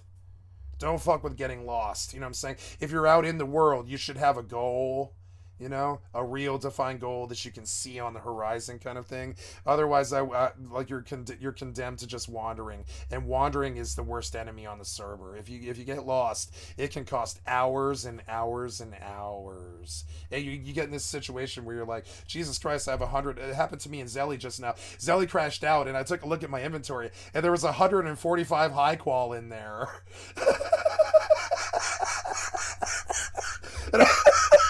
I was like, oh my god, I have 145 high qual. It's like, what? And I was like, yeah, we got to get home, you know? And that's when you get lost, right? Right when you realize that you have 145 high qual, you look up and you're like, oh no, I can't see anything but trees. I can't see anything but trees. I can't see junkyard. I can't see water. I can't see a monument. I can't see anything at all. I don't know which way was the way I came from. I don't know which way I'm going. If I turn around, it's going to end and I'm really dead. So which way was I facing? So my advice to you is abuse the power that the admin gave you, which is 5 bags. Teleport, you know, milk crate, and then you just chill out, you hang out at one base, and you kill zombies all day with a nail gun, get through the chart every single day, get 1 or 2 levels a day or something like that. And that's how you dominate, but don't fuck around with getting lost, because it's a real and verifiable, like, you know, loss of like, you know, throughput. It's like a verifiable loss of throughput. If you get lost, it's way worse than you think. You lose the loot and the time. So wandering the server isn't something I do until you're like really certain, right? You're like, I know that's Dome. I know that's water treatment. I know there's Bandit Camp. I know there's gas station. I know there's Outpost. I know there's Sat Dish because I just took her there. And those are the 6 that I know. How many more monuments are on the fucking map? I know where Miltons is and I know where Launch Site is, but I know those 6, right? So those are the 6 that I confine myself to during the wipe, because 5 bags, 5 monuments, 5 milk crates coming in all the time. PvP at the milk crates, right? Good PvP at the milk crates. A lot of really good PvP at the milk crates and the airdrops and stuff. And just don't fuck with wandering. Don't go looking for something unless it's right outside your door, because and that's my advice. I hope it's helpful. But of course, you're different from me. You like follow your instincts, because they're gonna be better than mine. You know what I'm saying? I play 20 games. You've been, I think, playing like only a few, I think, so like you're probably better at this now, and like definitely follow your instincts, because like, man, I go against my instincts on the server all the time, and it costs me all the time. I like ignore my instinct, and I'm like, I think I'm in a losing situation somehow, but I don't see it yet. And sure enough, you catch the bite, and you're like, what the fuck? The whole meadow was empty. The whole meadow was fucking empty. I didn't see a zombie on any horizon, and suddenly I caught a bite, and it's like, what? You get angry. Anger doesn't happen to you. You get angry. Yeah, it's a commitment. This is my anger management class, guys. It's only like 4 more minutes. But yeah, it's anger management, right? You get angry. Anger doesn't happen to you. You get angry, right? It's not that somebody pisses you off and is doing something to you. It is a chemical reaction in your brain that you are causing for yourself. It doesn't matter what the person did, or, I mean, it matters what they did, of course, but it doesn't matter like what their deal is. It only matters that you have agreed to the anger in your own head. And at that point, you lost your reason, you lost your reasoning, you lost your like ability to control your emotions. You have lost your cool. And when you lose your cool like that, it's a slippery slope. The anger gets out of control, and you've lost all reason, and you're making crazy claims, and you're suspending reality to hyperbolically, expand how bad the problem is, and all this other stuff that has to do with suspension of logic. And that is what I have to tell myself every single day. And I think righteous anger is okay, and I should feel it. It's righteous anger. You're a doom scroller. You hear about these billionaires stealing our money and stealing our time all the time. And when have you ever shut the fuck up about that? When have you ever been quiet about that? You've always yelled about that your whole life, punk singer or not. You've always been somebody who really fucking rode these people for the commitments of theft that they do. And so the righteous anger is addictive too. You're like, oh man, I really want to hate people who abuse animals. But what you're actually doing is signing a contract with yourself to dislike something, get all hussed up and fucking uncontrolled about it, and suspend your logic and suspend your reason and suspend your control over your emotions and stuff. Lose power over your own personal power and your own personal control, and you go fucking batshit crazy. We have words for it, batshit crazy. You fly off the handle. You flip the table. There's all these crazy metaphors for it. It's that moment when you suspend your logic and you just flip the table and you're like, I'm done with this, right? And that's the problem. None of that is necessary. You can skip that entire process. This is the proof. He'll tell you. You can skip that entire process when you realize that you committed to the anger. You went down that road. You didn't need to. Nobody told you to. People caused you to, but they didn't tell you to do. You told your own brain to take you down that anger route and suspend your logic, suspend your ability to control your emotions, pretend you're a normal individual and not some crazy, fat, 40-year-old bald nut that screams all the time about fucking software theft like some kind of crazy fucking software Hitler. You know what I'm saying? And it's not helpful for you. It's not helpful for anybody around you. It's also not healthy for you. And the other thing that he's going to tell you that blew my mind is when you dump anger into your bloodstream like I'm doing all day on this stream because of the people who attack me all the time and all the software development theft, right? All that anger, I sign up for it, and the real reason that I'm doing it is I'm dumping that anger directly into my bloodstream like some kind of speed drug. This is how the human body works. My brain is dumping anger pheromone into my blood, and it's literally a scientifically proven poison. The chemical that anger creates when you lose control and what it does to your bloodstream is the same thing as strychnine. It literally shuts your health down. It makes you sick. He's going to tell you this too, and it's true. It is true. The pheromones and the shit that we have in our brain that control our anger core and our emotions and all the stuff that they talked about in that wonderful Disney movie about the emotions. You remember what was that? Oh god, that was such a good movie, but I can't remember the name. It's a good Disney movie about emotions. They were like purple and red and green and stuff. Really great emotion movie about how we let our emotions steer us like some kind of little man in our head, you know, with the alien controls and stuff.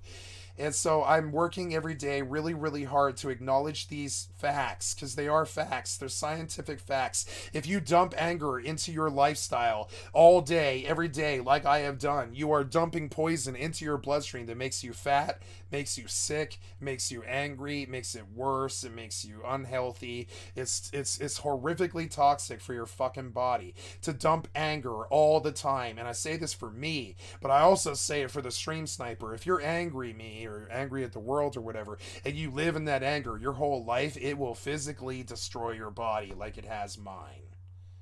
So another shitty pitfall about this campaign of abuse that your idiot ass has engaged in is this horrible fact that like you are acting worse than me. You're getting that anger and you're letting it cook your blood and dump the toxins into your blood, and then you come back at me over and over and over again, and then I come back at you over and over and over again, and it's a broken idiot loop of two idiots going boing boing boing boing boing boing boing. Nothing is resolved. Everyone around them hates them. Everybody around them can't handle it. It's destructive to everybody in the community. And one of them always loses. And it's not me. I'll tell you that. I haven't done anything. It's you. You like it? Somebody always goes to jail or something or gets killed or something. And it's not me. So... You don't like it? Then why do you do it? Why do you do this to yourself? Why do we do this to ourselves? Why do we sign up for anger? Well, because that guy fucked me over. It's only right. No, it's not only right. You're telling yourself it's only right. But screwing up your center, screwing up your balance and all of your anger and stuff is not helpful for, like, you know, for balance. And another scientific fact is we have blood pressure, and if you don't keep it balanced, you get sick. So if you're just spewing hatred and vitriol and toxin like me, don't be like Skycat. One of the reasons I'm here testifying in front of you guys today is because, like, you know, if you can't get control of it, you will die. It will dump toxins into your blood your entire life, and you will end up unhappy. So that's the lesson. If you're angry about family death, if you're angry about shitheads who stalk you all day, if you're angry that people haven't accepted you the right way, if you're angry that you don't have your proper place in society, if you're angry because of poverty or $1 billion software theft, if you're angry about all the problems, angry that you're fat or unhealthy or sick or unhappy or all these other things, you are continuing to just dump the same toxins that are causing the problem into your bloodstream, which is a scientific fact. Any doctor will tell you. It's not some crazy guru dude from India. That's the scientists and the doctors saying that. We have determined that when you get angry, it dumps toxicity into your blood, like literal, verifiable, like biotoxicity into your blood. It makes you incredibly sick. That's what it does to me. That's what it does to everybody. This is why Hitler was so crazy. It's why, yeah, I mean, you always wonder why Hitler was so crazy. It's because that amount of anger, that amount of righteous anger, the kind of righteous anger that I have, that kind of righteous anger, it's like its own drug. It's like an addictive drug. It's like crack or something like that. And you smoke it like some sort of fucking copium drug or something. And you're constantly getting high on your own supply of anger meth all day.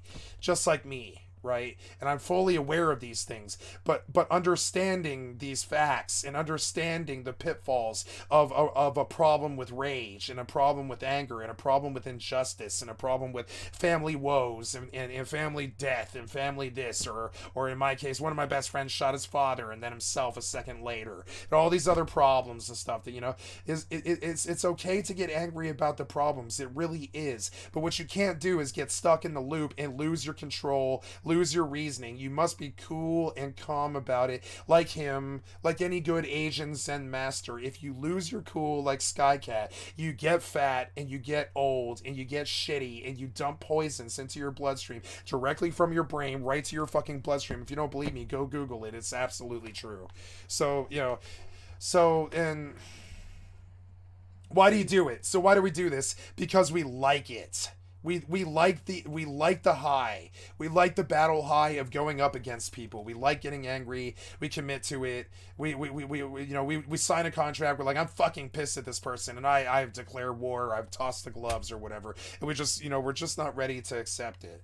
And so the only way I feel like I can help with this is understanding that it is not a one-day journey between understanding what the pitfalls of horrific toxic anger actually is for your health and understanding that you must change or you will die of toxicity. Essentially, it's not toxicity. Your system begins to shut down because your blood is like not toxic, but it's not normal. It's got pheromones and all kinds of hormones and terrible anger like stuff. Like when you get anger, that's a whole pituitary gland thing with juices and nerve juice and all this stuff going on in the cerebral cortex and lights and stuff flashing in your cerebral cortex and all of your wires and stuff. And it's an incredibly powerful physiological effect akin, and the doctors know this too, it's akin to dopamine. Anger is akin to dopamine, and he's going to say all of these things. Around us, so many people will do so many things that we don't like. Yep. Yes or no? Yes or no? So many things in Mumbai happening, things that we don't like are every day happening. But at least within you, only what you want should happen within this, isn't it? Yeah, it's the whole thing he's trying to say, but he's not doing it very well. I'll try to say it better, okay?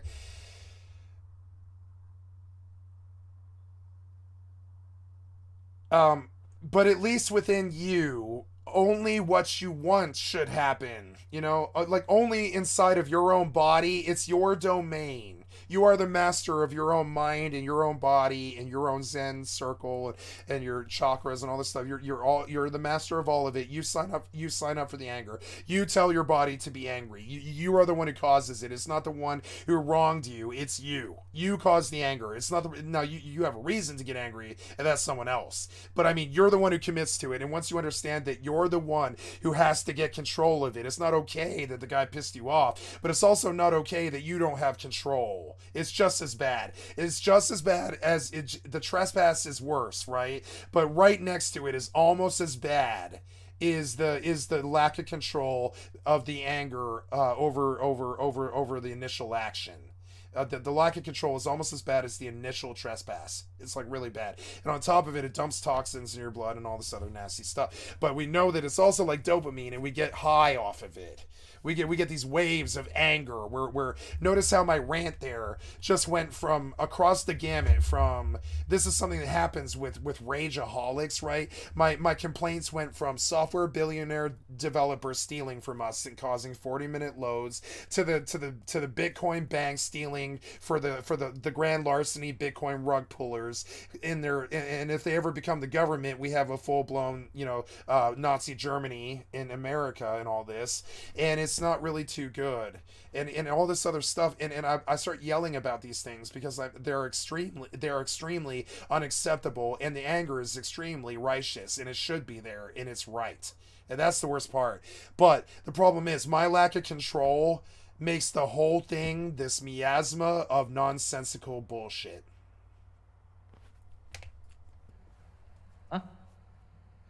I cannot decide that only what I want should happen. Yeah, like we decide what happens to us, right? So we agree to the anger. We sign up for it. And once you understand that you're the trigger, it was never the other person. They don't matter. It's imitated. They're actually like a boat that passes in the night.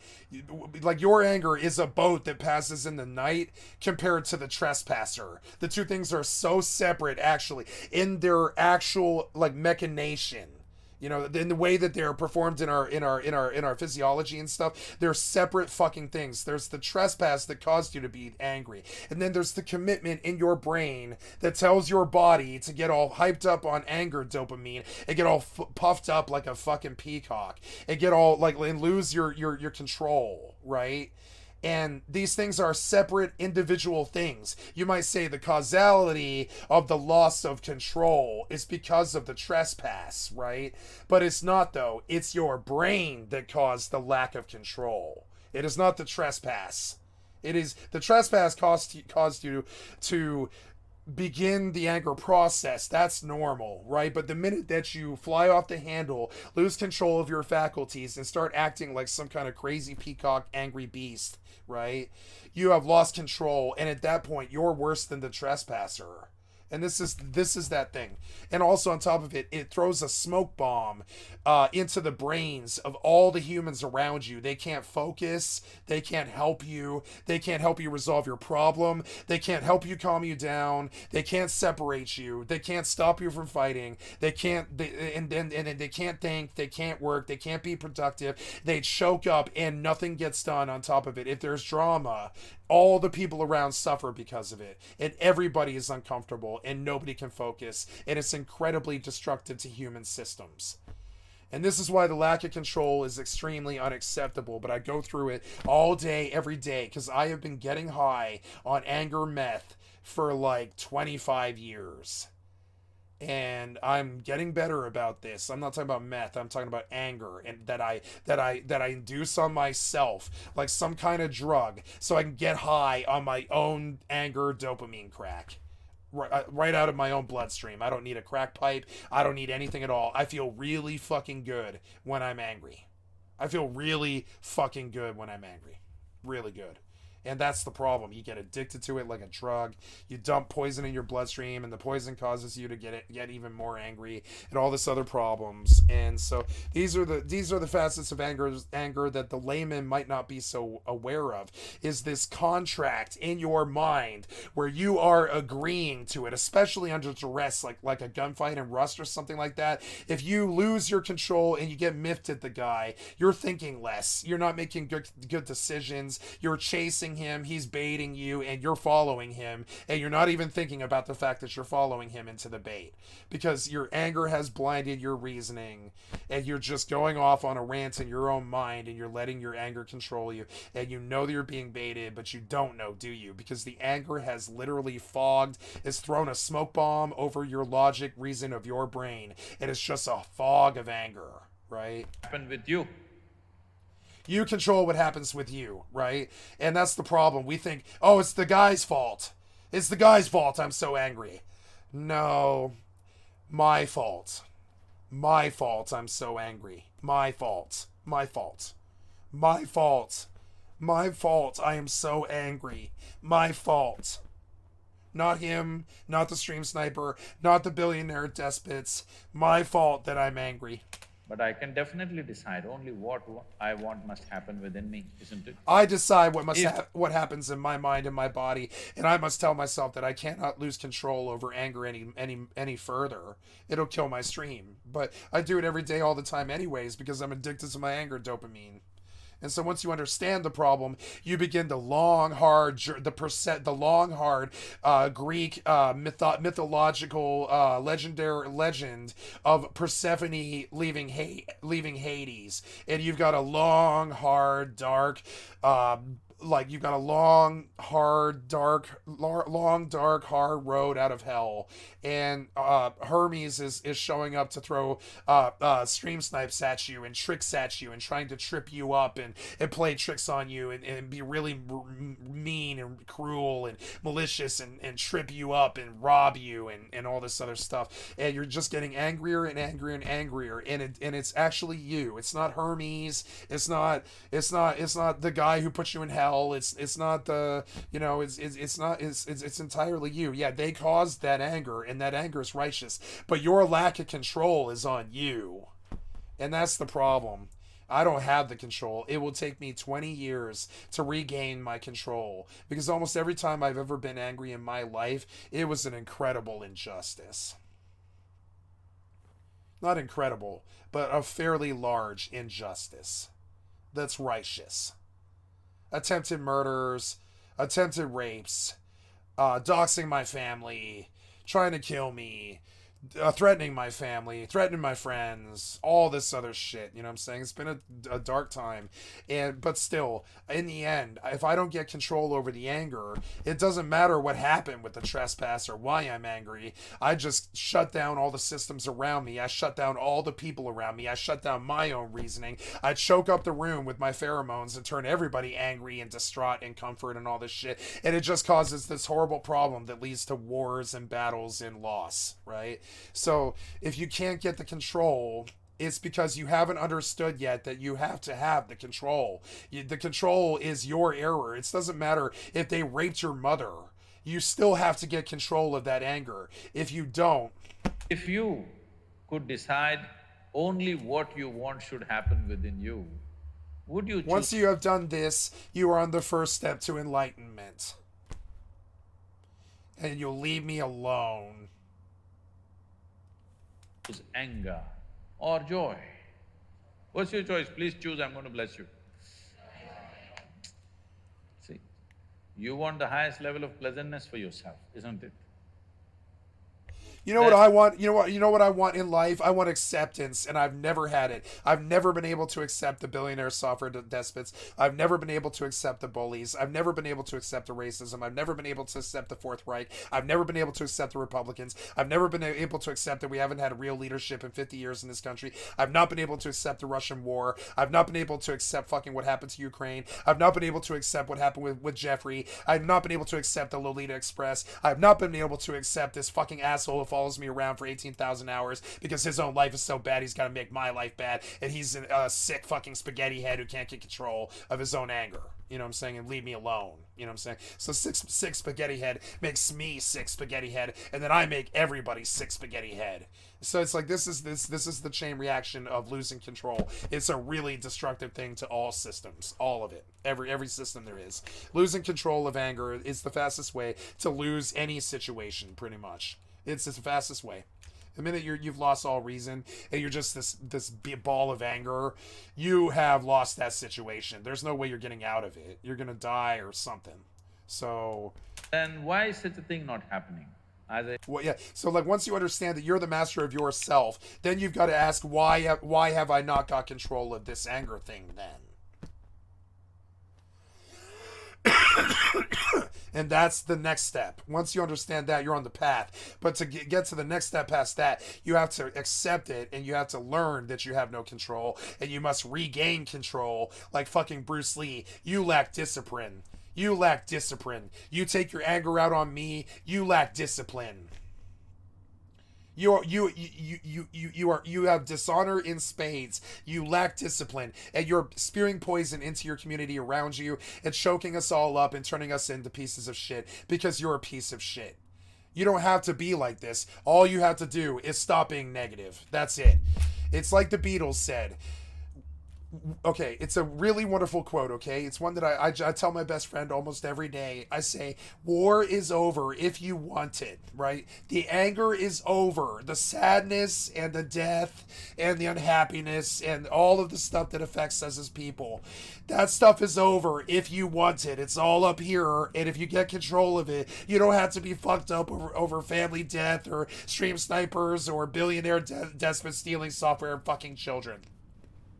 You really don't. You don't have to get angry about those things because you can go do something about it while you're under control and you haven't lost your control and lost your cool and set everybody around you into a tizzy and fucked everybody, or to regain the situation.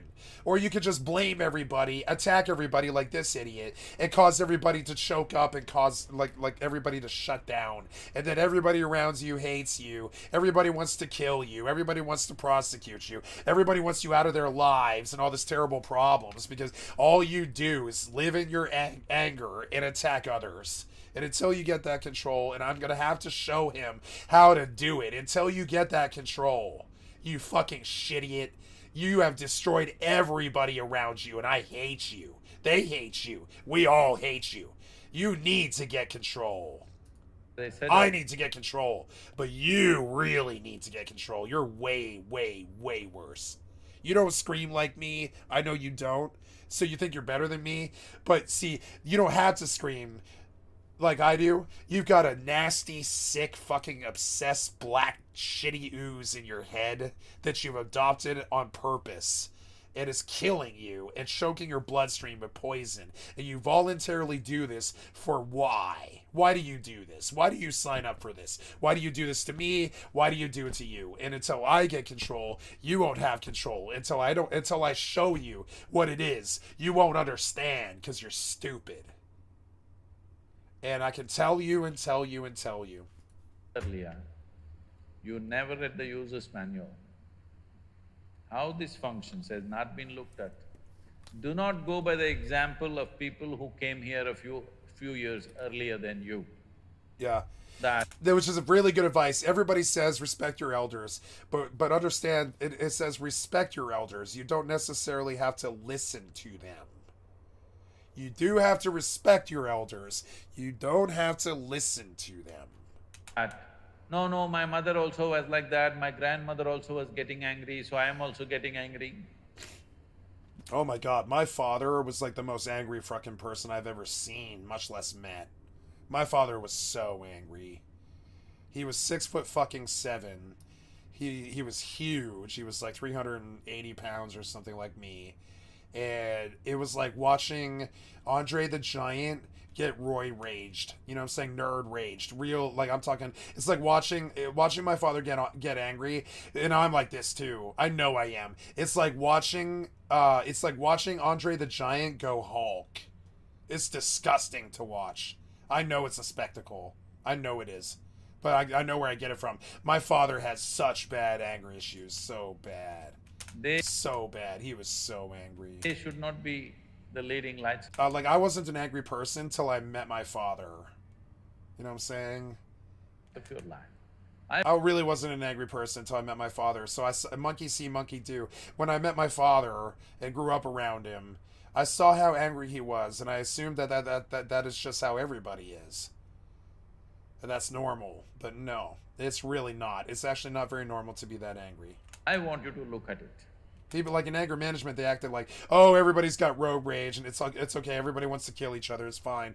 No, it's actually not that common to be extremely angry at other people. It's actually kind of hard. Anger is kind of a hard physiological process. It's like this thing you have to commit to that you dump into your bloodstream, and you have to, so it's like actually kind of hard to do it. It's hard to get, you got to work it up, you got to like really decide to commit to do it. It's like a process physiologically to get angry, and it's not easy either. It requires all kinds of crazy chemistry and stuff in your head, and all kinds of interface between your brain and your blood and your muscles and your heart and your stomach and your all this other stuff, and all these physiological responses that are firing off in the synapses. Your thought, your emotion, your body must happen the way you want. Yeah, the lack of control all my life. I thought it's my right. I'm okay. I can be angry about the injustices of the world. My family is a piece of shit. My family left us. We've got two surviving family members. My friends were mostly pieces of shit. Not my inner circle, but most of my friends were pieces of shit who I never saw again. Most of my people were all drug addicts. Most of my all these other things that were injustices that I just didn't really appreciate. All these people that I knew were persecuted by the system. All these people that I knew were thrown in jail for drugs and all this other stupid shit. And so I was like, okay, well, I've got all this injustice anger, and I don't know what to do with it. And I thought, it's their fault. I'm so angry because it's their fault. They did the trespass. It's all their fault, right? No, the anger is your fault. It's only ever your fault. It's like you make this weird broken connection between trespass, causality to be angry, and injustice, perceived injustice, and some kind of crosshatch between the two where it gets mired up there, where like you've lost reason there, and you kind of don't even really know why you're angry in the first place anymore. Too on top of it, and it's just not good. It's just not good. The whole vibe. Once you understand that this is how anger works, you begin to realize that you have been a slave to your anger your entire fucking life, and every time you attack someone, it's you jacking off into your own bloodstream, and it's a bunch of black ooze that slowly kills you and turns you into a degenerate, like homeless piece of shit with like no honor, no morals, and no help, and no support, and no friends. This is what happens. I know because I've been there. Been there many times in my life, like 6 times or something like that. I let the anger over the injustices of the suicides and the murders in my personal life and all the other stupid shit with the drugs and the persecution of the system and all the poverty and the people hurt by the cold. And I think it's all them. They caused it. It's righteous for me to be angry. I'm going to scream at them. I'm going to go on stage and I'm going to scream at them. I'm going to go on mic and I'm going to go on stream and I'm going to go on webcam and I'm going to scream at them, right? And this is not healthy. It leads to nowhere. You've lost your control, and also you agreed with yourself to do this. No one else engaged in the trespasser doesn't even have to engage with you. Oftentimes they're over the horizon by that point, and they've left because they banged their crime and got their shit done and left. But you're still standing there fuming and not really understanding what's going on because your reasoning is gone, and you can't go get your shit back or anything because the anger has choked your fucking reasoning or whatever.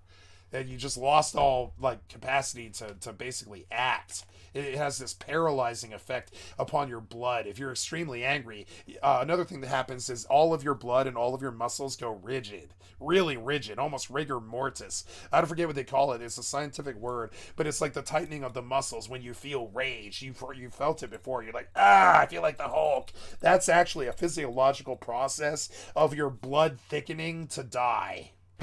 It's your blood thickening to die. Your body is so angry, it's so fucked up, and it has all these dopamine and chemicals and shit dumped into the bloodstream directly from your brain that's killing you, that you're like ready to die at that point already, just from a physiological anger reaction. When you realize that someone raped your mother, or someone killed your father, or somebody, did this to your family or something, you just immediately lose, your ability to, to act or respond or do something about it, or at least even maybe get better afterwards or anything. You just sign up for the anger contract. You lose all ability to act. You become a slave to your own emotions, and you wander around like a zombie. You essentially wander around like a zombie while you live in a fog, and the anger dictates everything that you do. It doesn't have anything to do with reason. It just has to do with, for some reason, hyperbole is a really big indicator that you've lost control of your anger, and that's something that you can see as a warning sign or a trigger. If you're hyping things up bigger than they are, you have lost control of your anger. It's the first warning sign. I do it all day, every day. Sure, I bitch about the stream sniper for 6 hours and call him an idiot 50 billion times and all this stuff. But that's me agreeing to do that. I don't have to do that. I try not to. And that's the journey that we're going to go through together. We're going to try to get better here. And the way that we do this is we, get control. That's it. Until you get control. Until I get control. And we move on and we make our lives better. We're going to be really, really, really sick on to die. Both of us. So, and I'm stronger than you. I've been on this earth twice as long as you. I can let it go in under a second because I've had to forgive every trespass. I learned well when I was a kid and I went to Catholic school. I've forgiven every trespass, including yours right now. I've forgiven every goddamn trespass that's ever happened to me pretty much instantly. I'm not one to hold the goddamn grudge, and I need you to be aware of that. What I do need you to do is get control. You're a little rattlesnake with baby poison, and you're spewing it all over your community, and I need you to get control. Isn't it? Huh? If somebody else can decide what should happen within you, once you get control, I will be able to get control. Once I get control, you will be able to get control. You will get laid. You will make money. Your friends will like you. Your family will begin to like you. Your clothes will get better. You'll get a car. You'll get a life. You'll get a family. You'll fuck somebody. You'll have a kid with them, or you won't, whatever. And your life will get a lot better. Trust me. But until then, if you live and wallow in your fucking bullshit crapulence and door camp me 16 hours a day all goddamn summer, you're going to destroy your fucking life, and you need to get control of it. Because not just you, it's your friends, your family, everyone around you is suffering because of your stupid, shitty, dumb obsession for no reason. Everyone around you. What you're not understanding about it is every time you harbor all that weird shit that you've got, everyone around you just picks up on it and immediately starts channeling it. That's how humans work. So your family is actually literally being affected by your vendetta, but you don't know it because you're fucking selfish and an idiot. So I need you to get a little bit more intelligent about being a human being. Read your family's room. Read the fucking room, you fucking naive child, and get a little bit more control. And once you leave me alone, I can go seek my bliss and get my control, and I'll make us all rich. How's that? Instead of threatening to throw you in jail, I'll make us all rich if you leave me alone. I'll make you rich if you leave me alone. I believe in the power of, not power over like you. If you leave me alone, I'll make you rich. If you don't, I'll put you in jail. Promises. I promise you. I promise you I'll make you rich if you leave me alone. I'll make everybody here rich if they leave me alone. You know what I'm saying? I promise you. But you need to leave me alone and get control of your shit. Get control of your shitty shit. Get control of it. I'm an adult and I'm telling you. Your principal, the cops, your family, everybody, they're going to tell you to get control of it. This is ultimate slavery, isn't it so? You're a slave. You're the ultimate slave. What happens around you, maybe we can decide. But nobody should. And you're making me sick, you're making them sick, you're making your family sick, you're making your butt buddy sick, you're making all of us sick because you're cancer. And the only reason you're cancer is because you want to be. If you stop doing that, your life will change. And one day you're going to look up and you're like, oh man, I was going to die if I didn't. And if you don't believe me, ask everybody in the world, and they're going to tell you the exact same thing. If you don't get control of it, you will fucking die. Okay? So, Daddy Warbucks time, giving you my fucking advice here. Daddy Boomer is giving you father advice here. If you don't get fucking control of it now, you're going to kill everyone around you, you fucking idiot, including yourself. Decide except yourself what happens within you. If you decide, you would keep this in the high state of pleasantness for sure. Yeah, when you realize that there's nothing that can actually make you angry except yourself, you master it. And I'm close to it, but I'm not there yet. I'm not there yet. Because I need everybody else who's been attacking me to accept it too. And that's impossible. You wouldn't be battling with anger. It's not just about anger, fear, stress, tension, don't address them separately. Essentially, your mind is not taking instructions from you. Why? Because you don't know where the damn keyboard is. Yet, we gave you a supercomputer, you do not know where the keyboard is. So one day you did this, something worked, another day you did this, something worked. You know, have you seen people? The radio doesn't work, boom, and it works sometimes. That's not a technology, that's chance. Have you seen this? If something doesn't work, people think, tap, tap, tap, it'll work. And a lot of people are using this for human beings also. Nope. Something doesn't work, tap, tap, and it'll work. In Tamil Nadu, there is a saying, "Naala kudutha ella sariyaidu." That means, if you slap them 4 times, everything will get fixed. It's true. It doesn't get fixed like that. Yes, it does. No, I'm kidding. No, you get a lawsuit like fucking, no.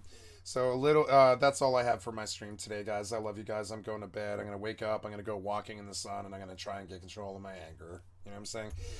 You have been watching Skycat Live. Excuse me, wrong link. You've been watching Skycat Live. I'm not an affiliate of Twitch or YouTube or Facebook or TikTok. I promise I will work on my anger today. And I'm going to donate on this cat face. If you want to donate, come click on the cat face. Excuse me. It is time to eat breakfast 14 hours later and go to bed. And I love you guys. What did we do today? We played Remnant and discovered that you don't need to change characters after 2 hours of rage. I played Rust for a long time, but I didn't play Rust. I just sat and did content stream. And then I got Door Camp killed like, I don't know, 60 times or whatever it was, like 30 times or something. And I lost like 20 nail guns, which is fine. And then, and then